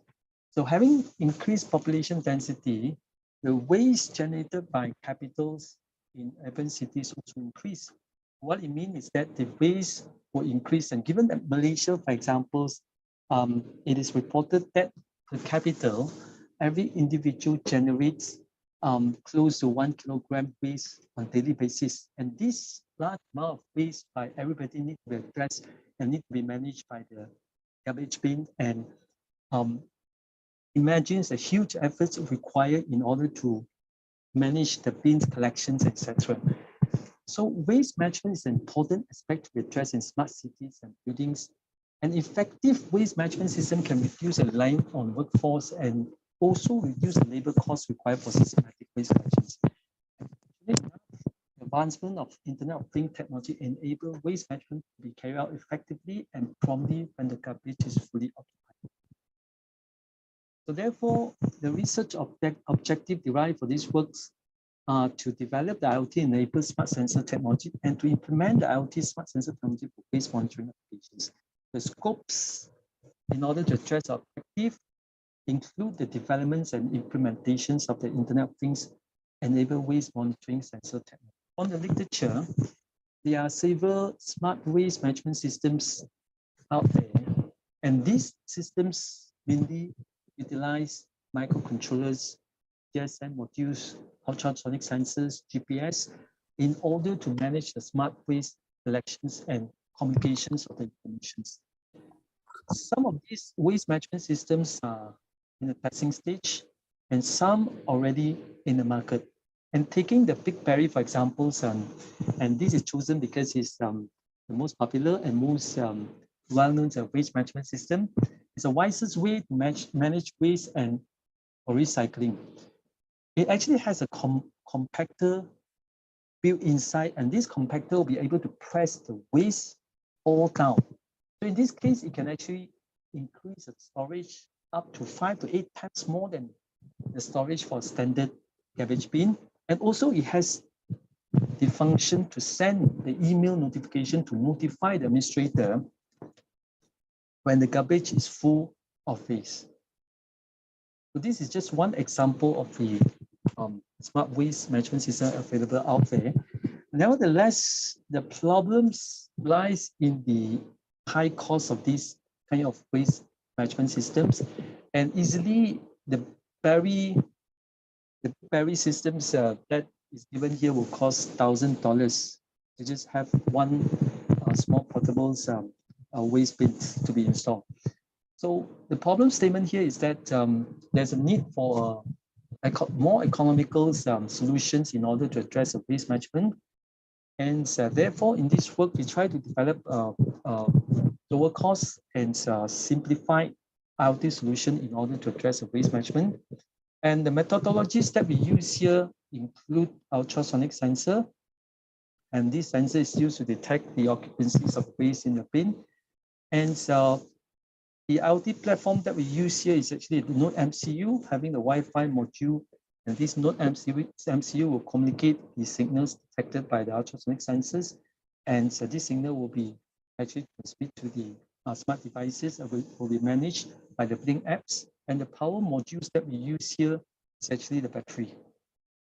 Other than the ultrasonic sensor module, which we use in order to detect occupancy of the waste in the garbage bin, we also developed BIR sensors module, which will be used to detect the user and greet the user upon the usage of the waste management system. So this is done using a BIR sensor and an automated voice module and a speaker, where the BIR sensor will detect any approaching user, and this signal will be sent to the Node MCU, and this signal will be relayed to the this automated voice module, and a speaker will actually voice out the greetings message. And in the following, I will show some of the schematics constructions of circuits. And this is a circuit for the first specialty, which is the smart waste monitoring in order to check occupancy. So here, this is the ultrasonic sensor. This is the Node MCU, and this is the power module. This is the battery that we use. And we actually design a package in order to capture these circuits. And this is inside of the 3D printed enclosure. And this is after we pack this sensor into this 3D enclosure. And where this is actually the ultrasonic sensor. And this is after we pack everything. Okay, for the second modules, which is a BIR sensor. So this is a circuit connections where you can see we have the speaker here, and we have the module here, and then we have the batteries and also the BIR sensor here. Okay, so this is also packed inside the 3D printed enclosure, and this is how it looks after we pack it into the enclosure here. At the end, we implemented this in a small bin, where this is actually the occupancy level monitoring systems having the ultrasonic sensor, and this is the BIR sensor module here. So without the garbage in the bin, so the apps where you receive the signal from the Node MCU will display the full distance 22 cm, which is measured from the width of the bin. And when we have the half fill up bin, the ultrasonic sensor will still display 22 cm because the bin is not fully occupied. When we have more waste occupying the space, the ultrasonic sensors will detect this effect, and then it will be able to identify the bin is full, and the distance that it capture, it will be shown in the apps, and that will alert the administrator to actually to make efforts to go to the location to start to collect and empty the bin. Okay. So so these are more photos on the systems, the prototype. And in terms of power module, we have tried on the batteries. We have tried on 9-volt batteries and also lithium rechargeable battery and power chargers. So one problem with using the battery is that there's a frequent needs of changing the battery. And we have tried on power chargers and install with the timer switch that can help to reduce the electricity use. So as a conclusion, at the moment, the current setup, a simple setup, It's not meant for non-organic waste. It's not meant for organic waste. Sorry, the cancel is meant for non-organic waste. It is not meant for organic waste because it does not have a sensor to actually send the bad smell. So and the current developments concept are intended as a prototype for futures improvement, and it's a simple and very low cost setup that can actually communicate the level of the occupancy of the waste in the garbage bin to the administrator. That's all for my presentation. I would like to acknowledge the MMU Internal Fund who supported this work, and we would like to also acknowledge the MMU SDEC unit, the Staff Development Committee, and also Telecom Malaysia for providing financial sponsorship. Thank you. Thank you, Dr. Chan. Any questions? Yeah, I have a question. Yes, please. Yeah, Professor, can you explain the usage of PIR sensor? How it differs from ultrasonic? Sorry, the ultrasonic sensor. The ultrasonic Yeah, sensor. PIR. You have mentioned the term PIR sensor. Yeah, the PIR sensor, we are using the HC SR501, and that can detect 7 meter, up to 7 meter using 50 microampere and running on 4.5 volt. And it sends up to 7 meter using infrared for sensing the user. So when the user approach the detection range of the PIR sensor, it can actually alert, and it can send signal to the microcontroller, and the microcontroller, the not MCU we use here, it will prompt this voice module, and then it will be shown up through the speaker. It will. So how distance is detected? Sorry? How distance is detected? It is using the infrared in order to detect the user. Once it's detected, it will alert the microcontroller. So the sensing range, we can use the potentiometer to adjust. There's a potentiometer inside where we can adjust the sensing range, but the best is about 7 meter. And we can sense it, in this case, we tune it to about 2 feet via the potentiometer adjustment. Okay, okay. So you will be using this bin in outdoor, right? In shopping, you have listed in shopping malls or some places you will be using this bin. The problem with using it outdoor is with the power module. So if it is used outdoor, you can use solar power also for maintaining the batteries of yes. those sensors. You can use solar power if it is used outdoor. Yes, we have to try that using the different solar powers. So that would be better for maintaining the battery of your sensor. Since in ultrasonic sensors, the battery drainage will be high. Yes, yeah, that's a problem. You have mentioned here that you have to replace the battery. Yeah, thank you. It's a good work. Thank you. Thank you. Thank you.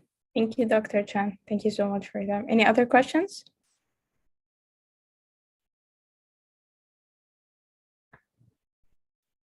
Okay, then thank you, Dr. Chan, for your presentation and your time. Okay, so now we can have a break till 2:45 p.m. I would kindly request all the participants to come back at 2:45 so we can proceed with our agenda. Thank you. See you at 2:45 p.m.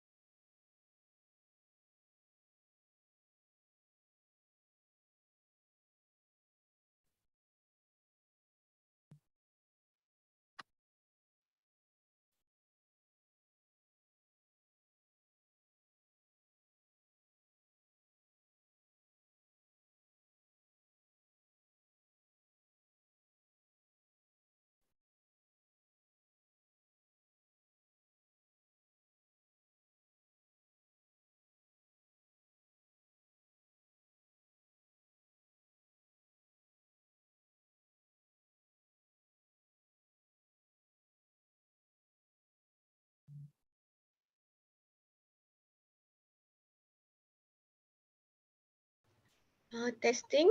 Can you all hear me?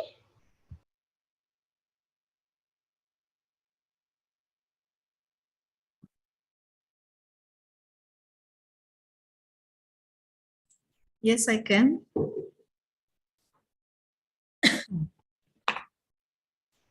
Thank you.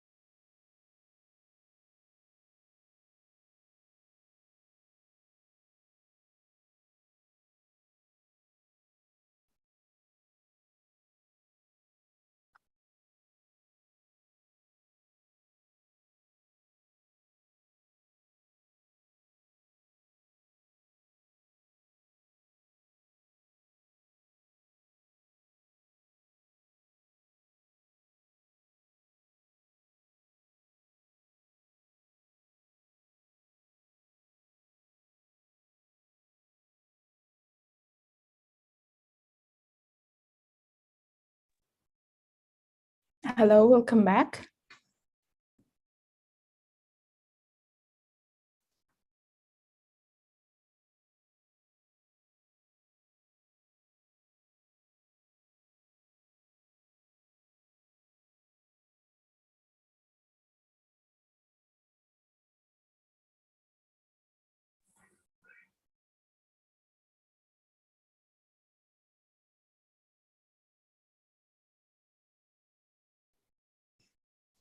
Hi, next I would like to welcome Mr. Hassanin Rizvi Rahman to deliver his speech. So Mr. Hassanin Rizvi Rahman is a serial entrepreneur, TEDx speaker, startup advisor, and technologist. Hassanin found Asta IT in 2008 when he was in his mid-20s. Over a course of 14 years, it grew up to be a global service provider, having clients across 4 continents and different industries. Headquarters in Dhaka, Bangladesh, with subsidiaries in many other countries. Asta IT is an ISO 9001-2015 QMS certified software development company that specializes in building massively scalable systems for startups, enterprises, and governments. He also has founded a venture studio in the United States in 2021 called Strings that is working on a series of startups. The first of them, called Chakri App, has been launched and is gaining traction. A passionate problem solver by heart, Hassanin was a multiple-time national champion in chess at the school level. He self-taught computer programming in his 9th grade, and within 2 years, he sold his first commercial software to a merchandising company. As an outstanding academic, he passed a summa cum laude from North-South University with a bachelor degree in computer science. As an avid reader and lover of literature, Hassanin plans to publish his first novel in 2023. Thank you, Mr. Hassanin Rizvi Rahman, for joining us, and I welcome you for the guest speech. Thank you so much for that overwhelming introduction. Ladies and gentlemen, thank you so much for having me. I'd like to thank the organizer, WCASET committee, for allowing me to be a part of this prestigious event. Can everyone hear me fine? Yes, we can hear. Okay, thank you so much. So I'll have to cover a lot of content, so let me start right away. I'd like to share my screen, so let me do that.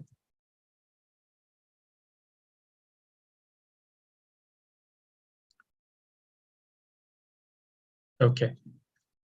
I believe everyone can see my screen.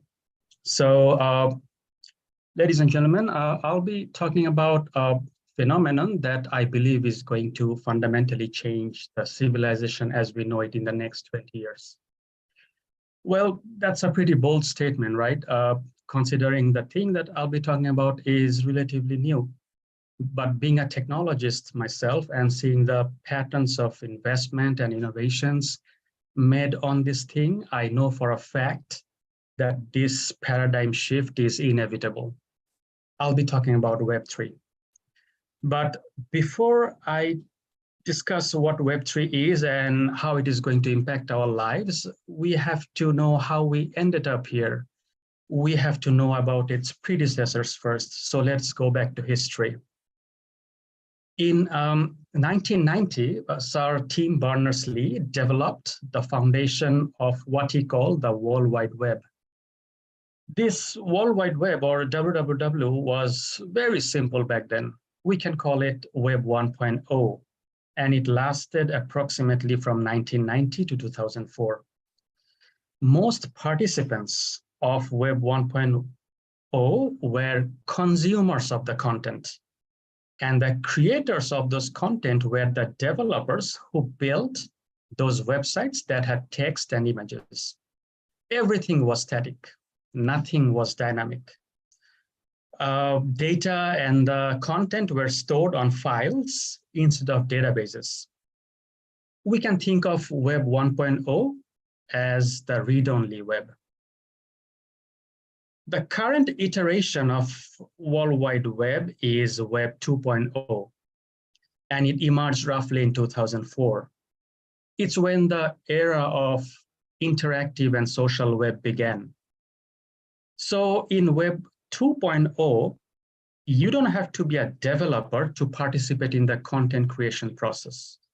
Most apps and websites out there let you create content, let you create and publish content without requiring the knowledge of coding, right? Think of Facebook, TikTok, YouTube, and 1,000 other platforms where you can post content and millions of people can see it, react to it, comment on it, or even share it.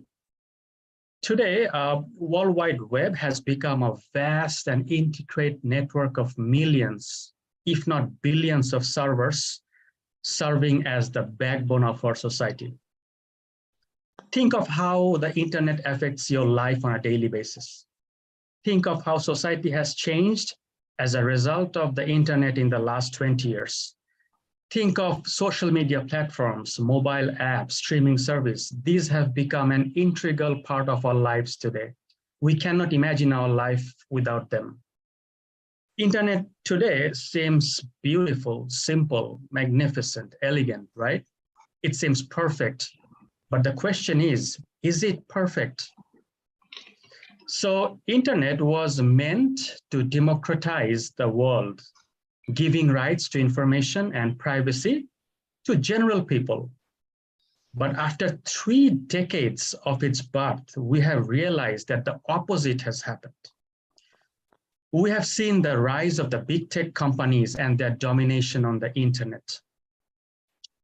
Do you know that 45% of all internet traffic flows through only 6 companies? Only 6. They are Google, Facebook, Amazon, Apple, Microsoft, and Netflix. 87% of the global search engine traffic is controlled by one company, and that's Google. Meta, which is the parent company of Facebook, has user information of 3.6 billion people across its 4 platforms, which are Facebook, Messenger, WhatsApp, and Instagram. Imagine all this tremendous amount of data are owned and controlled and used to their advantages by this handful of companies. But wait, most of these companies offer free services? At least you don't have to pay to search on Google. Neither do you have to pay to have an account on Facebook. Then how do they sustain, right? We all know it. They sustain through targeted and personalized advertisements. They seem to know everything about us, our likes, our dislikes, our friends, shopping habits, favorite videos, and whatnot. They show you ads of products you even didn't know you wanted, which leads to more clicks and ultimately to more ad revenues. The exploitation and centralization of user data is the number one problem there is with Web 2.0.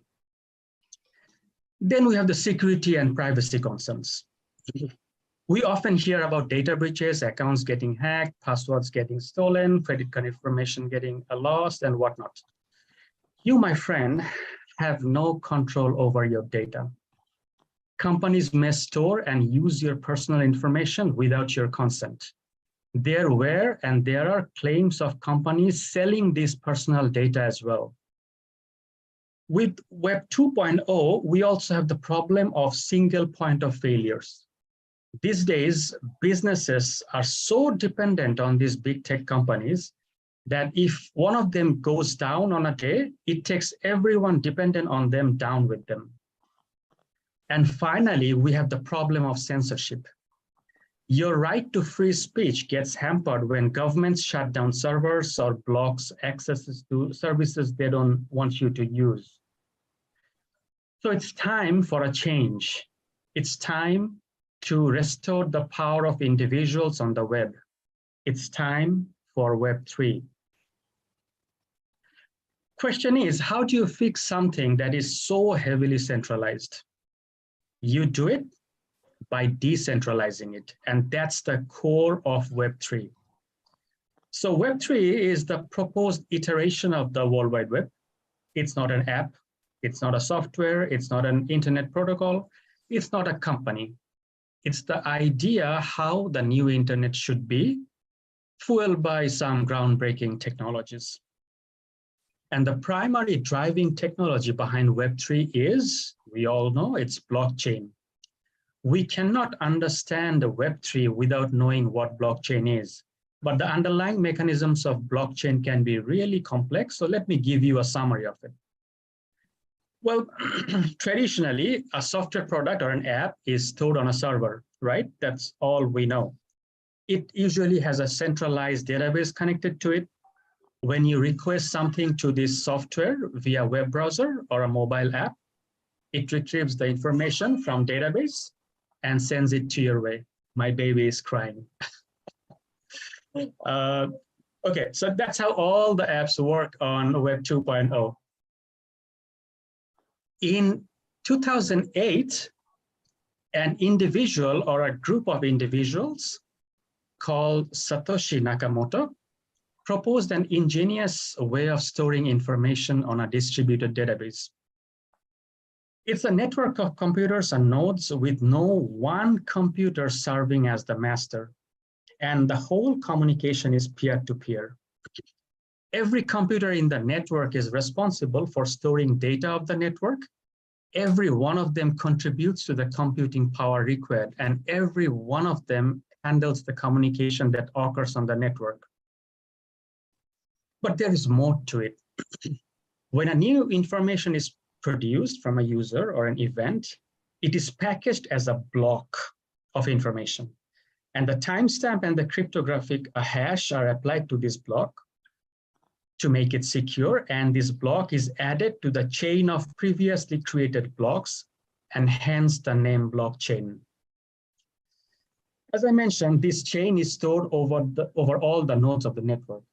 Once a block is added to the chain, it stays there forever. There is no way of removing it, altering it, or tampering it. It's immutable. It's very similar to accounting system ledgers, which log all the transactions that happen in business, but in a global scale. Also in blockchain, there are algorithms and rules that are called smart contracts that validate transactions between two nodes and addition of new block to the chain. So that's blockchain in a nutshell. As of today, there are many blockchain networks out there. We know some of their names like Bitcoin and Ethereum. So let's explore some of the impact areas of Web3 that we are going to witness in times to come. Number one impact area is software development. Excuse me. In Web 2, when you build an app, you deploy it on a server or multiple servers. The app talks to a database to fetch and write data. In Web 3, developers will not have to worry about servers or databases. Web 3 applications are built upon blockchain network, which itself runs on decentralized networks of peer-to-peer nodes. As you see, the entire paradigm and implications are totally different from Web 2. Web 3 apps are often referred to as DApps or dApps, which is an abbreviation for decentralized applications. Second impact area is your identity on the web. So I have an account on Facebook, another one on Twitter, another one Google, and on a number of other platforms. The most common method of login procedure involves using an email address and password. Sama sekali nggak pakai hafal dia. Jelaskan. Ini orang menjelaskan. Orang ini. I would like to ask participants to please mute their mic. Yes, sorry, not on my side. So every platform requires email and password, right?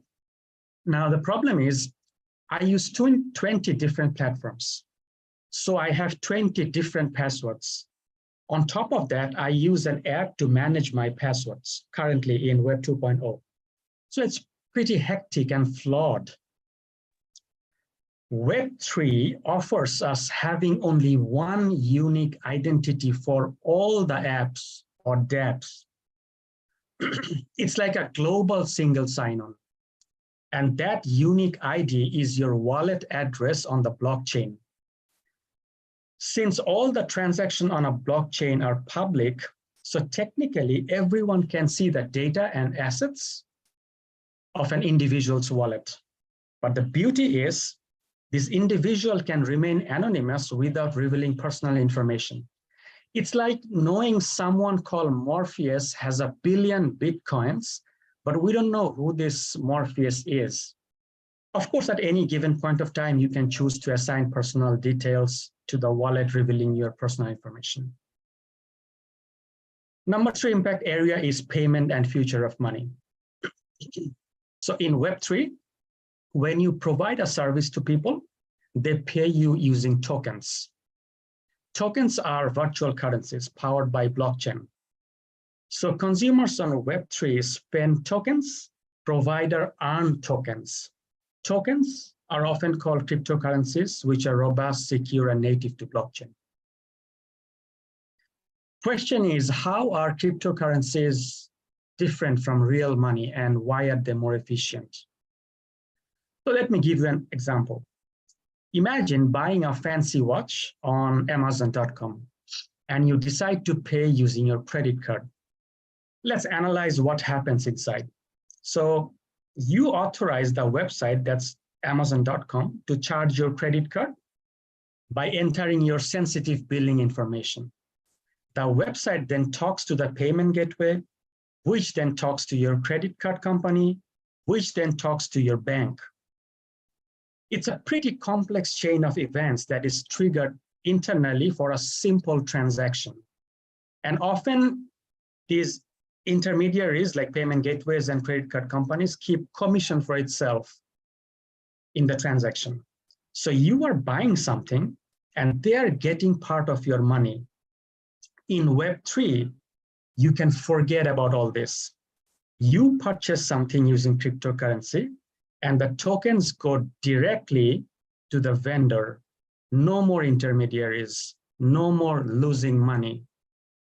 Cryptocurrencies are native to blockchain networks. They are frictionless, they are borderless.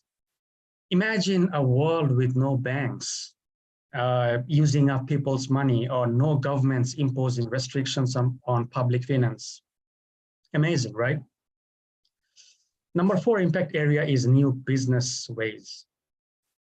Think of a company where a person contributes the most towards its growth, yet he doesn't earn the most. A very common scenario these days, right?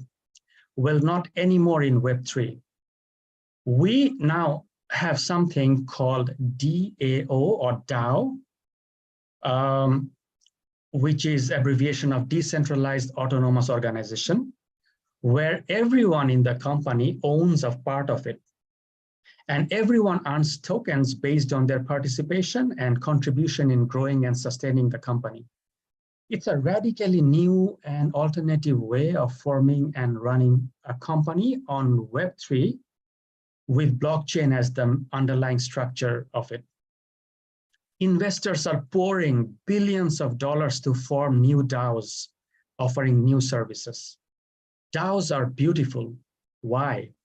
Because they're self-governing. They benefit the majority and the competent. Number 5 impact area is social media. Social networks are a very crucial part of our lives, right? It holds the power to transform how we communicate, interact with each other, and form communities. However, all existing platforms are somewhat limiting and not very democratic. Web3 completely changes the equation. It takes the control of data from the platforms and brings that back to the common users. There would be no centralized authority in Web3 to capture data and use it. So impersonification will become impossible. Messaging apps will become absolutely secure. No one will be sitting in front of an admin panel and will be looking into your private messages or personal data. And my last impact area is banking. Ask everyone, and they will tell you that our current banking system is a mess. It's slow, it's inefficient, it's still primitive, considering this is 2022. In fact, all the foundation philosophies of all the banks in the world are probably based or back from 200-300 years ago. In Web3, we'll not need any bank, or if there is, its nature would be so different from what we have now that we will need a new term for it. There will be zero frauds, fast payments, borderless and transparent audits. Sounds like a fairy tale, right? But this is inevitable. Trust me, in 20 years, everything's going to change. So our society and our governments all over the world, we need to catch up with this wave.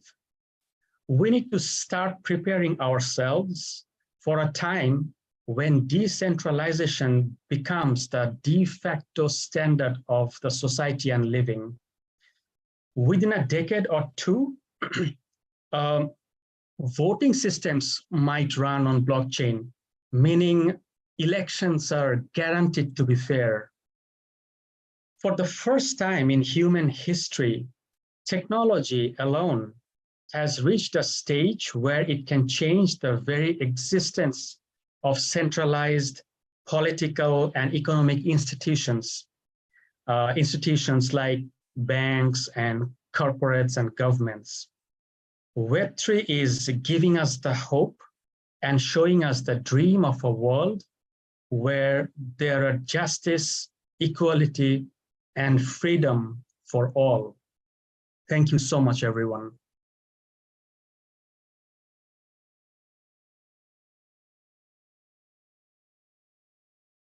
Thank you so much, Mr. Hassanin, for your lovely presentation. It was very beneficial for all of us.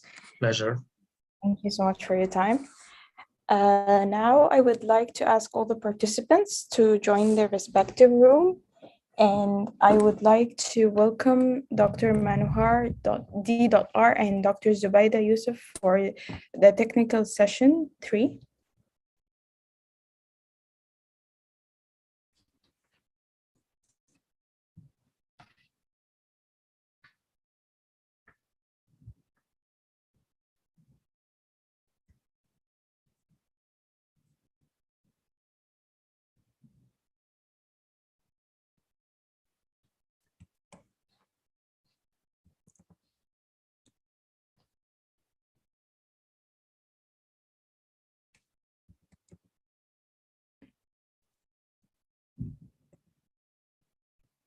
Dr. Manohar, can you hear me?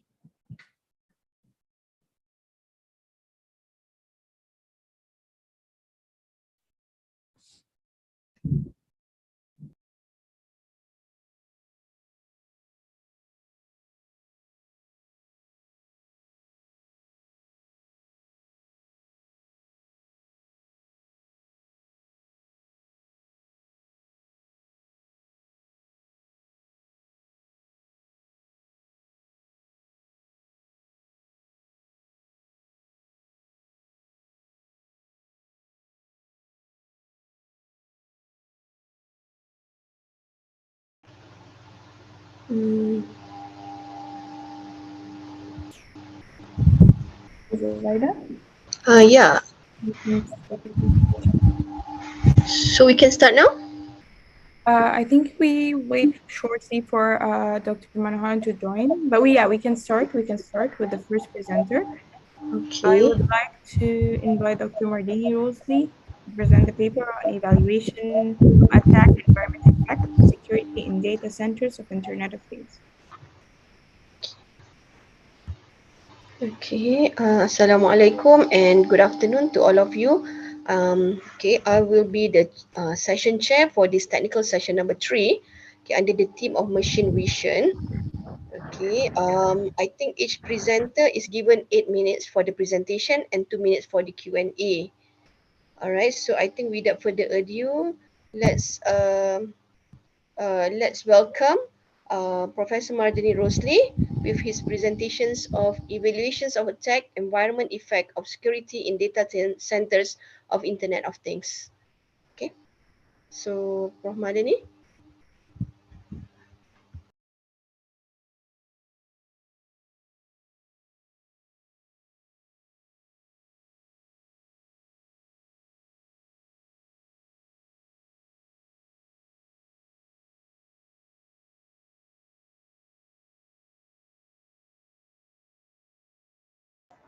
Hello?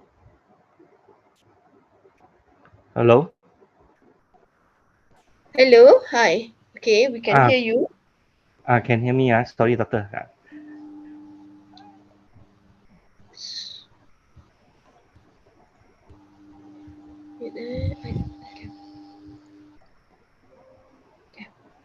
All right. Okay. So you are the presenter for this presentation, Mr. Yes. Lee? Okay. Yes. Mr. Lee, yeah, you are given 8 minutes to do the presentation. Please. Doctor, you can see my presentation slide? Yes, I can. Okay. Can I start now? Yeah. Can you open your camera? Because I cannot see you.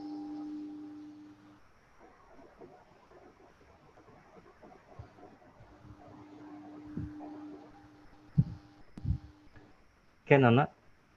No, I still cannot see you. You already turned on your camera? Yes. Okay.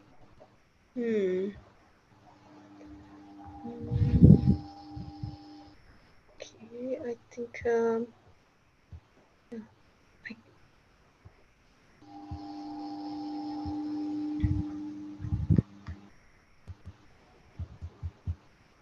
I cannot see you, but how about the rest? But I can see your presentation. So is it I can start? Yeah, I think supposedly you have to open your camera, but yeah, I think that's fine. Because I'm not the secretary. Is the secretariat? Is it okay if the camera is not turned on? No issues, ma'am. They can proceed with the presentation. Okay, thank you. Okay, Mr. Lee, you can proceed with your presentation. Thank you. Okay. Very good afternoon to section chairman and ladies and gentlemen. My name is Lee Lu Chuan. Today, I would like to present my conference paper title is Evaluation of Attack Environment Effect of Security in Data Center of IoT. Nowadays, the implementation of the IoT is getting higher in demand in most of the industry. The IoT actually is made up of the devices with the network has the connected devices combining with the automated system. It will gather the information, analyze and grade and action. The IoT devices will share the sensor data has they obtained by connecting the IoT gateway, and this kind of the data is either sent to the cloud to be processed or analyzed locally. In the purpose statement, as we know that the IoT is in such great demand in most of the IoT, hence its performance must be constantly be reliable. This issue that arise is great complexity and energy usage. This is the critical issue that must be addressed, which require development of the new model to be discussed as a system. The problem that need to be improved is non-robust and non-optimum self. Hence, it required the optimization of the algorithm in order to overcome this problem.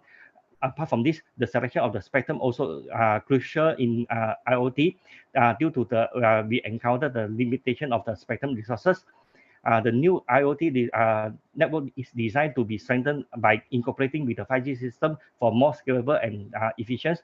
The proposed 5G and the IoT network is able to improve the user experience in terms of the latency, transmission speed, and the devices connection.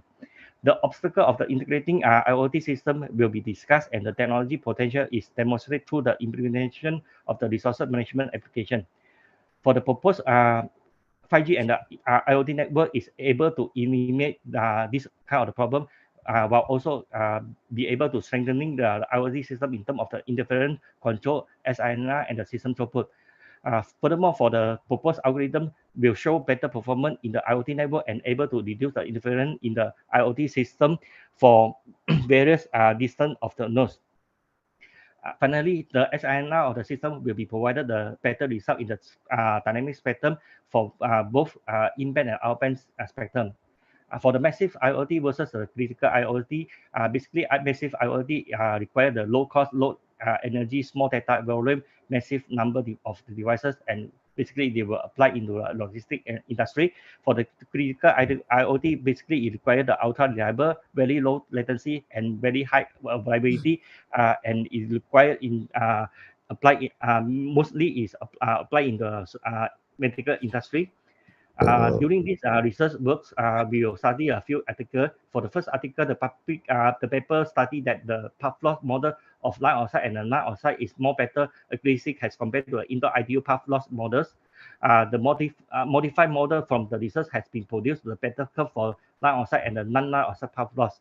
For the second article, they have introduced a new unique multi-channel IoT that dynamically share the spectrum with the 5G connectivity. They have successfully proven the dynamic spectrum access is capable of addressing the spectrum shortage or shortcoming by the effectively allocating available bandwidth in variety way. For third article, there is a resource tension between them. which is the 5G throughput decrease has IoT throughput increase. In this article, they have successful to achieve their objective where the joint optimization scheme, which show better performance as compared to the traditional scheme. In our methodology, firstly, we require to investigate the spectrum and the path loss model in order to reduce the IoT node interference. Secondly, we require to simulate the algorithm in order to reduce the interference due to the IoT node. Finally, we will verify the algorithm in order to solve the spectrum utilization problem. This is the parameter we will set in our system model during our simulations. For the channel model, basically we will focus on the path loss model, SINR, and the throughput. This is the formula we will require to apply in our channel model during our simulation. This is our flowchart of the design algorithm. In our data presentation finding, this figure is showing the CDF against the SINR of the proposed dynamic spectrum in in-band and out-band spectrum. From this figure, we can conclude that our proposed spectrum is nearer to the positive value of the SINR as compared to the static in-band and out-band spectrum, which means that we have a better performance of the spectrum. For this figure, we are showing the throughput against the distance between the node transmitter and the receiver. From this figure, we can conclude that the throughput value is decreased as the distance of the node is increased. From this figure is showing the throughput against the distance between the transmitter and the receiver with the different interference devices. From this, we can find out the throughput is decreased as the distance of the node is increased. From this figure is showing the interference against the number of the interfering user. As the interference is increased, as the number of the interference devices is increased as well. From this figure is showing the SINR again the number of the interference user. From this figure, we can conclude that the SINR is gradually decreased with the increase of the number of the interference user.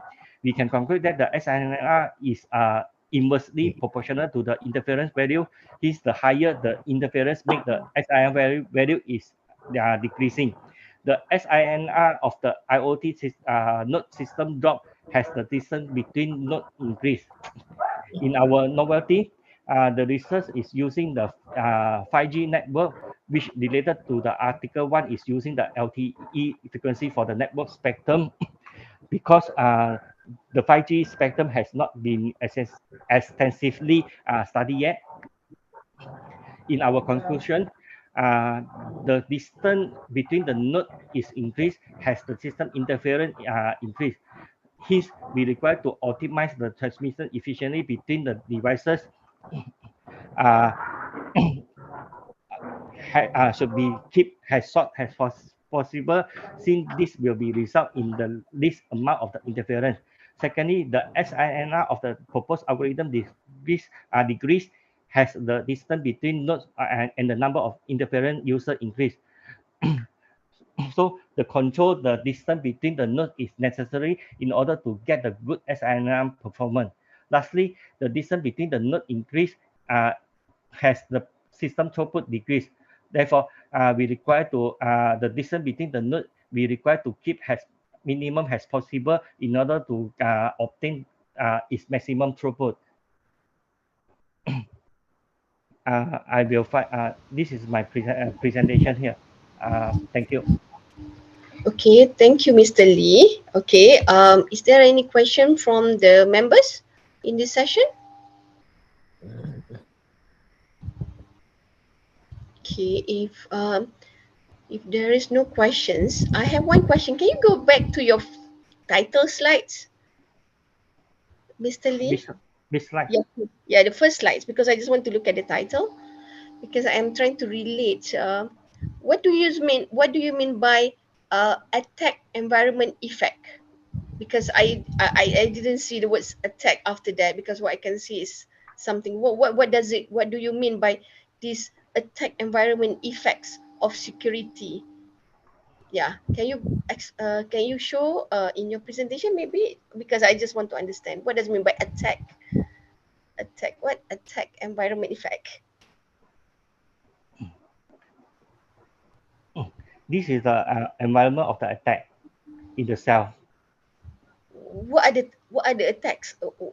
Yeah, maybe you can just like for a layman person probably. Okay. Basically, we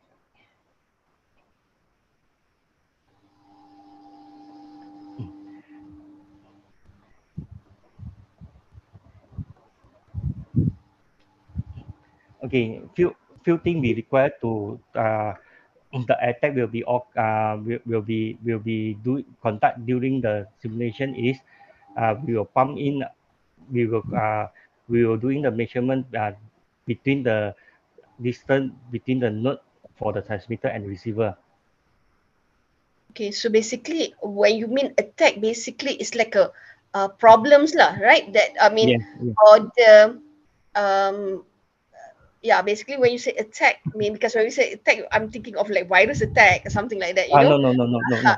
So this is like when you to say attack means like the sum of the things that will minimize the performance. Yes. Is it? Yes. Okay. Why do you use the word attack then? I'm just curious. Is it like it's a common thing to use in this Sorry. is it a common thing to use in this area? I just think about this word only. Oh, okay. Uh, All right. Okay. Is there any questions from the member? If there is no more questions, I would like to thank Mr. Lee for his presentation. Thank you. Maybe we can go to the next presenter. All right. Okay, I would like to invite Ms. Nurul Nadia Nordin for her presentations titled An Improved Meta-Heuristic Method for Unequal Facility Layout Problem. Please welcome Ms. Nurul Nadia.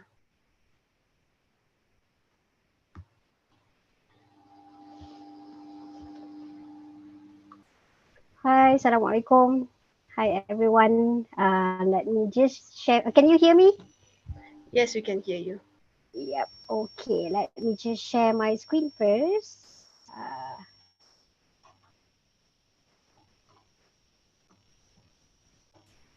So, like other participants, yeah, you are given 8 minutes for the presentations. Yeah, we are still waiting for your presentations. Right. So, can you see my screen? You can see my screen? Can you see my screen? It is still on the Explorer. Not yet. I think you have to double click your PowerPoint presentation, I think.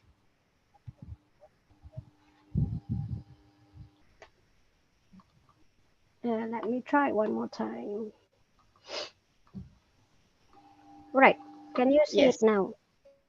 Yes, we can see your presentation.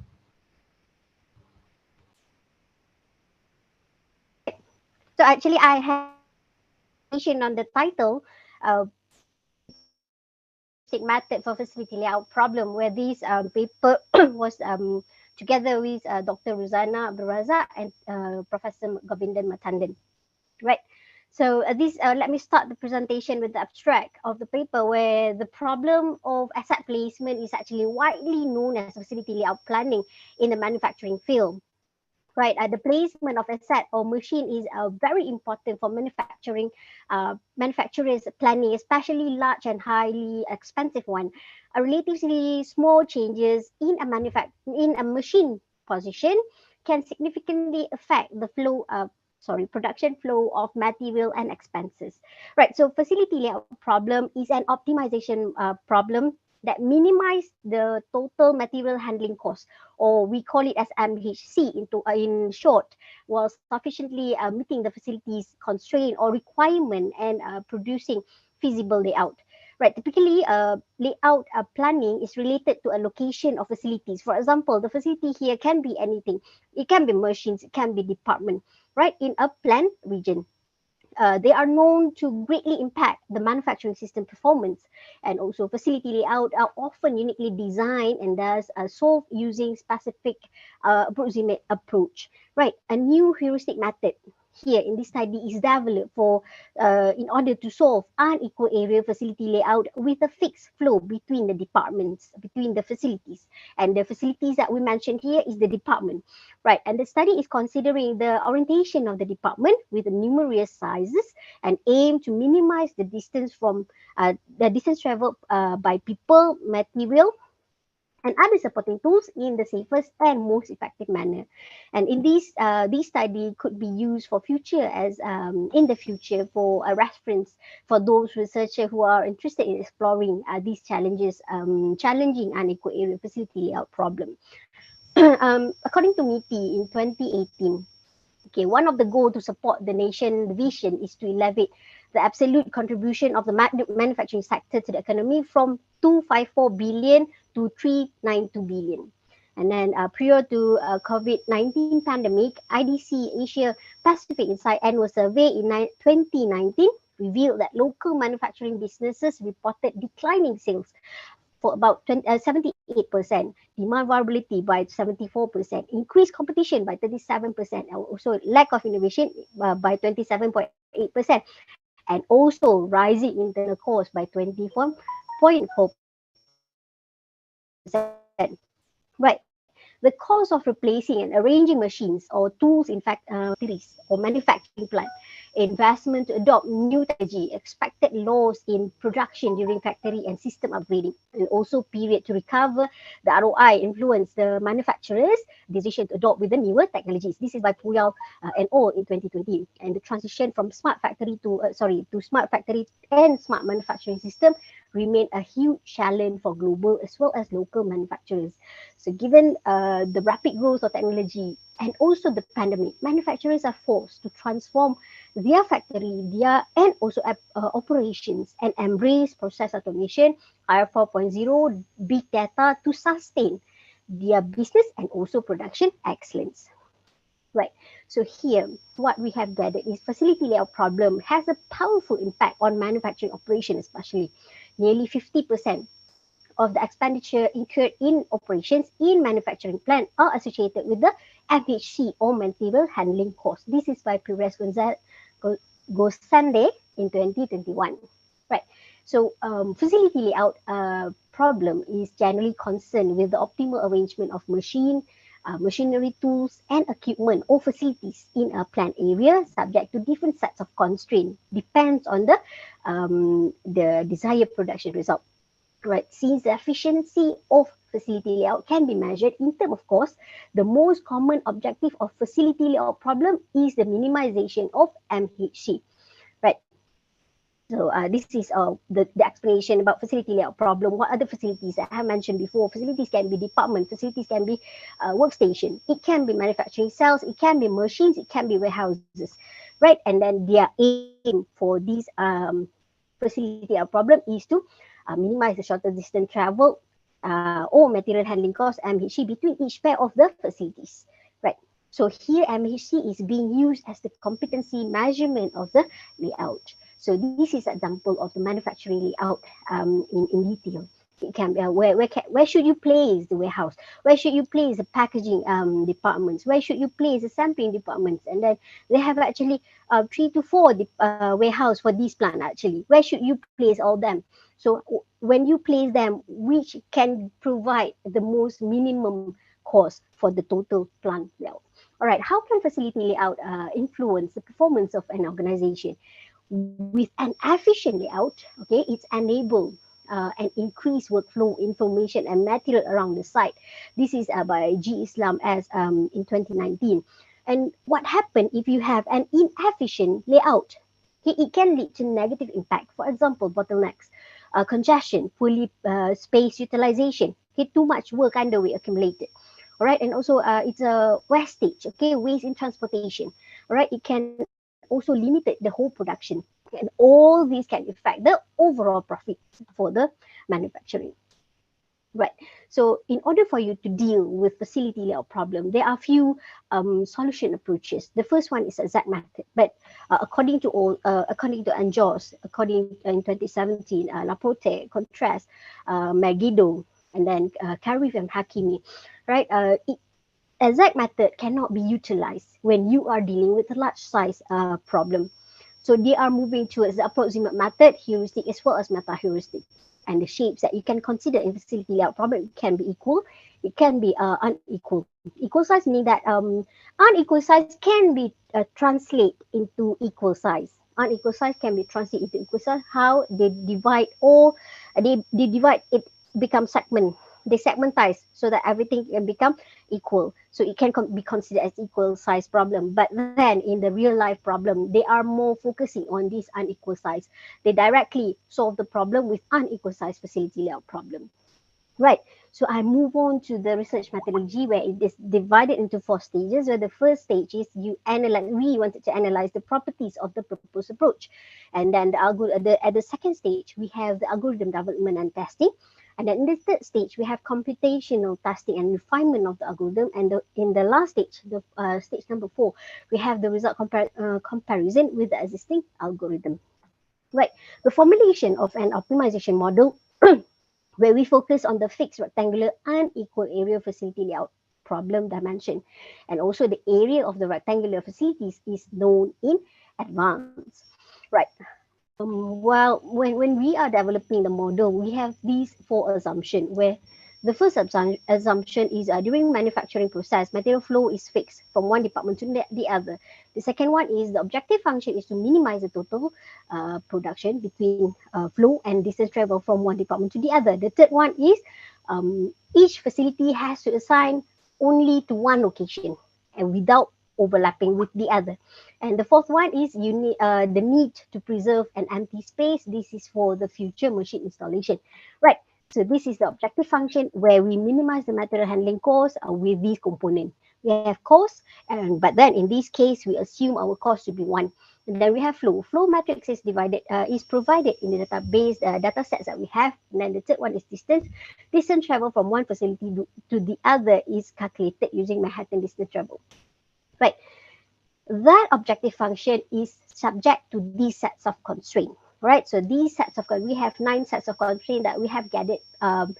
Most 80% of the constraints we have gathered from the literature, and we have introduced some of the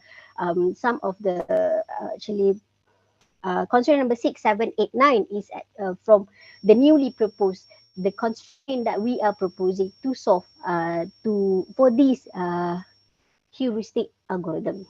Right, so this is heuristic algorithm. We name it as the origin. Okay, it's inspired by the bottom left field from bin packing problem. Okay, so it's divided into 3 processing stage, where the first one is pre-processing, second one is processing, third one is post-processing. The first one we have divided into 4 tasks, and then the main operations is in the second stage, which is processing. They are calculating all the placement, and then post-processing is tower checking, where if it's all accumulated to the top part of the layout, it will be reduced down and we recalculate the material handling cost. Right.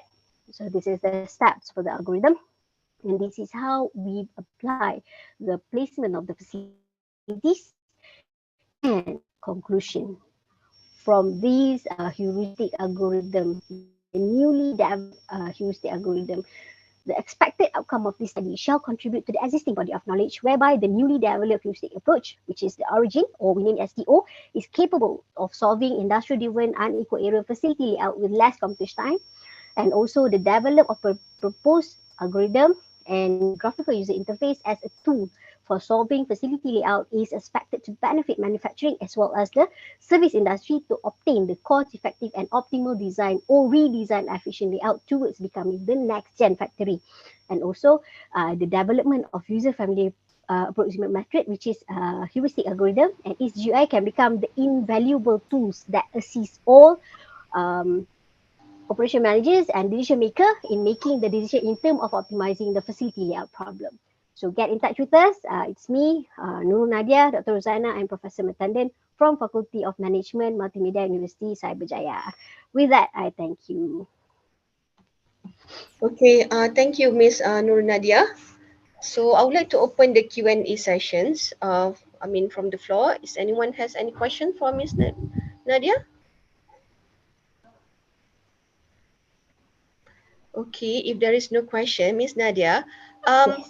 Have you done any comparisons on your simulations of your algorithm with other papers?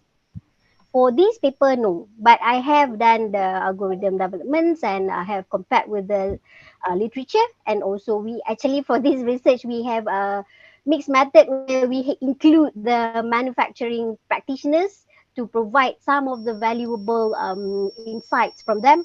What are the constraints that they really implement in the manufacturing plant, especially in Malaysia context? Okay. So you have collaborators lah from the industry to give you the problems at their place. Information, their insights. Information. Okay, their insights. Yes. Okay. All right. Is there any other question from the floor? Okay. If there is no questions, so I would like to thank you, Ms. Nurul Nadia, for her presentation. Okay. Thank you. Thank you so much. Bye-bye. Bye. Okay, so I think we can move to the next presenter. Okay, so the next presenter will be Mr. Ganesh Kumar Krishnan. For his title, Effect of Reinforcement Layer Number on Energy Absorptions of Jute GRFP Hybrid Hollow Tubes Under Axial Loading. So without further ado, so I would like to invite Mr. Ganesh Kumar Krishnan to give his presentation.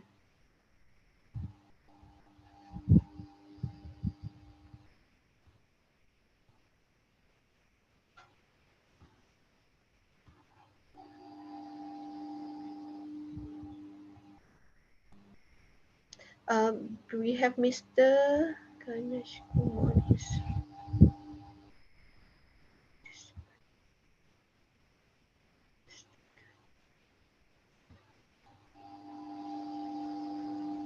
Okay, so if Mr. Ganesh Kumar is not here, I think I will go to the next presenter. Okay, let me see if the next presenter is here. Zuyi. So Mr. Zuyi here? Okay, I think he's here. Okay, I think we yes, can. I'm here. Okay, thank you, Mr. Zuyi. So is it okay if you go next, because we cannot get hold of the Mr. Ganesh? Is it okay? Okay. Okay. All right. So I would like to invite Mr. Zuyi for his presentations. His title is Recycling of High Density Polyethylene Plastics, HDPE, Reinforced with Coconut Fibers for Floor Tiles. So without further ado, so please welcome Mr. Zuyi. You can have your presentation now. So you are given for 8 minutes presentation and 2 minutes for Q&A. Thank you. Could you see my slides? Yes, we can. Okay. Hello, everyone. I'm Joey, and I'm very glad to introduce my study, Recycling of High-Density Polyethylene Plastics, Reinforced with Coconut Fibers for Floor Tiles. Firstly, we know we've faced many environmental problems, just pollution, like plastic pollution, ocean pollution, atmosphere pollution, and soil pollutions. How could we deal with them? How could we protect the environment? There are some traditional ways like landfill or incineration, but actually they are very low cost, but they have many problems. For example, landfill would cause damage to the soil, and incineration absolutely will cause damage to the atmosphere. So recycling and reuse is a good way, just for me, that's my opinion. Recycling and reuse. We could try to add fillers to the recycled plastics to make it a composite material. And the filler, we usually use the coconut fibers. And for the recycling of coconut fibers, we could use mechanical recycling. Mechanical recycling is one of the most common recycling methods because of the low cost and the fact that fibers can be recycled by means of sheltering. So anyway, my objectives are to research the mechanical properties like tensile strengths, flexural strengths, and impact strengths, and other properties like hardness, thermal insulation, and water absorption rate of recycled HDPE with 5%, 10%, 15%, and 20% coconut fibers. And secondly, to find the best blending ratio by comparing the results of the composites. Thirdly, to study the possibilities of using recycled HDPE and the composites and its composites in the production of floor tiles. That's all my objectives in this research. Anyway, I find some papers to support my opinions because many researchers, many scientists had found many ways, many materials to create floor tiles to protect the environment. So I cited their papers, their opinions to support my opinions. Okay. For the methodology, before the samples preparation, I chemically treated the fibers by sodium hydroxide because by chemical treatment, the mechanical properties of the coconut fiber will be improved. And then after that, I prepared samples by compression molding and then do the mechanical tests and other tests. The tests include tensile testing, flexural testing, impact testing, hardness testing, water absorption test, and thermal insulating test. They were performed by different ways, different temperatures, different machines, different standards. So then we can get the results and analyze it. We can see the charts for the tensile properties. The pure HDPE showed a very good properties, and we can see after we add the filler of coconut fiber, the properties decreased. This is because coconut fiber is a hydrophilic material and HDPE is a hydrophobic material. The interfacial interactions are very weak between them. And then with the content of the coconut fiber increased, the properties increased as well. For the familiar results, for the flexural properties are very similar to the tensile properties. After add the coconut fibers, the properties decreased, and with the content increased, the properties increase as well because more and more fillers are involved in the bending fracture.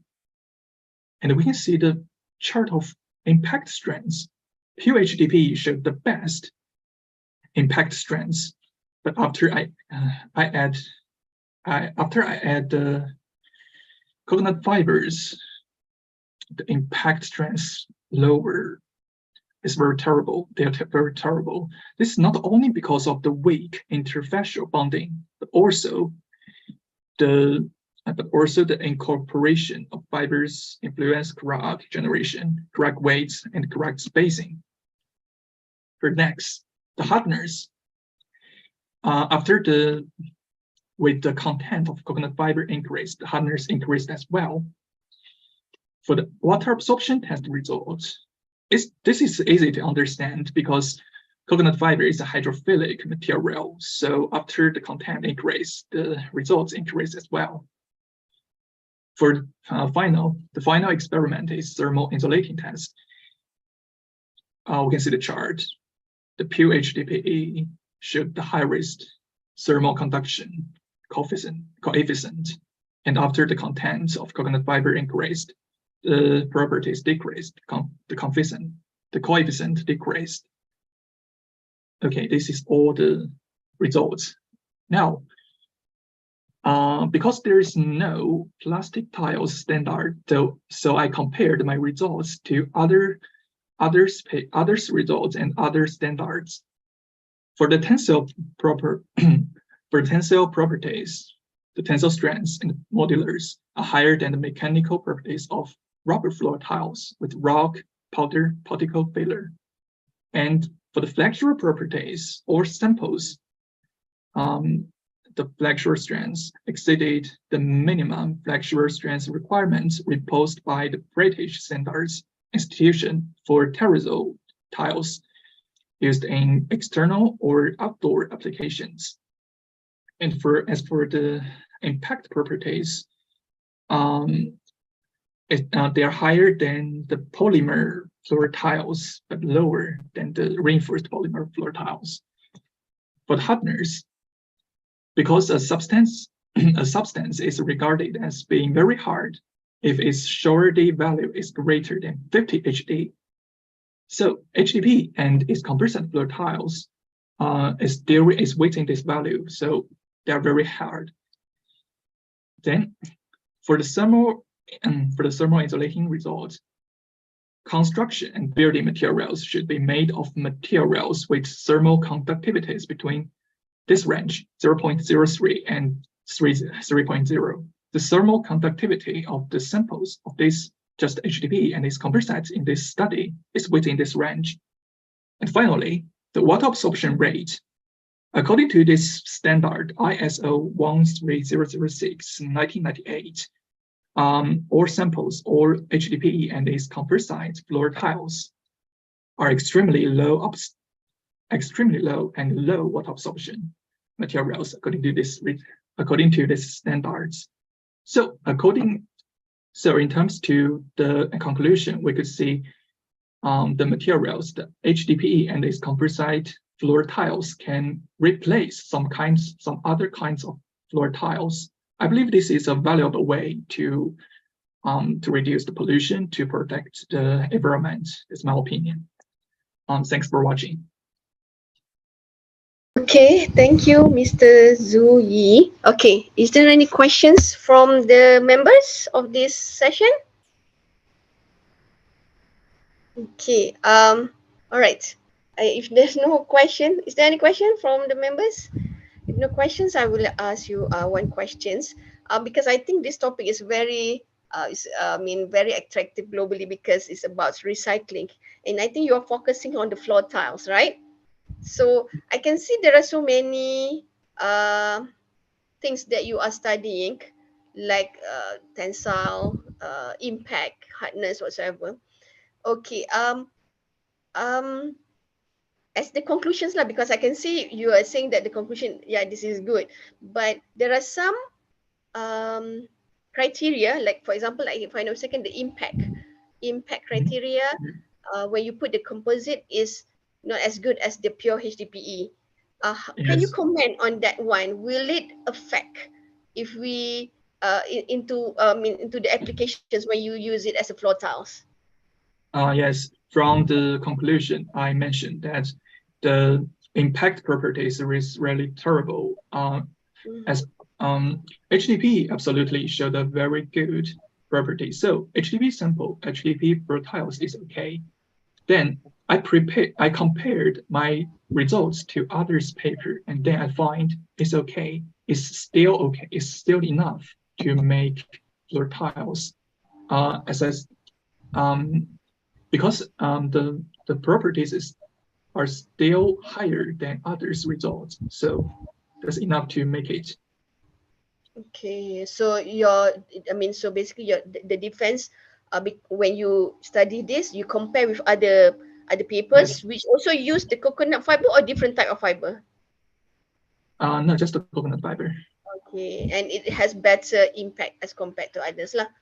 All right. Okay. All right. That's a very good. I think. Research. I think. Always to do the comparisons, not like your opinion. Yeah, I think in my opinion. Okay, that's good. Okay, thank you, Mr. Zhu Yi. Is there any more questions? If there is no more question from the members, so I would like to thank Mr. Zhu Yi for his presentation. Thank you. Thank you. I think we can move to the next presenter. The next presenter is by Mr. Ramadan Salim Ramadan Skat. Okay, for his presentation title is Solar Power Generation System Model Integrated with Network Connected Battery Electricity.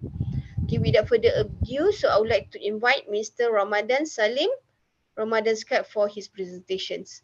Yeah. As usual, you are given 8 minutes and plus 2 minutes Q&As. Please, thank you. Yeah. Yes, Assalamualaikum. Waalaikumsalam.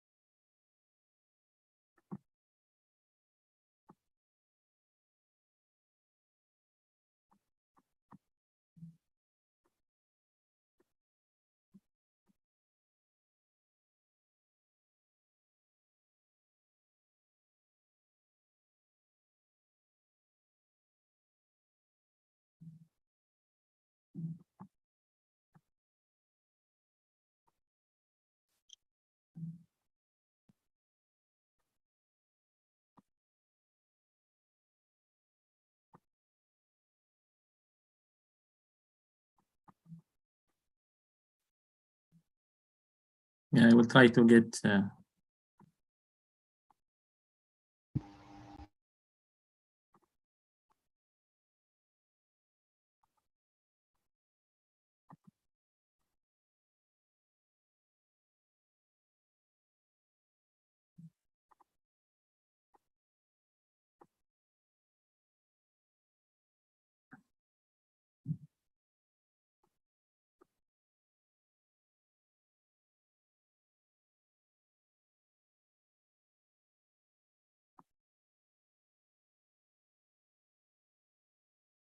Can you hear me?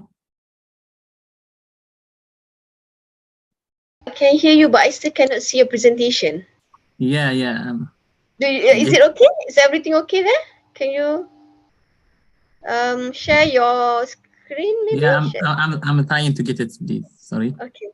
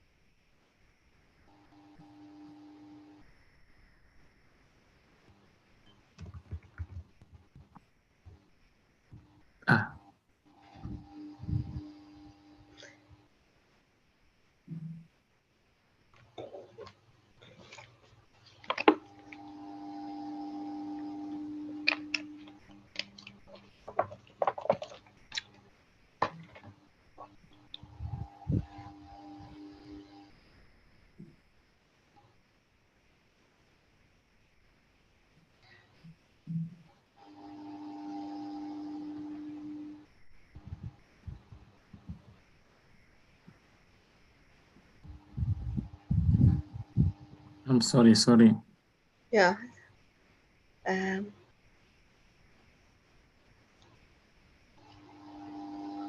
If not Yeah.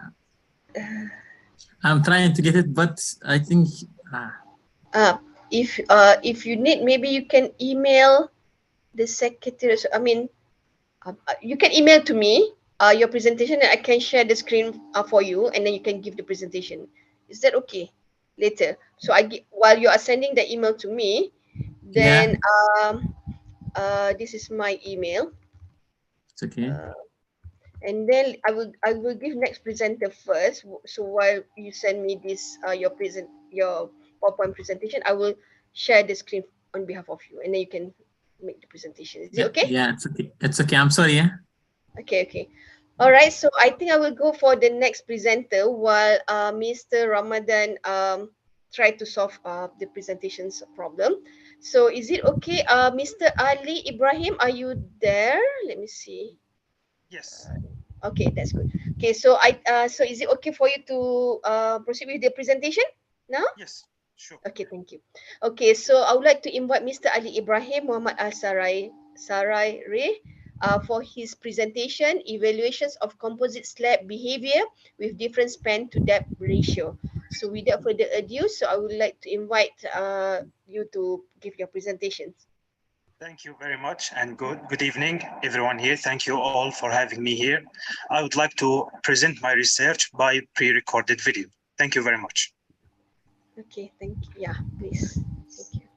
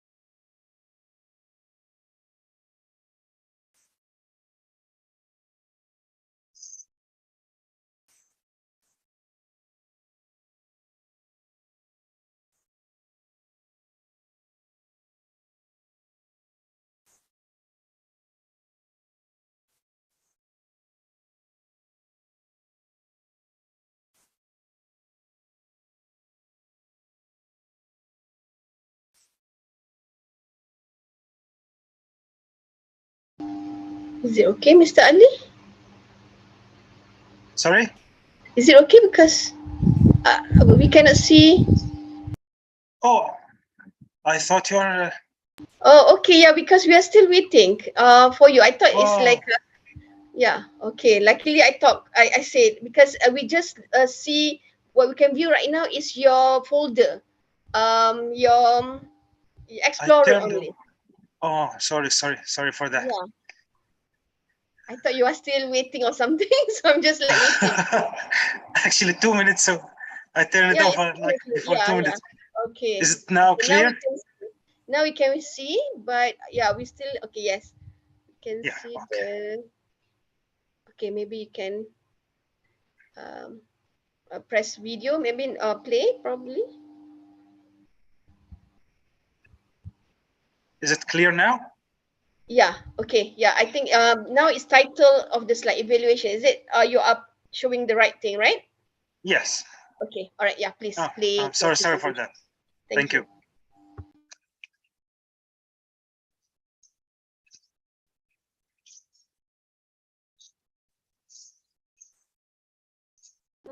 We cannot hear the sound.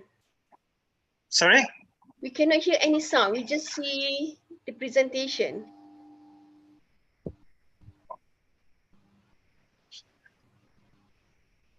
The sound is on. You know why?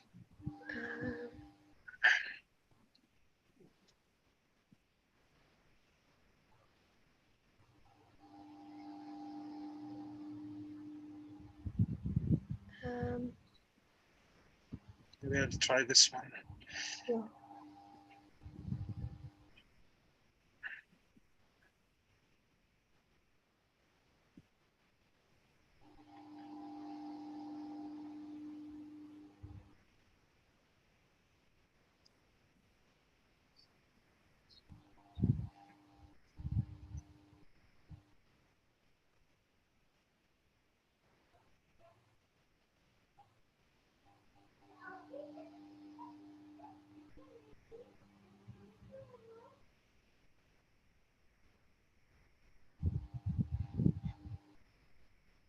Is there any sound now? Still no.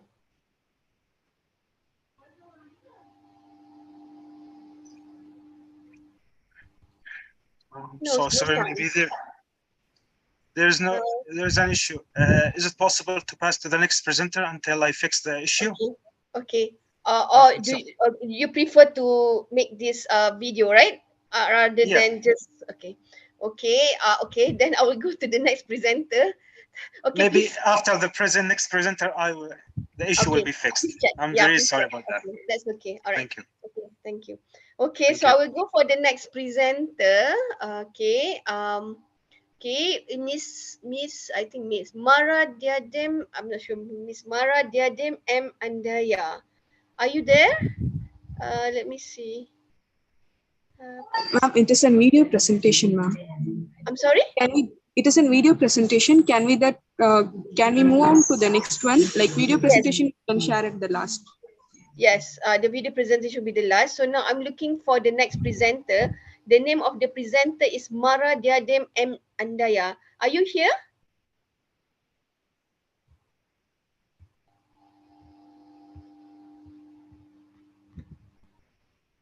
Are you here? The next presenter will be, the title of the next presenter is Construction and Corporate Social Responsibility, CCSR in Philippines, Framework Standard Formulation for Construction Firms. May I know if the presenter is ready now?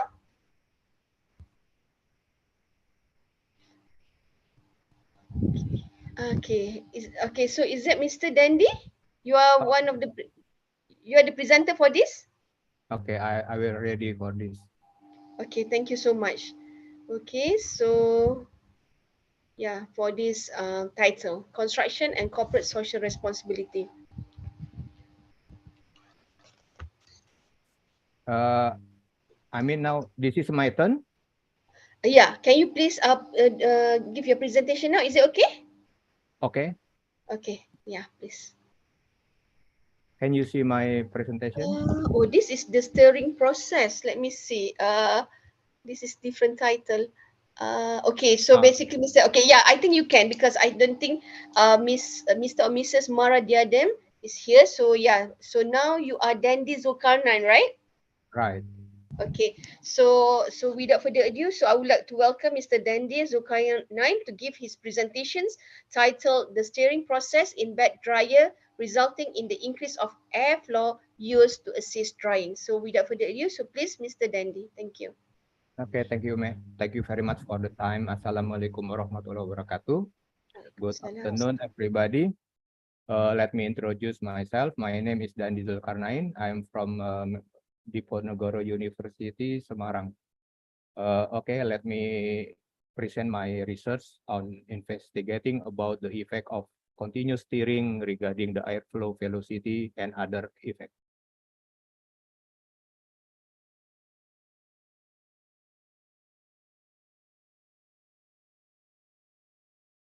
Okay, we need to steer and move the material in order to even out the drying result if we use the flatbed dryer.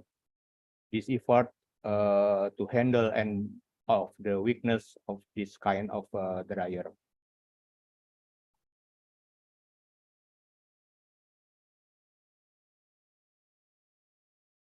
Okay.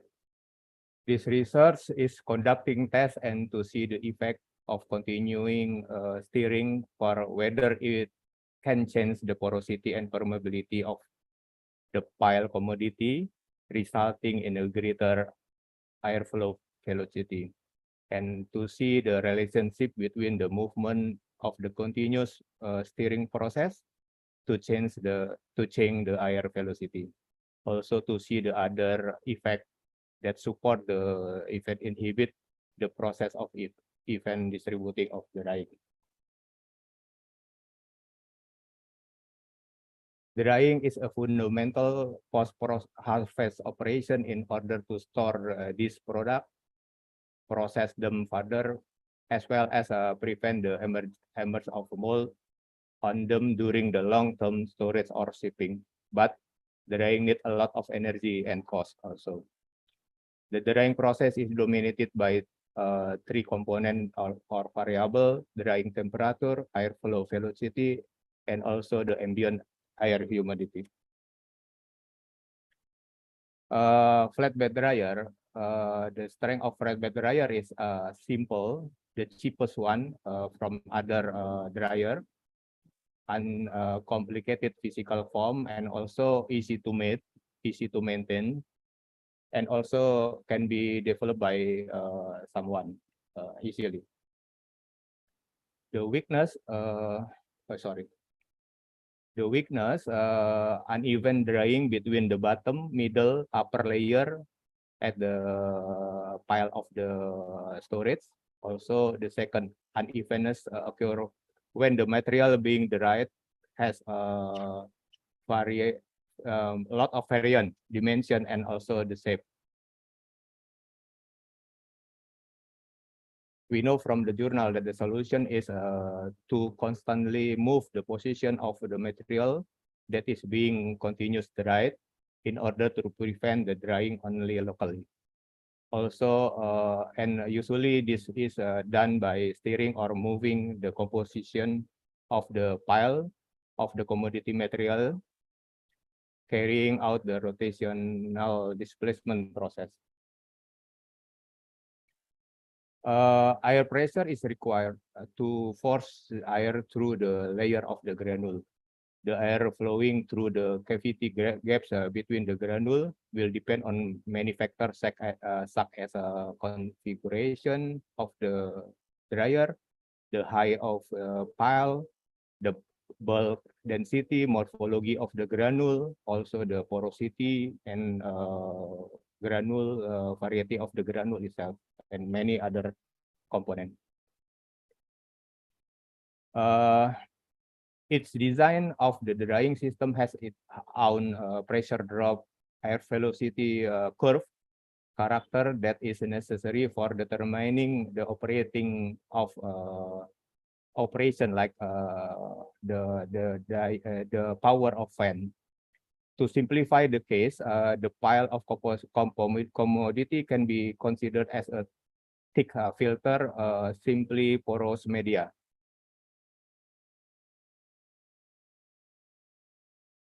Regarding to the Argun equation, the air flowing through the cavity gaps between the granule will depend on the characteristic of the material commodity, low bulk density, high porosity, large particles diameter, and also the shape of the non-homogeneous particle.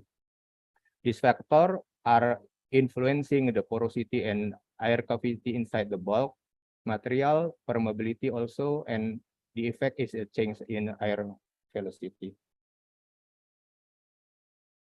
The methodology we will use is we will testing the carried out using the automatic steering system. The system will operate continuously during using the rotating movement and also the translating movement. Air flow velocity will be measured in 7 points. Also 3 points below the steering shaft. The test will be carried out at the 3 different steering speed, 2 RPM, 4 RPM, and also 6 RPM. The test will increase the blower speed 6 increment from 1,300 until 1,800. What will be investigated is the effect of steering on the grain surface, the differences in air velocity, the differences in static pressure in the plenum chamber. This is, we can see the photo when we test. At the left one is a 3-point. We test the airflow below the air shaft, below the steering shaft, and then 7 position in the pile of the commodity. The construction is like this, the rotation of the shaft and also translation during the drying. And this is also the concept of the machine. This is the tear down, the exploded view of the machine. The steering process will be done from the top of the pile of the commodity. This is the shaft mechanism we use, and also the rail. An additional air velocity occur which penetrate the layer of material around 0.2 meter per second differences. The speed difference are relatively constant, even if the mixing speed is changed or the blower speed is changed. This additional air velocity occur because the movement of the mixing blade make the space between the grain stretch, resulting the porosity increase of the mixing area. In consequences of this change is the airflow increase. The steering movement don't have much an effect on either the static pressure inside the plenum space or both the air velocity. The speed of the blower was in fact the speed of the blower was in fact the one influencing the increasing. We can see the additional airflow velocity in this photo with the yellow marking arrow. This is the graphic of 3 different steering speed, 2 RPM, 4 RPM, and also 6 RPM. The decrease in the height of the grain pile occur due to the movement of the steering. The difference in height is caused by the configuration of the steering blade. The static pressure and the speed of the airflow that penetrate the grain pile didn't change according to the change of the steering condition, either 2 RPM, 4 RPM, 6 RPM, and off. This is the graphic we got from the result.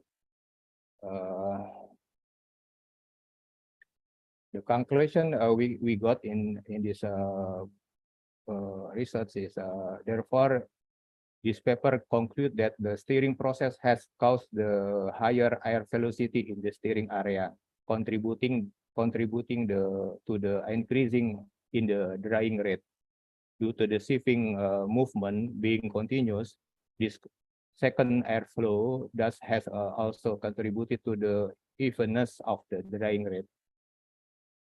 Okay, this is my presentation. Thank you very much. Okay, thank you, Mr. Dendi. Is there any questions from the floor? Okay. If no, it's a very interesting presentations. I'm just curious. So this experimental methodology that you do is at the university or at the industry collaborator? I do the professional in engineering and manufacture company, but also I am the student ongoing doctoral in Diponegoro University. So both of these I do. Oh, so basically both at the university and as also at the industrial collaborator place. Yeah, and this is my product. So the product is manufactured by my company, and also I do research and also expose for in this academic. Okay, all right. Very interesting. Okay, thank you so much, Mr. Dandy, for your presentations. You are welcome. Assalamualaikum. Waalaikumsalam. Okay, all right. I think we can go to the next presenter. Okay, so Mr. Ivan Reynoldi Limantara, are you there? Are you in this session? Yes. Okay, thank you. All right, so I would like to invite Mr. Ivan Reynoldi Limantara for his presentations titled The Utilizations of Local Filter Materials with Combinations of Ion Exchanger Media for Brackish Water Treatment. So without further ado, so I would like to invite Mr. Ivan.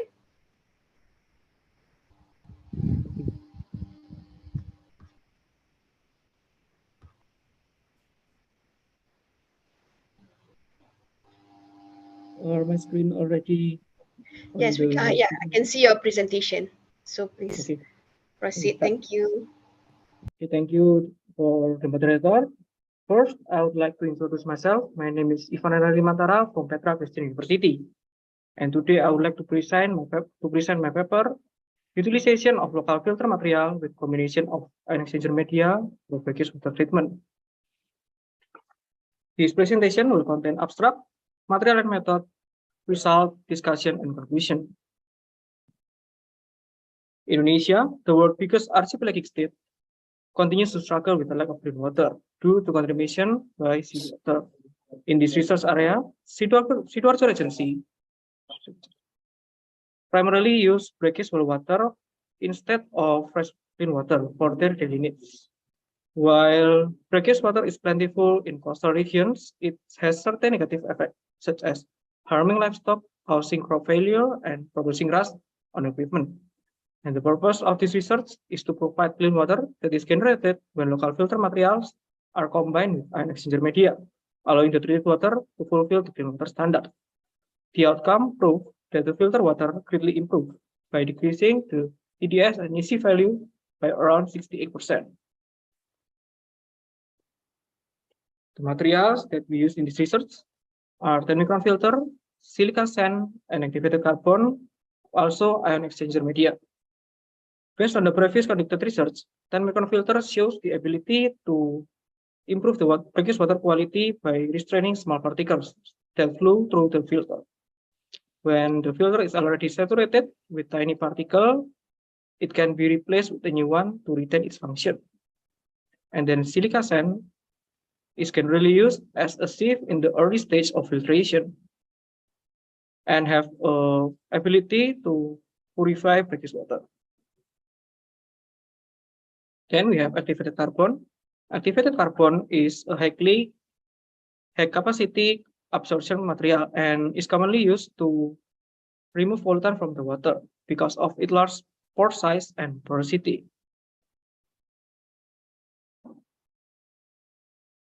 Then we have ion exchanger media.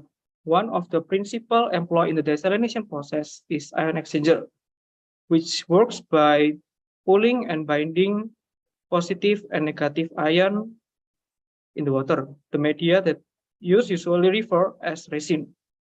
Ion exchanger resin divided into two types: cation resin and anion resin. Cation resin, which contains positively charged exchangeable ion, while anion resin contain negatively charged exchangeable ion.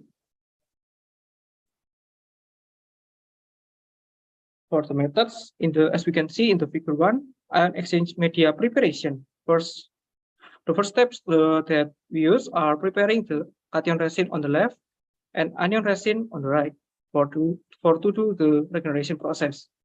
And then we have sodium hydroxide, 48% sodium hydroxide on the left and 32% of hydrochloric acid on the right that act as a regenerator. And then the calculation will be performed to determine the volume of sodium hydroxide, hydrochloric acid, and distilled water that are required to do the dilution procedure. And in figure 2, cation resin degradation procedure. The process was started by measuring the volume of hydrochloric acid and distilled water for that required in the regression procedure, and then mixing the cation, hydrochloric acid, and distilled water to carry out the regression process, and then stir the mixture for 5 minutes, then let it stand for 10 minutes, and then checking the TDS on the cation resin before rinsing with running water. For anion resin degradation procedure, the principle is the same with the anion resin, cation resin, but the difference is in the solution used. In the anion, we use sodium hydroxide, and the volume of the distilled water is also different with the cation resin degradation procedure. So that in filter cartridge installation, the silica sand, activated carbon, cation, and anion resin are ready to be inserted into the filter housing. Then putting the silica sand, activated carbon, and cation and anion resin into the filter housing. As for the result, in table 1, we can show the TDS and EC value before and after the treatment. Before being utilized for further treatment, water samples that contain water from each jerrycan were examined for TDS and EC, because 4 jerrycans were utilized for water sample were collected, and TDS ranged from 2,324 to 2,477 parts per million, whereas EC value ranged from 4,648 to 4,654 microsiemens per centimeter.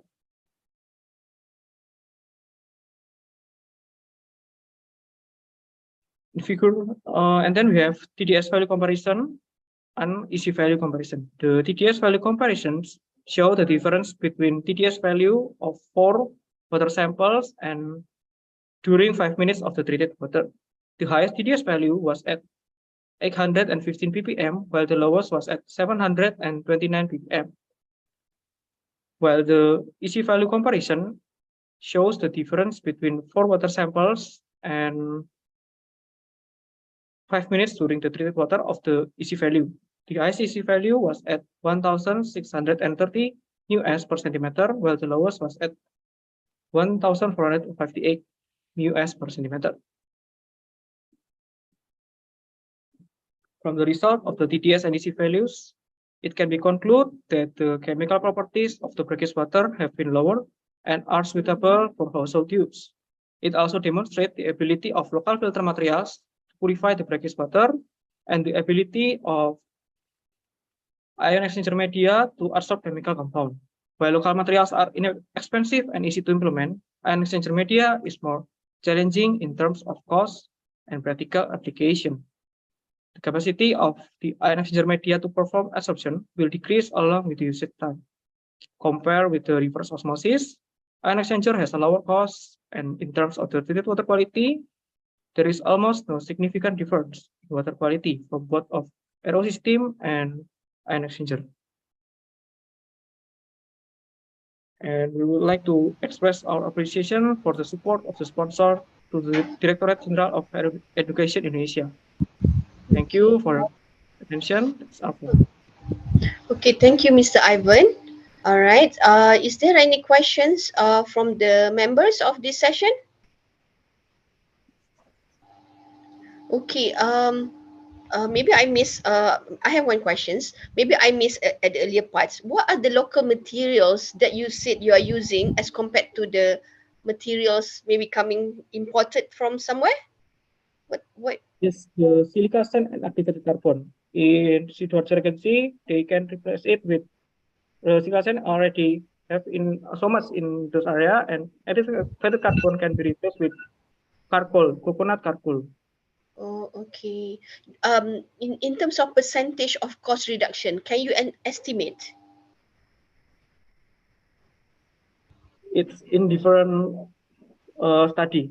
I already do the another research that used the comparison between LO and ion exchanger, but still in the study. Okay, that's all further right. Because in the title it mentions the local materials. I mean, using local materials, and then I think one of the conclusion just now you say is cheaper, right? Right? Yes. Yes. All right, never mind. Yeah, I'm just curious. All right, thank you so much, Mr. Ivan. Okay. All right. Is there any more question from the members of this session? If no questions, I would like to thank you, Mr. Ivan Renaldi Limantara, for your presentation. Thank you. Okay. So next, I think we will go.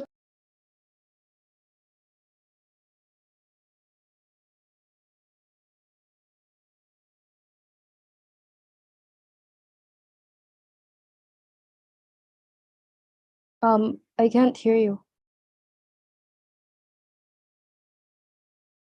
All right, thank you.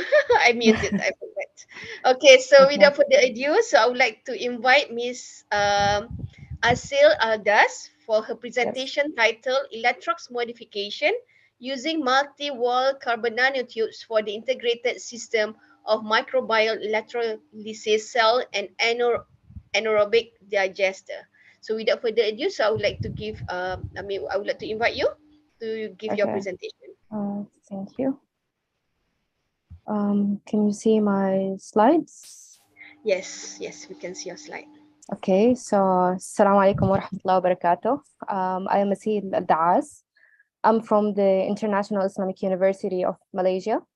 My topic is the electrodes modification using multi-wall carbon nanotubes for the integrated system of microbial electrolysis cell and anaerobic digester. So let me start off with the abstract. I'll be explaining about the importance of integrating the microbial electrolysis cell system to the anaerobic digester. Secondly, I'll be explaining about the modification of the electrodes with multi-wall carbon nanotubes. And lastly, I'll explain about the effect of electrodes modification on the biomethane volume and substrate degradation. So let's start off with the description. So anaerobic digesters have been employed in the treatment of multiple organic matters like agricultural waste, animal manure, black waste, and wastewater. So the treatment produces biomethane gas. But we have a few problems with that. First of all is the system instability, because within the digesters, in the first processes, volatile fatty acids are produced, which lowers down the pH, which inhibits the last step for the production of biogas. Secondly, the downstream processes for the CO2 and biomethane separation, since the digester only produces 60% biomethane, and the remainder is carbon dioxide. So the main product is the biomethane. So in order to separate the CO2 from the biomethane, we need downstream processes like carbon adsorption or carbon capture, which these processes are very costly. Like calculating the final cost, that wouldn't be feasible for industrial applications. So to tackle this problem, a proposed system of integrating the microbial electrolysis cell to the anaerobic digester. Now this happens through the direct insertion of microbial electrolysis cell to the digester. So microbial electrolysis cell consists of two electrodes, a cathode and an anode, with an applied potential. So the process goes through the direct insertion to the digester and an applied potential around like 0.9 volts or up to 1.5 volts. Now, how does that help? It offers system stability because integrating the system enriches some certain fermentative bacteria like geobacter, which will utilize the volatile fatty acids. And in addition to that, it enriches methanogenetic community. So the methanogenetic community are responsible for the production of the biogas, of the biomethane. So in the hybrid system, we have a new pathway, which is the electromethanogenetic pathway that produces biomethane directly. And in the hybrid system, also a hydrogenotrophic methanogenesis pathway is enriched, which is responsible for the upgrade of CO2 and hydrogen to biomethane. So this means in this hybrid system, we do not need downstream processes to separate the CO2 from the biomethane. Now, moving on, used carbon filter anode for the system and stainless steel mesh cathode, Both of the electrodes were modified using multi-wall carbon nanotubes. Now, there are multiple ways of the modification, but we used a simple feasible modification using through the production of multi-wall CNT carbon ink, using either distilled water or ethanol mixed together and using binding materials like PNP by submerging the electrodes and then heating it at 170 and repeating the process until a full coatation of the electrode happens. Now you're wondering why are we using like this whole modification process? So first thing is for the hybrid system, usually precious metal electrodes are used. So in order to tackle that, in order to find like cheap alternatives, we use cheap, biocompatible, highly conductive and stable materials, and we modify it with the materials that we can produce in order to get a cost-effective electrodes. Secondly, the modification of multi-wall carbon nanotubes increases the biocompatibility of the stainless steel mesh cathode and increases the conductivity of the carbon filter, which these are really important factors in the hybrid system. And thirdly, the increase of selectivity of hydrogenotrophic methanogenesis, which are responsible for the CO2 and hydrogen upgrade into biomethane. And lastly, increasing the surface area. So when you increase the surface area, it means that you're increasing the microbial community in the system.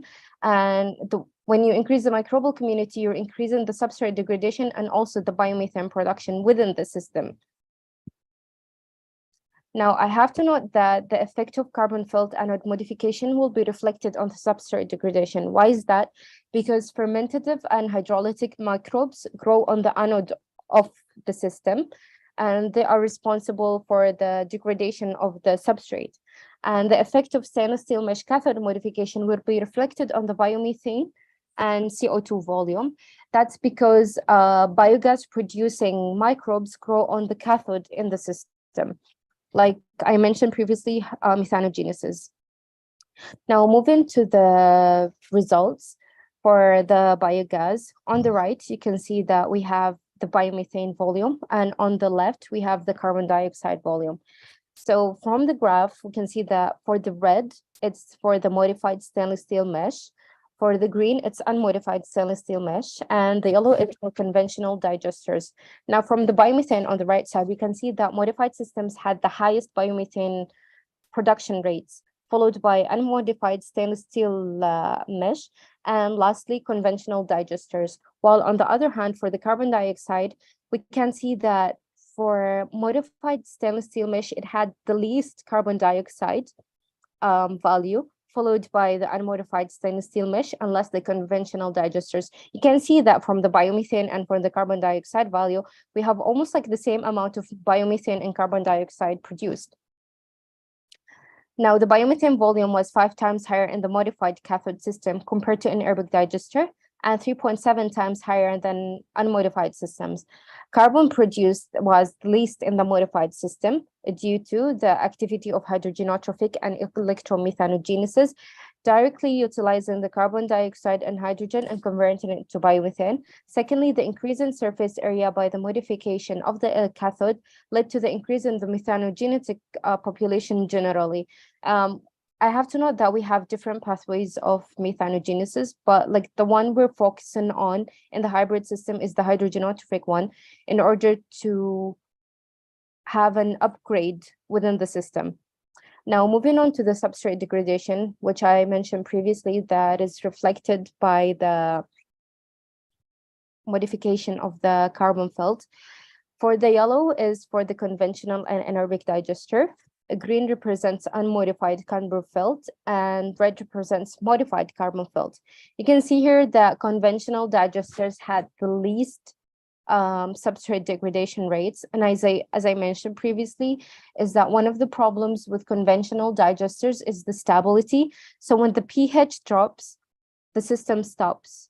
So we can see here that it barely achieved 55% substrate degradation, which means like 45% of the substrate was not utilized, and followed by unmodified electrodes. And the highest substrate degradation rates were noticed on the modified carbon felt.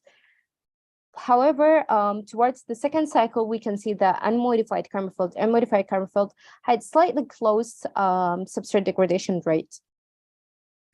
Now, modified systems has achieved the highest substrate degradation percentage of 92.5%, followed by unmodified system of 83%, and lastly, conventional digesters by 55%. And as I mentioned previously, in the hybrid systems, the microbes are enriched.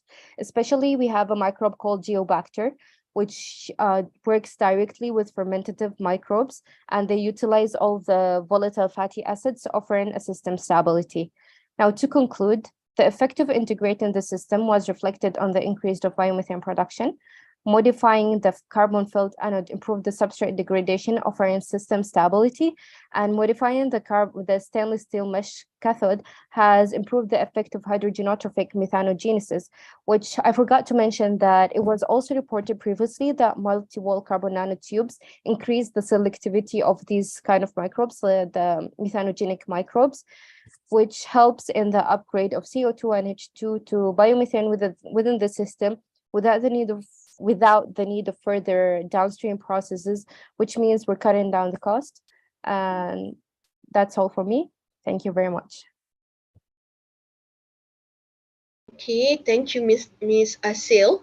Okay, is there any question from the members of this session? Okay, all right. If there is no questions, I'm just curious. Yeah, it is a very good presentations. Do you do any comparison? Is there anyone in the literature that has been done doing the same thing, like what you call that, modification, something like Yeah. Okay. Did you do any comparison with what they have achieved?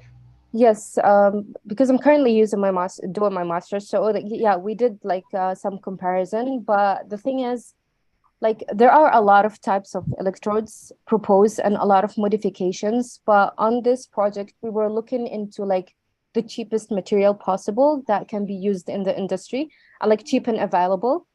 And we were looking into like modification techniques that, like, because multi-wall carbon nanotubes can be produced in the lab, like instead of using like other metals, like some were using like nanoparticles and stuff, which is kind of like quite hard to be produced in the lab, like some quotation with precious metals, which also adds cost.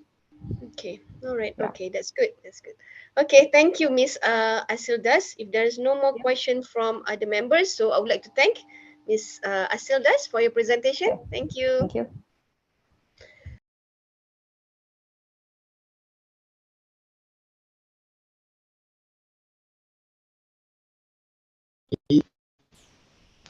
Hello, ma'am.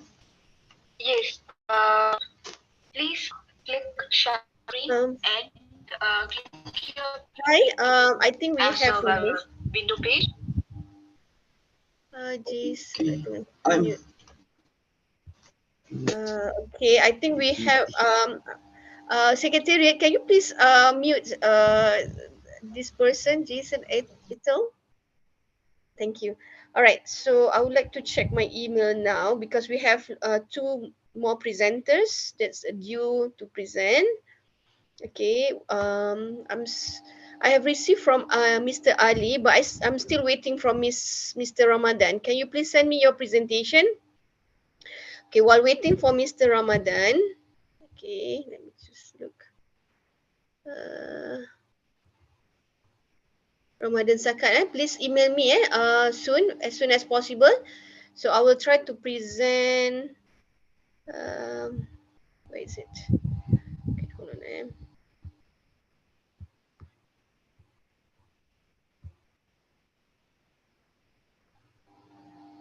Okay.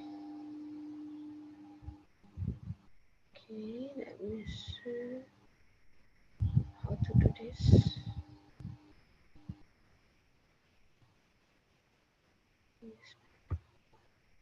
Good afternoon. Okay. Escape. Okay. Good afternoon. Okay.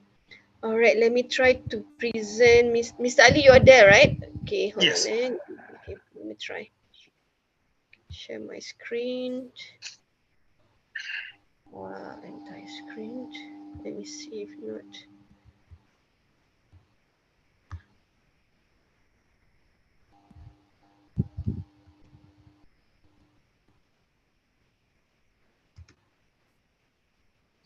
Okay, let me see.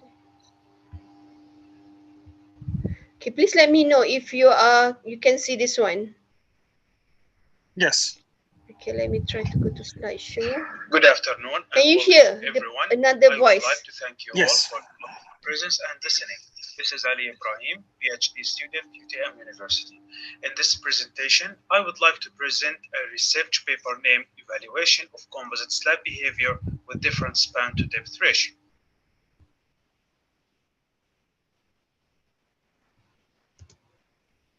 Composite slab is defined as a slab system consists of profiled metal sheet that act as a permanent formwork in the construction stage and tensile reinforcement in the composite stage and hard concrete. In this figure, it shows the main components of the composite slab system, including the profiled metal sheet, concrete, and temperature and shrinkage reinforcement. The key advantages of this structural system are the speed of construction, the elimination of traditional replaceable shuttering, and the decrease of temporary support. Also, this type of slabs can reduce the overall weight of the structure comparing to the reinforced concrete slabs. As shown in the figure, there are three failure modes occur to the composite slab system. One, the flexural failure occurs when the maximum bending resistance of the composite slab is exceeded by the applied bending moment. This type of failure occurs only when there is a full interaction in the steel-concrete interface, which is not achievable only if a proper shear connector is used, which is as shown in section A. 2. The vertical shear failure only happens for a thick and short slab with a large concentrated force near the support, which is shown in section B. 3. The longitudinal shear failure is the most common type of failure occurs in the composite slab system, and it will be presented in the next slide, which is as shown in section CC. The longitudinal shear failure, considered as the most common type of failure that occur to the composite slab system, which can be identified from the end slip and the separation between the profiled steel sheet and hard concrete. This type of failure occurs when the resistance capacity of the profiled steel sheet concrete interface is no longer capable to transfer the horizontal shear stresses along the shear span. Shear bond failure is identified as the development of diagonal tension crack in the concrete that results in slippage between the concrete and the profiled steel sheet at the span's end. When this type of failure occurs, the composite slab is prevented from achieving its full bending capacity. In this study, the research outline summarized as follows: evaluating the failure modes of the composite slabs, evaluating the load deflection behavior of the composite slabs, evaluating the load slippage behavior of the composite slabs, and determine and evaluate the longitudinal bond strength of the composite slabs.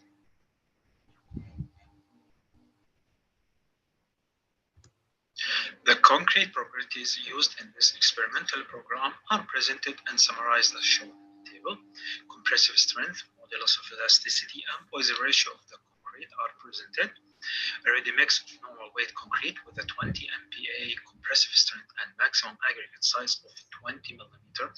When the ready mix arrived and before casting, the slump test was done to measure the consistency of the concrete. The slump test was 115 mm. The concrete properties used in this experimental study was determined depending on the results of uniaxial compressive strength tests of 100 mm cube specimens and 150 mm diameter cylinder specimens that had been cured under the same conditions as the concrete used in the composite slabs.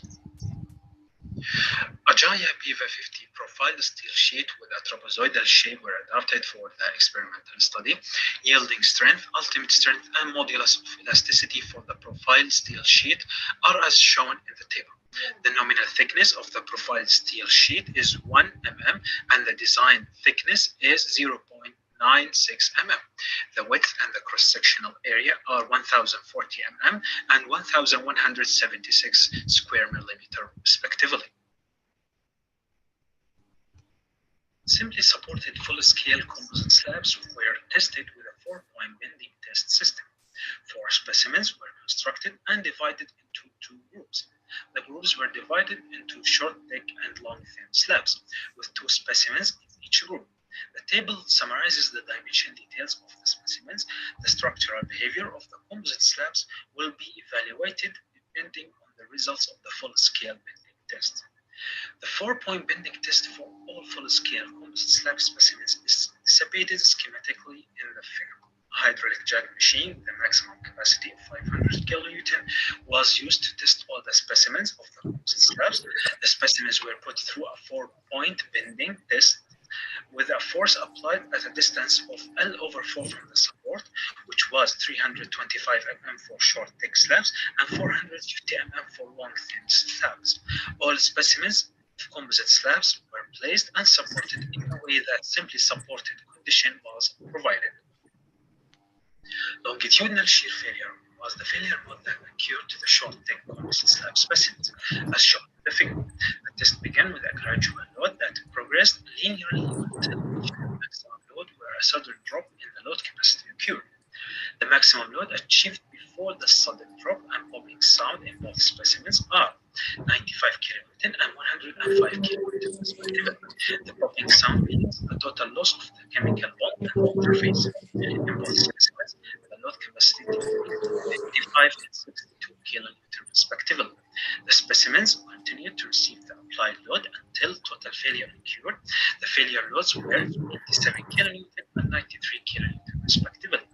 In long thin, both specimens experienced longitudinal shear failure as seen in the figure. The load was incrementally raised until it reached the failure load. The failure loads for the both specimens are 81 kilonewton and 76 kilonewton respectively. Like the previous group, this group had a load reduction to a load level where the load dropped to 40 and 46 respectively after attaining the maximum load. Unlike the prior group, this group did not witness any increase in the load after the load dropped. The load deflection results for short, thick composite slab specimens as shown in the figure. When the load was applied for the first time, the composite slabs were fully connected and demonstrated a linear relationship between the applied load and deflections at the point load and mid-span regions.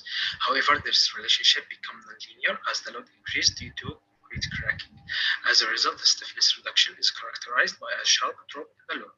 Load drop means that the shear stress at the profile steel sheet topping interface exceeds the shear strength provided by the initial adhesion. After the sudden drop, the specimens recorded the first slip and the loss in initial adhesion. As a result, the specimens continued to receive the applied load and withstand the shear stresses by friction and mechanical interlock. For long, thin composite slab specimens, the load gradually increased, and the specimens mid-span and point load deflections are measured until failure. The slab only showed linear behavior until the load reached around 81 and 76 kilonewton, abruptly decreasing to about 40 and 46 kilonewton. Then the deflection suddenly increases, and the load slip is now clearly visible. As deflection and end slip increased, subsequently the load capacity also reduced. As a result, the composite slabs lost their ability to work as a composite and produced a gap between the profiled steel sheet and concrete. The composite slabs had very little or no end-slip up to a particular point. End-slip was generally measured following the longitudinal shear failure of the profiled steel sheet and concrete topping.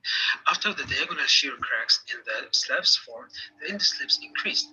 End-slip occur at both ends of the slabs in all cases. However, due to the beginning of shear bond failure in this specific shear span, one end experienced a larger end-slip than the other.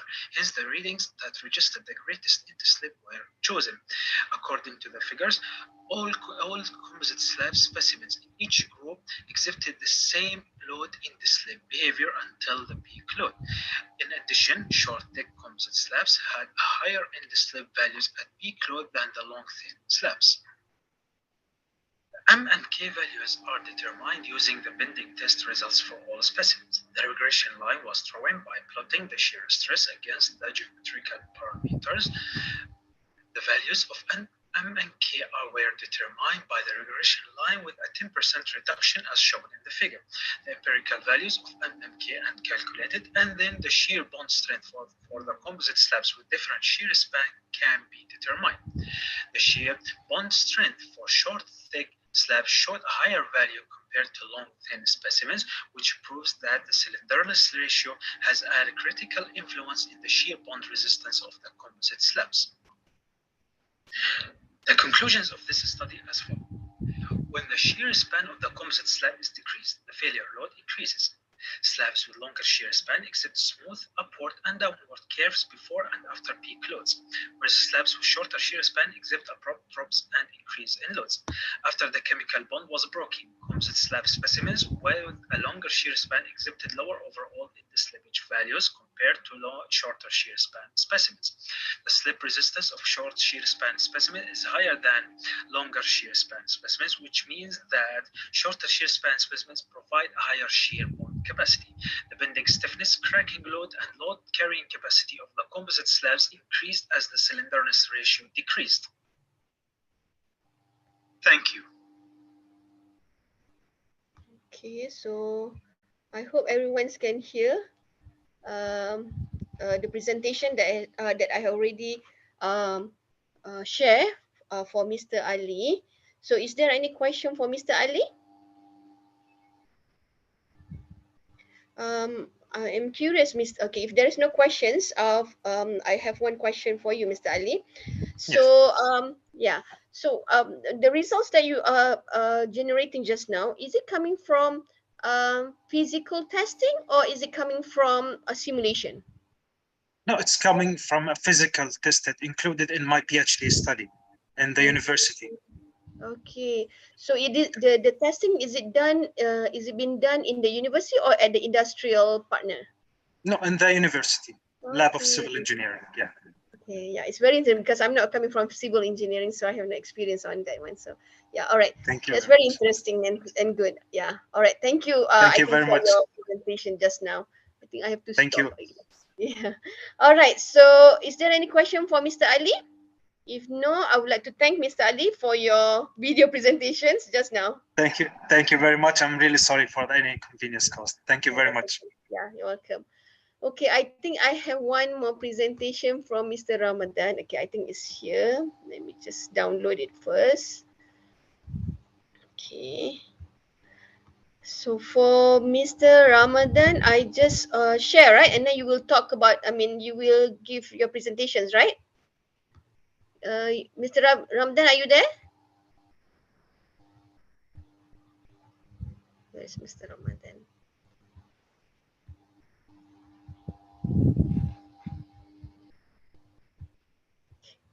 Is he here? Let me see. He replied my email. Yeah. Sorry for the interruption. Ramadan couldn't join now. He is on emergency and he left. He has shared the PPT to you, it seems, ma'am. Okay, but is it like is it with video or is it like only the PPT has been shared? Yeah, the PPT is being shared, but who is going to present it? Is it including with the voice? Let me just open it. No, ma'am. Like you can click on the. Because I'm not the member. So are you the member of the project? No, ma'am. I'm the coordinator for the project. For the project, so you can give the presentation. I'm from IFERP, ma'am. Oh, okay, sorry. Okay, all right. It's okay. So how? Let me just open. I think there's no voice. So how are we going to have this presentation? Let me see. Let me just open it. Like you can check on it and you can, if you have any questions, you can ping on him. Okay, let me like you can have, yeah. Yeah, let me just open it first, okay? Sure.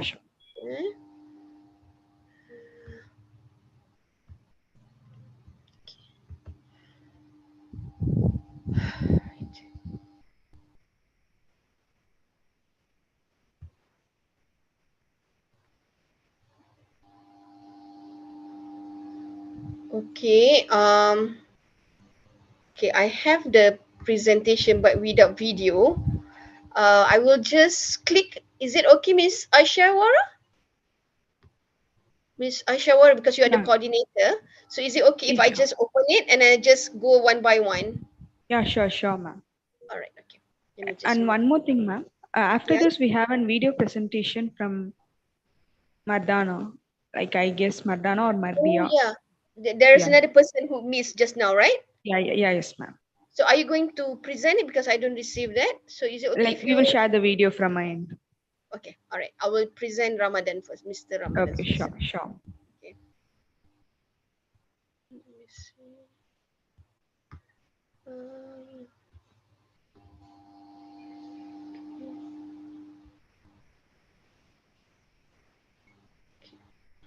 All right, so share screen.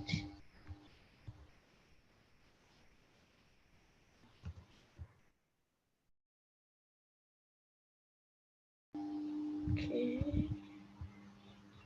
So, okay. This is the presentation from presentation slide from Mr. Ramadan, Salim Ramadan's guide. Okay, this is the title, which is Solar Power Generation System Model Integrated with Network Connected Battery Electricity. So I will just go like a few seconds throughout this presentation, okay? Just one by one slide at a time. So this is the abstract. Okay, I think everyone can try to look at it.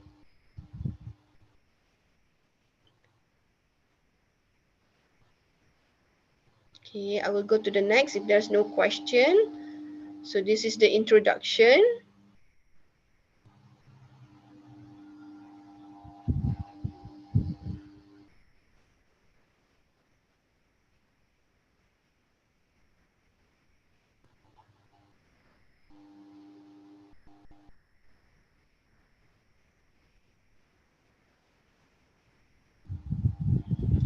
Okay, if there's no questions, so I will just go next.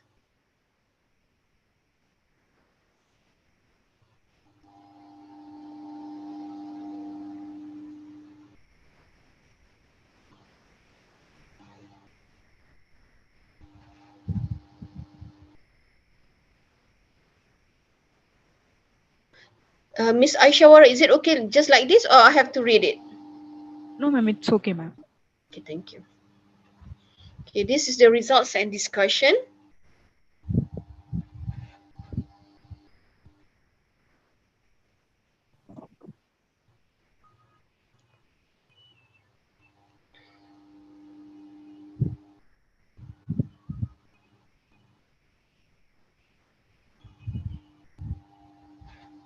Okay, next.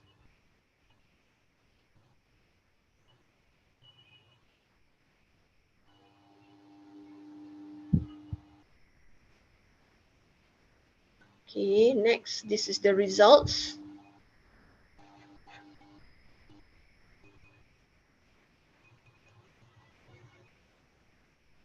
Okay, next. These are also the results.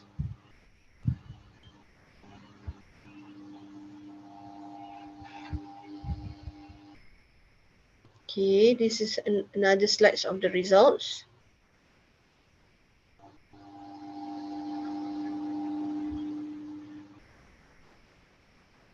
This is the conclusion.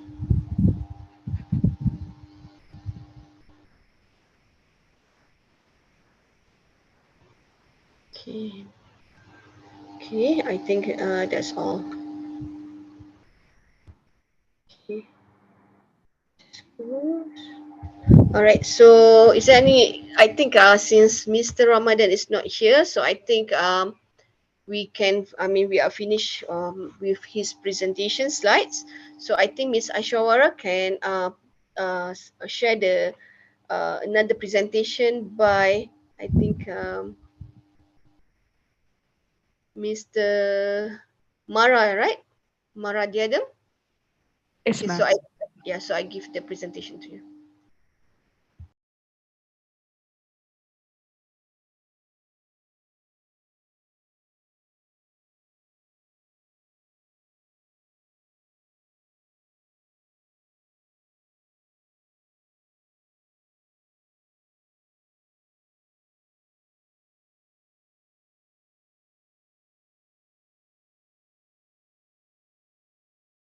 Ma'am, is the audio?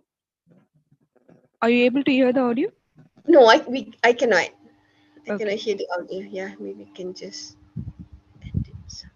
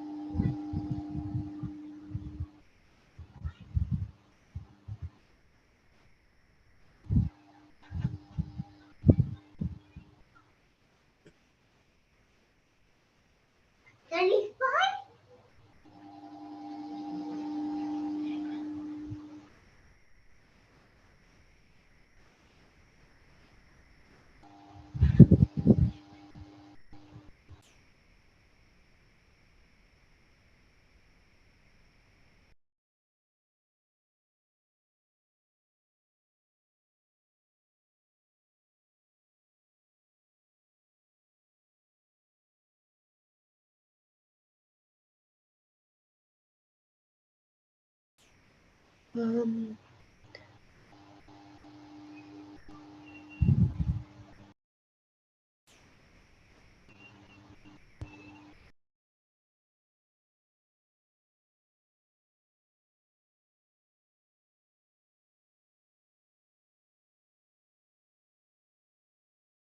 I'm just 2 minutes now. Yeah, just clicking on it.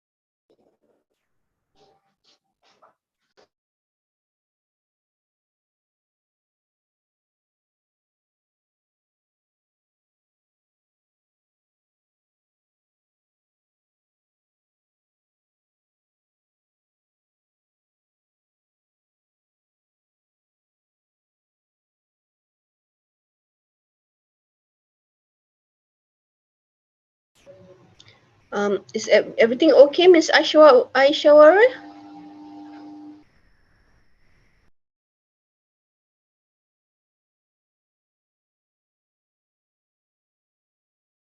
We are just working on it. Please wait Okay. for a few minutes. Okay.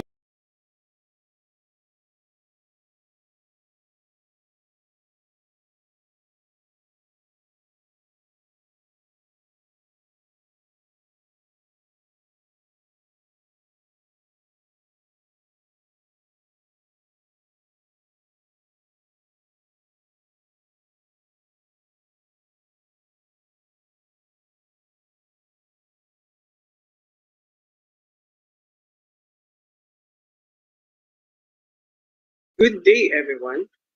Today, I will be presenting to you the research study entitled Construction and Corporate Social Responsibility, or CCSR, in the Philippines. Framework Standard Formulation for Construction Firms.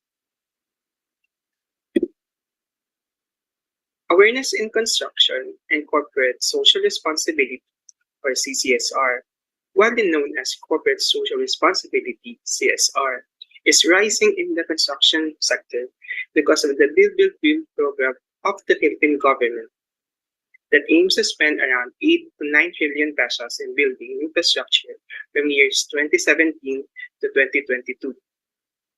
In order to bridge the gap of social transformation, this paper reports on the results of a series of interviews and surveys with experts in construction and the companies they work in.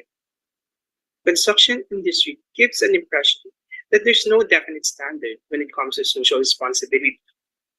The paper discusses the findings of this study with a particular focus on making a CCSR framework specifically for construction firms in the Philippines based on International Organization for Standardization, or ISO 26000, and implementing rules and regulations in the Philippines. The results produce a formulation of framework standard of CCSR in the Philippines and would be appropriate to encourage the construction firms to use the framework as a guide to implement the CSR in construction industry.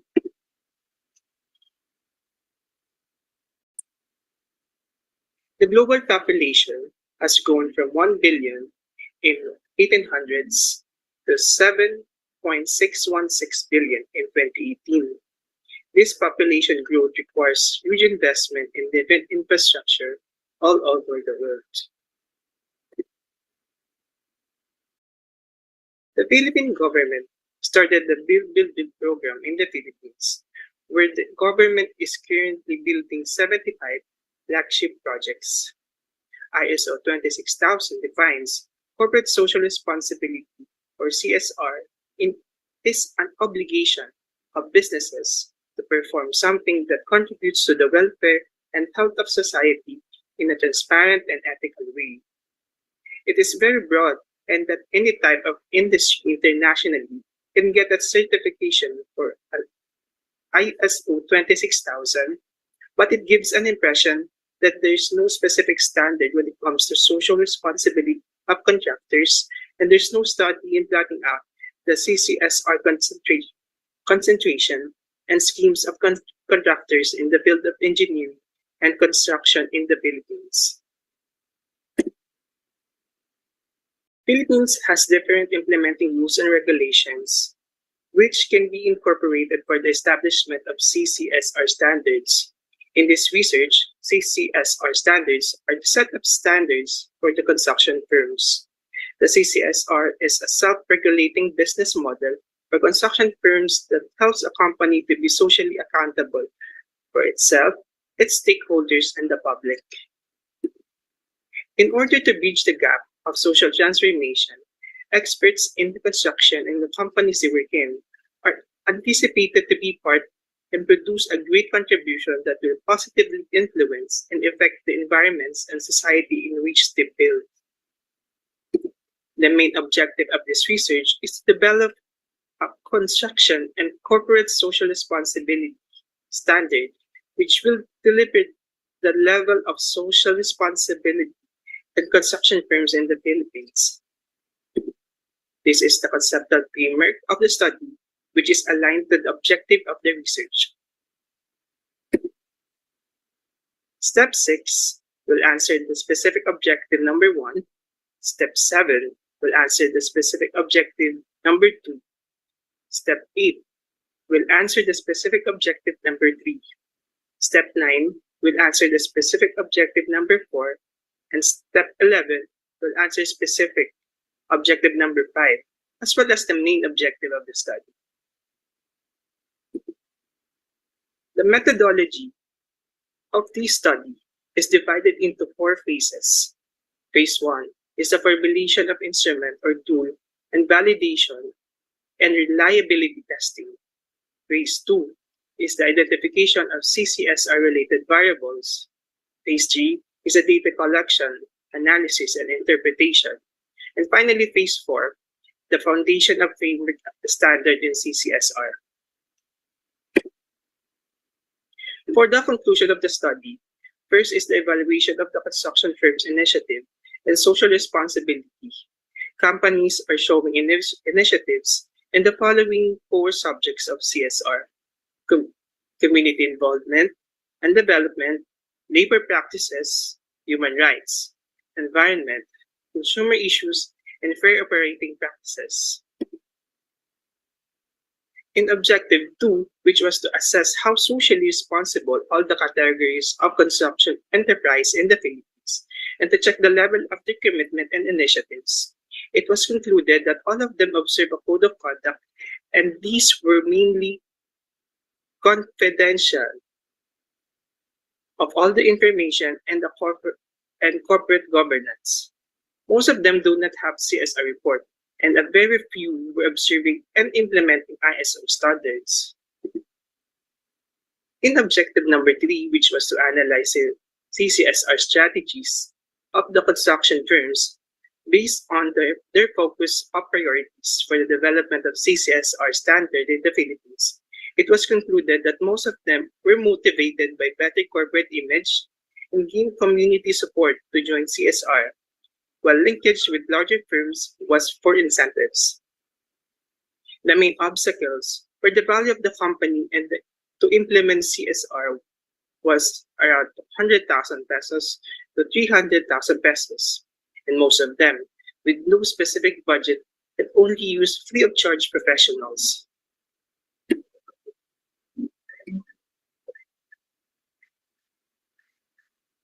We used, going back to the previous slide, We used logistic regression analysis to come up with the model of factors affecting social responsibilities. The descriptors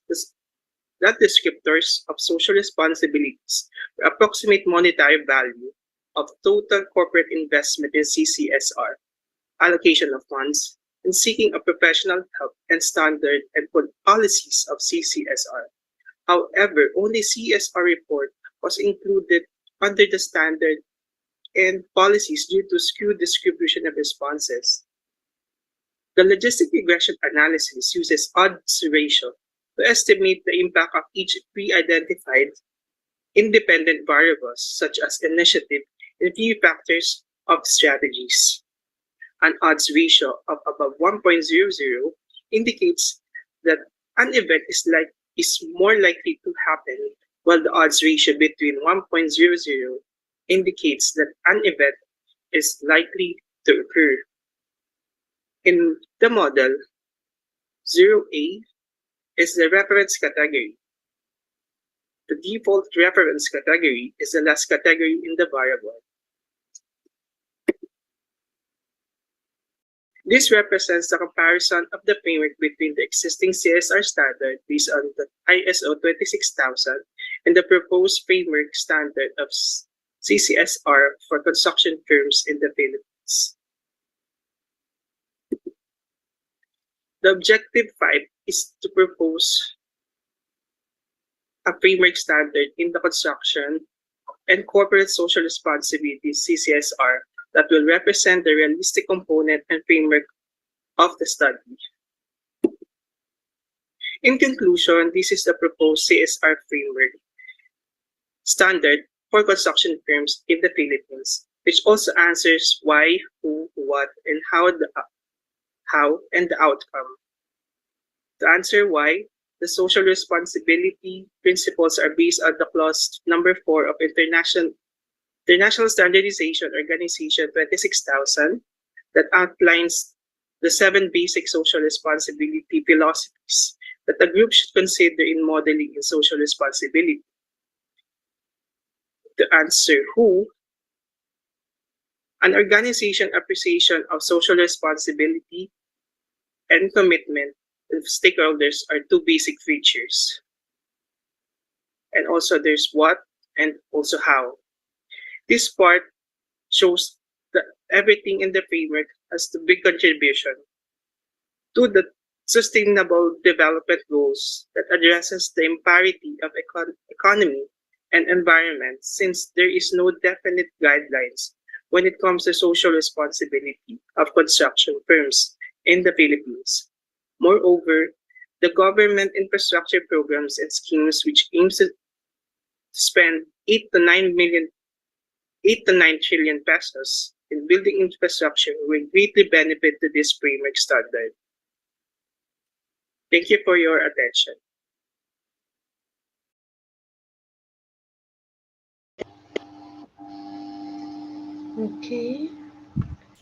Okay, so I think we have viewed the presentation by the last presentation by Mr. Mara Diadem M. Andaya. Okay, so I think that will be the end of our presentation today. So I would like to thank you all for all the participations from all members who has submitted the paper and also has presented online here today. So I think I will pass back this session to the Secretariat, which is Ms. Ashawara. Thank you.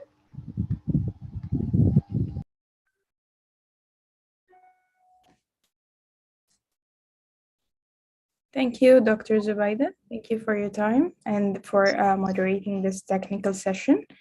And on behalf of IFERP, I sincerely thank all the delegates and students who have contributed to the conference success, the conference which focused on discover the difference in exceeding division in applied science, engineering, and technology research studies, and it was a great success where eminent keynote speakers from various universities addressed the gathering. We take this opportunity to thank all of the speakers, delegates, and participants for your vital support and the time taken for the WCASET 2022. Thanks to the generous response and active engagement of the organizing committee members and editorial board's members.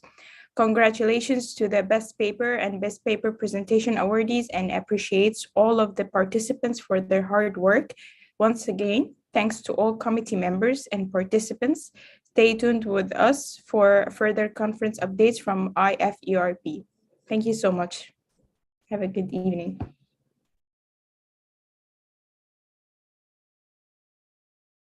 Okay, thank you. Bye.